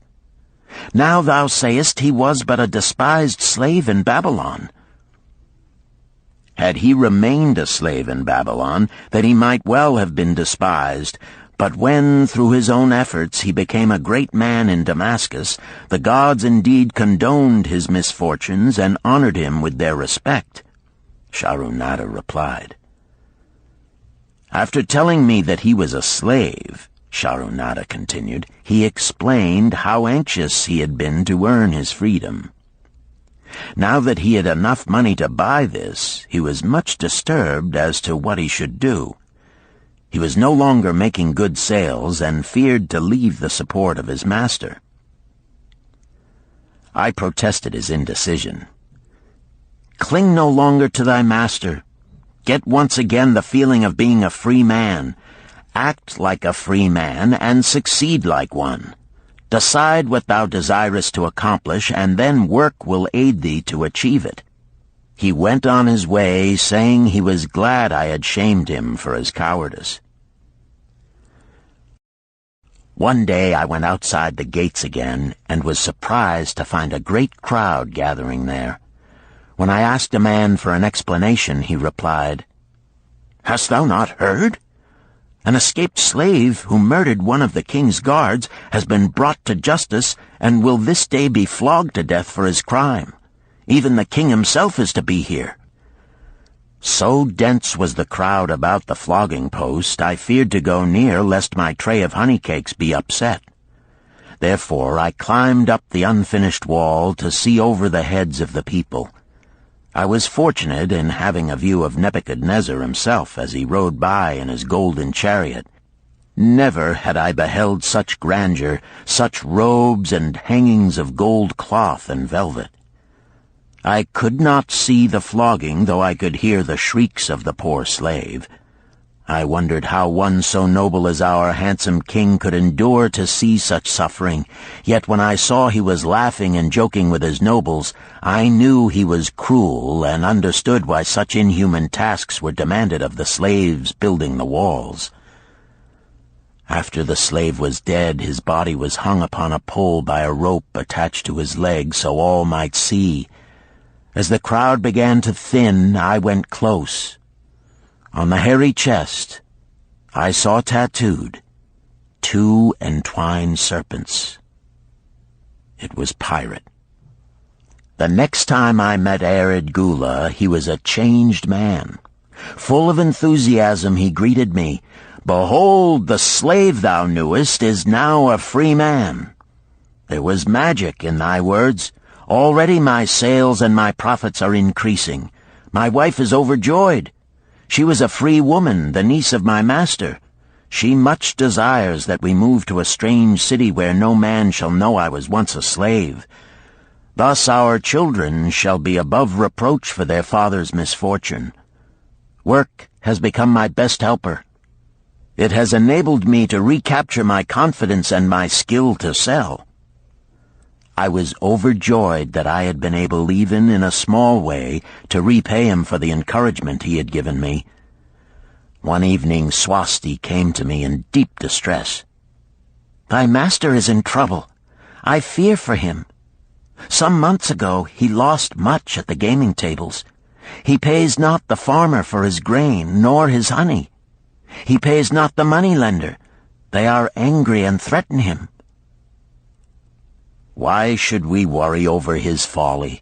We are not his keepers," I replied thoughtlessly. "Foolish youth, thou understandest not. To the moneylender didst he give thy title to secure a loan? Under the law he can claim thee and sell thee. I know not what to do. He is a good master. Why, oh, why should such trouble come upon him? Not were Swasti's fears groundless. While I was doing the baking next morning, the moneylender returned with a man he called Sasi. This man looked me over and said I would do. The moneylender waited not for my master to return, but told Swasti to tell him he had taken me. With only the robe on my back and the purse of pennies hanging safely from my belt, I was hurried away from the unfinished baking. I was whirled away from my dearest hopes as the hurricane snatches the tree from the forest and casts it into the surging sea. Again a gaming house and barley beer had caused me disaster. Sasi was a blunt, gruff man. As he led me across the city, I told him of the good work I had been doing for Nananeid, and said I hoped to do good work for him. His reply offered no encouragement. I like not this work. My master likes it not. The king has told him to send me to build a section of the Grand Canal. Master tells Sasi to buy more slaves, work hard, and finish quick. Bah! How can any man finish a big job quick? Picture a desert with not a tree, just low shrubs and a sun burning with such fury the water in our barrels became so hot we could scarcely drink it. Then picture rows of men going down into the deep excavation and lugging heavy baskets of dirt up soft, dusty trails from daylight until dark. Picture food served in open troughs from which we helped ourselves like swine. We had no tents, no straw for beds. That was the situation in which I found myself. I buried my wallet in a marked spot, wondering if I would ever dig it up again. At first I worked with good will, but as the months dragged on I felt my spirit breaking. Then the heat fever took hold of my weary body. I lost my appetite and could scarcely eat the mutton and vegetables. At night I would toss in unhappy wakefulness. In my misery I wondered if Zabado had not the best plan, to shirk and keep his back from being broken in work. Then I recalled my last sight of him and knew his plan was not good. I thought of Pirate with his bitterness and wondered if it might be just as well to fight and kill. The memory of his bleeding body reminded me that his plan was also useless. Then I remembered my last sight of Megiddo. His hands were deeply calloused from hard work, but his heart was light and there was happiness on his face. His was the best plan. Yet I was just as willing to work as Megiddo. He could not have worked harder than I. Why did not my work bring me happiness and success? Was it work that brought Megiddo happiness, or was happiness and success merely in the laps of the gods? Was I to work the rest of my life without gaining my desires, without happiness and success? All of these questions were jumbled in my mind, and I had not an answer. Indeed, I was sorely confused. Several days later, when it seemed that I was at the end of my endurance and my questions still unanswered, Sasi sent for me. A messenger had come from my master to take me back to Babylon. I dug up my precious wallet, wrapped myself in the tattered remnants of my robe, and was on my way. As we rode, the same thoughts of a hurricane whirling me hither and thither kept racing through my feverish brain. I seemed to be living the weird words of a chant from my native town of Harun. Besetting a man like a whirlwind, driving him like a storm, whose course no one can follow, whose destiny no one can foretell. Was I destined to be ever thus punished for I knew not what? What new miseries and disappointments awaited me?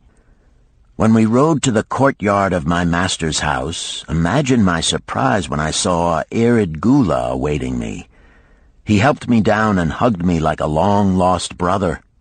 As we went our way, I would have followed him as a slave should follow his master, but he would not permit me. He put his arm about me, saying, "I hunted everywhere for thee. When I had almost given up hope, I did meet Swasti, who told me of the money-lender who directed me to thy noble owner. A hard bargain he did drive, and made me pay an outrageous price. But thou art worth it. Thy philosophy and thy enterprise have been my inspiration to this new success." "Megiddo's philosophy, not mine," I interrupted. "Megiddo's and thine. Thanks to thee both, we are going to Damascus, and I need thee for my partner." "See," he exclaimed, "in one moment thou wilt be a free man." So saying, he drew from beneath his robe the clay tablet carrying my title. This he raised above his head and hurled it to break in 100 pieces upon the cobblestones. With glee he stamped upon the fragments until they were but dust. Tears of gratitude filled my eyes. I knew I was the luckiest man in Babylon. "Work, thou see, by this, in the time of my greatest distress, didst prove to be my best friend. My willingness to work enabled me to escape from being sold to join the slave gangs upon the walls. It also so impressed thy grandfather, he selected me for his partner." Then Hayden Gula questioned, "Was work my grandfather's secret key to the golden shekels?" "It was the only key he had when I first knew him," Sharunada replied. "Thy grandfather enjoyed working. The gods appreciated his efforts and rewarded him liberally." "I begin to see," Hayden Gula was speaking thoughtfully. "Work attracted his many friends who admired his industry and the success it brought. Work brought him the honors he enjoyed so much in Damascus. Work brought him all those things I have approved. And I thought work was fit only for slaves." "Life is rich with many pleasures for men to enjoy," Sharunada commented. "Each has its place. I am glad that work is not reserved for slaves. Were that the case, I would be deprived of my greatest pleasure. Many things do I enjoy, but nothing takes the place of work." Sharunada and Hayden Gula rode in the shadows of the towering walls up to the massive bronze gates of Babylon. At their approach, the gate guards jumped to attention and respectfully saluted an honored citizen. With head held high, Sharunada led the long caravan through the gates and up the streets of the city. "I have always hoped to be a man like my grandfather," Hayden Gula confided to him. "Never before did I realize just what kind of man he was. This thou hast shown me. Now that I understand, I do admire him all the more and feel more determined to be like him. I fear I can never repay thee for giving me the true key to his success. From this day forth I shall use his key. I shall start humbly as he started, which befits my true station far better than jewels and fine robes." So saying, Hayden Gula pulled the jeweled baubles from his ears and the rings from his fingers. Then, reining his horse, he dropped back and rode with deep respect behind the leader of the caravan.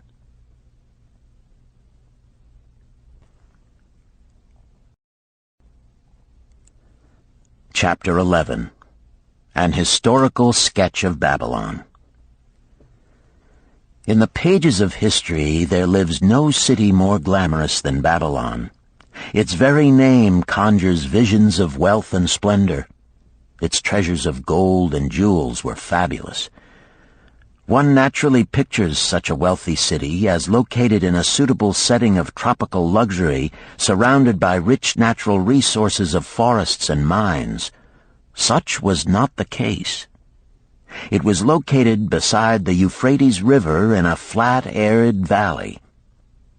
It had no forests, no mines, not even stone for building. It was not even located upon a natural trade route. The rainfall was insufficient to raise crops. Babylon is an outstanding example of man's ability to achieve great objectives using whatever means are at his disposal. All of the resources supporting this large city were man-developed. All of its riches were man-made.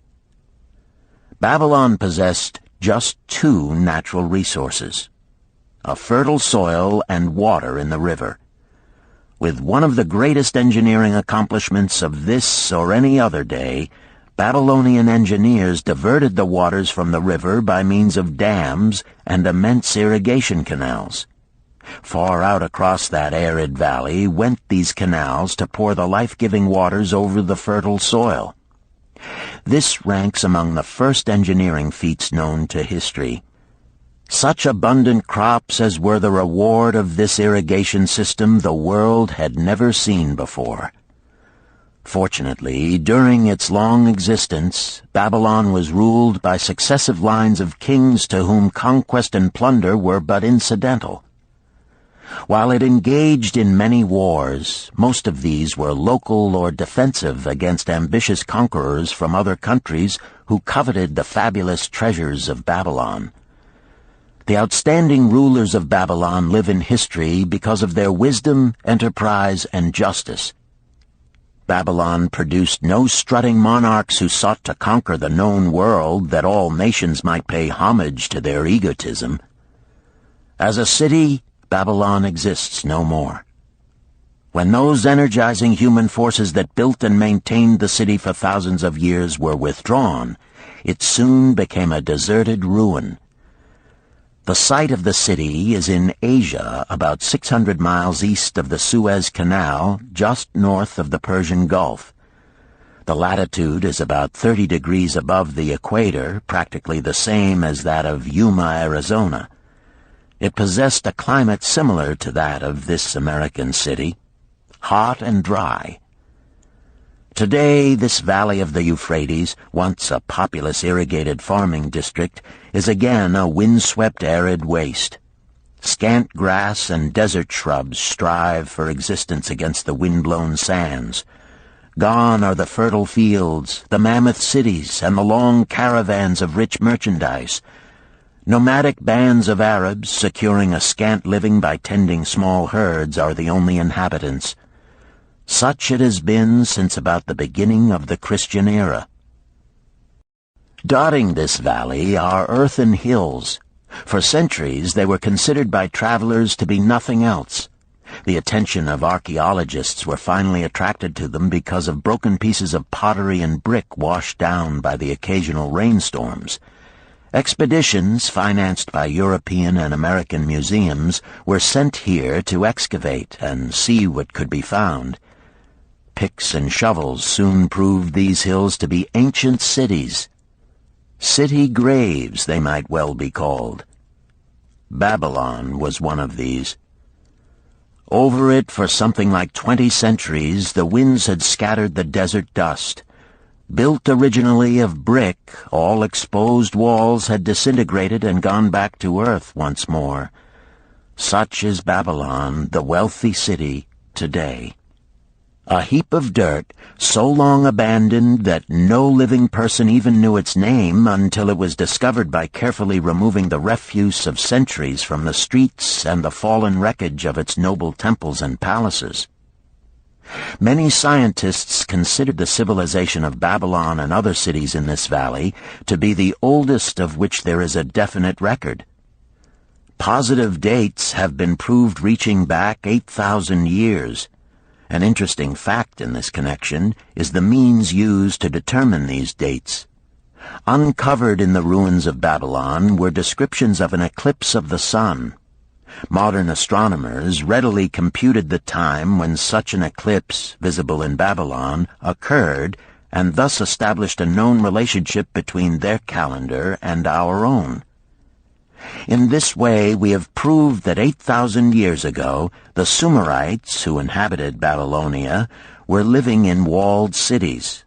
one can only conjecture for how many centuries previous such cities had existed.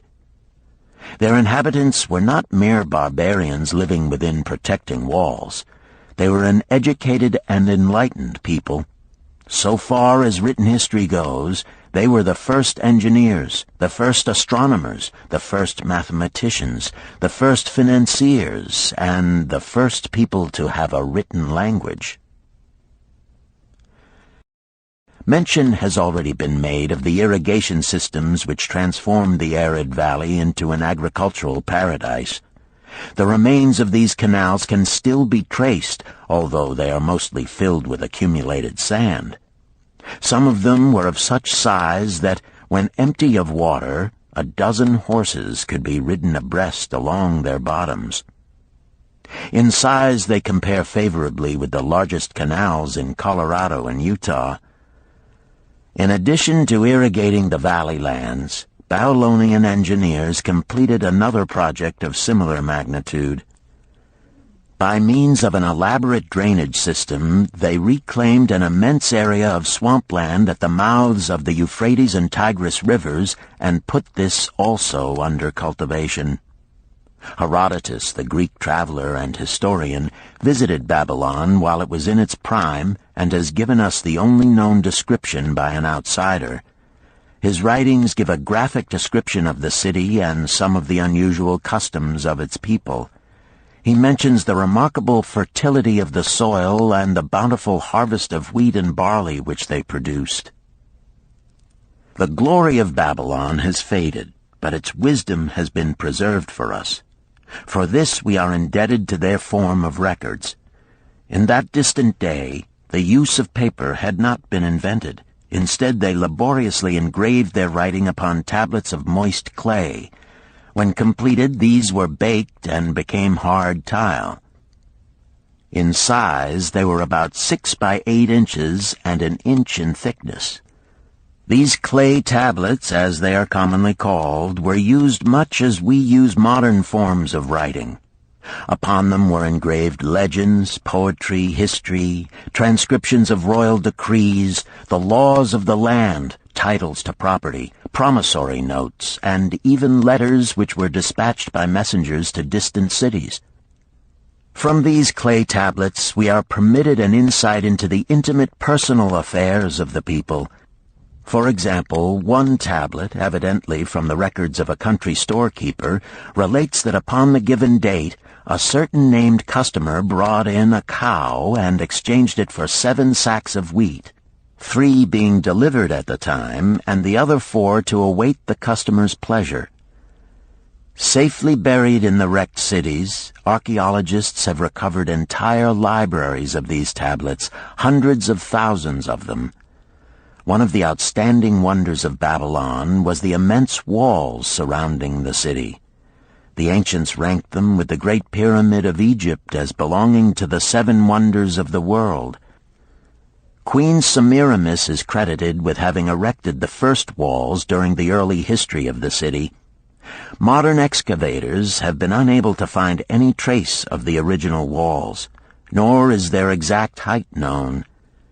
From mention made by early writers, it is estimated they were about 50 to 60 feet high, faced on the outer side with burnt brick, and further protected by a deep moat of water. The later and more famous walls were started about 600 years before the time of Christ by King Nabopolassar.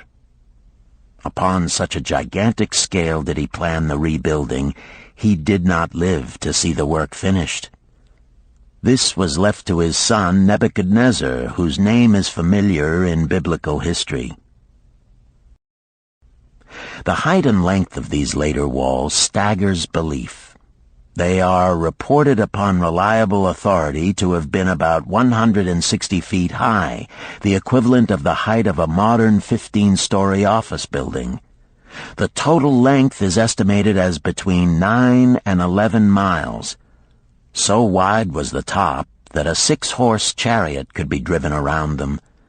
Of this tremendous structure, little now remains except portions of the foundations and the moat.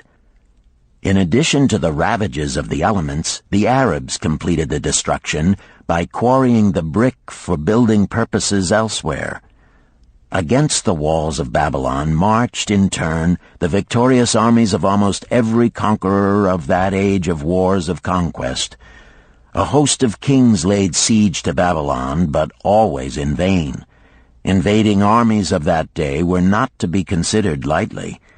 Historians speak of such units as 10,000 horsemen, 25,000 chariots, 1,200 regiments of foot soldiers with 1,000 men to the regiment.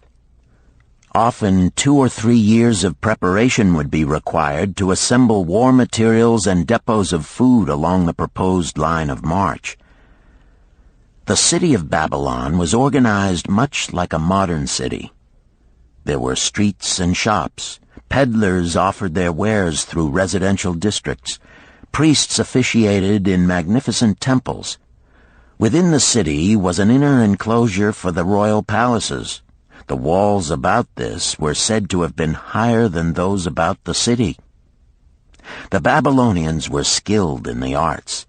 These included sculpture, painting, weaving, gold working, and the manufacture of metal weapons and agricultural implements. Their jewelers created most artistic jewelry. Many samples have been recovered from the graves of its wealthy citizens and are now on exhibition in the leading museums of the world. At a very early period, when the rest of the world was still hacking at trees with stone-headed axes, or hunting and fighting with flint-pointed spears and arrows, the Babylonians were using axes, spears, and arrows with metal heads. The Babylonians were clever financiers and traders. So far as we know, they were the original inventors of money as a means of exchange, of promissory notes, and written titles to property. Babylon was never entered by hostile armies until about 540 years before the birth of Christ. Even then, the walls were not captured. The story of the fall of Babylon is most unusual. Cyrus, one of the great conquerors of that period, intended to attack the city and hoped to take its impregnable walls.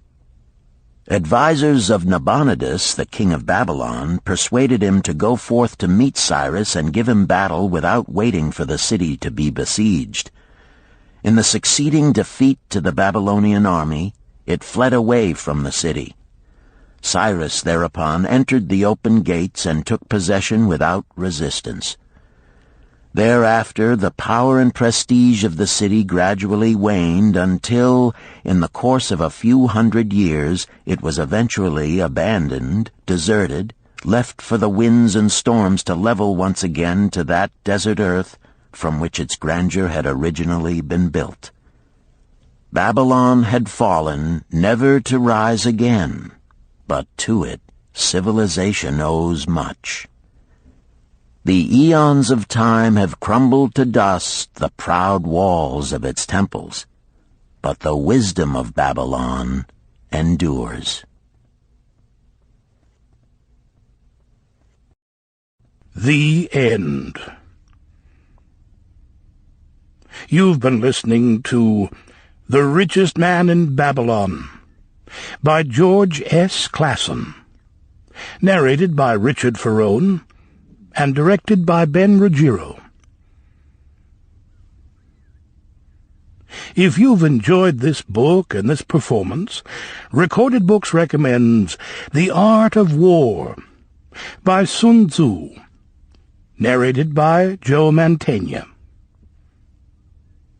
This classic of military strategy includes a detailed introduction and commentary on the history of Chinese warfare and military thought. We also recommend Nickel and Dimed by Barbara Ehrenreich, narrated by Christine McMurdo Wallace. Nickel and Dimed reveals low-wage America in all its tenacity, anxiety, and surprising generosity. A land of big boxes, fast food, and 1,000 desperate stratagems for survival. You'll find a wide selection of titles in the Recorded Books catalog, including bestsellers, mysteries, classics, histories, and more. So to order another recorded book, or for a copy of our latest listing, please call the toll-free number found on the back of this book. Don't forget to ask about easy 30-day rentals by mail. On our website, you can browse our catalog, place orders, hear about our latest releases, or tune into narrator profiles and author interviews. So visit us there at www.recordedbooks.com. And thank you for being a Recorded Books reader.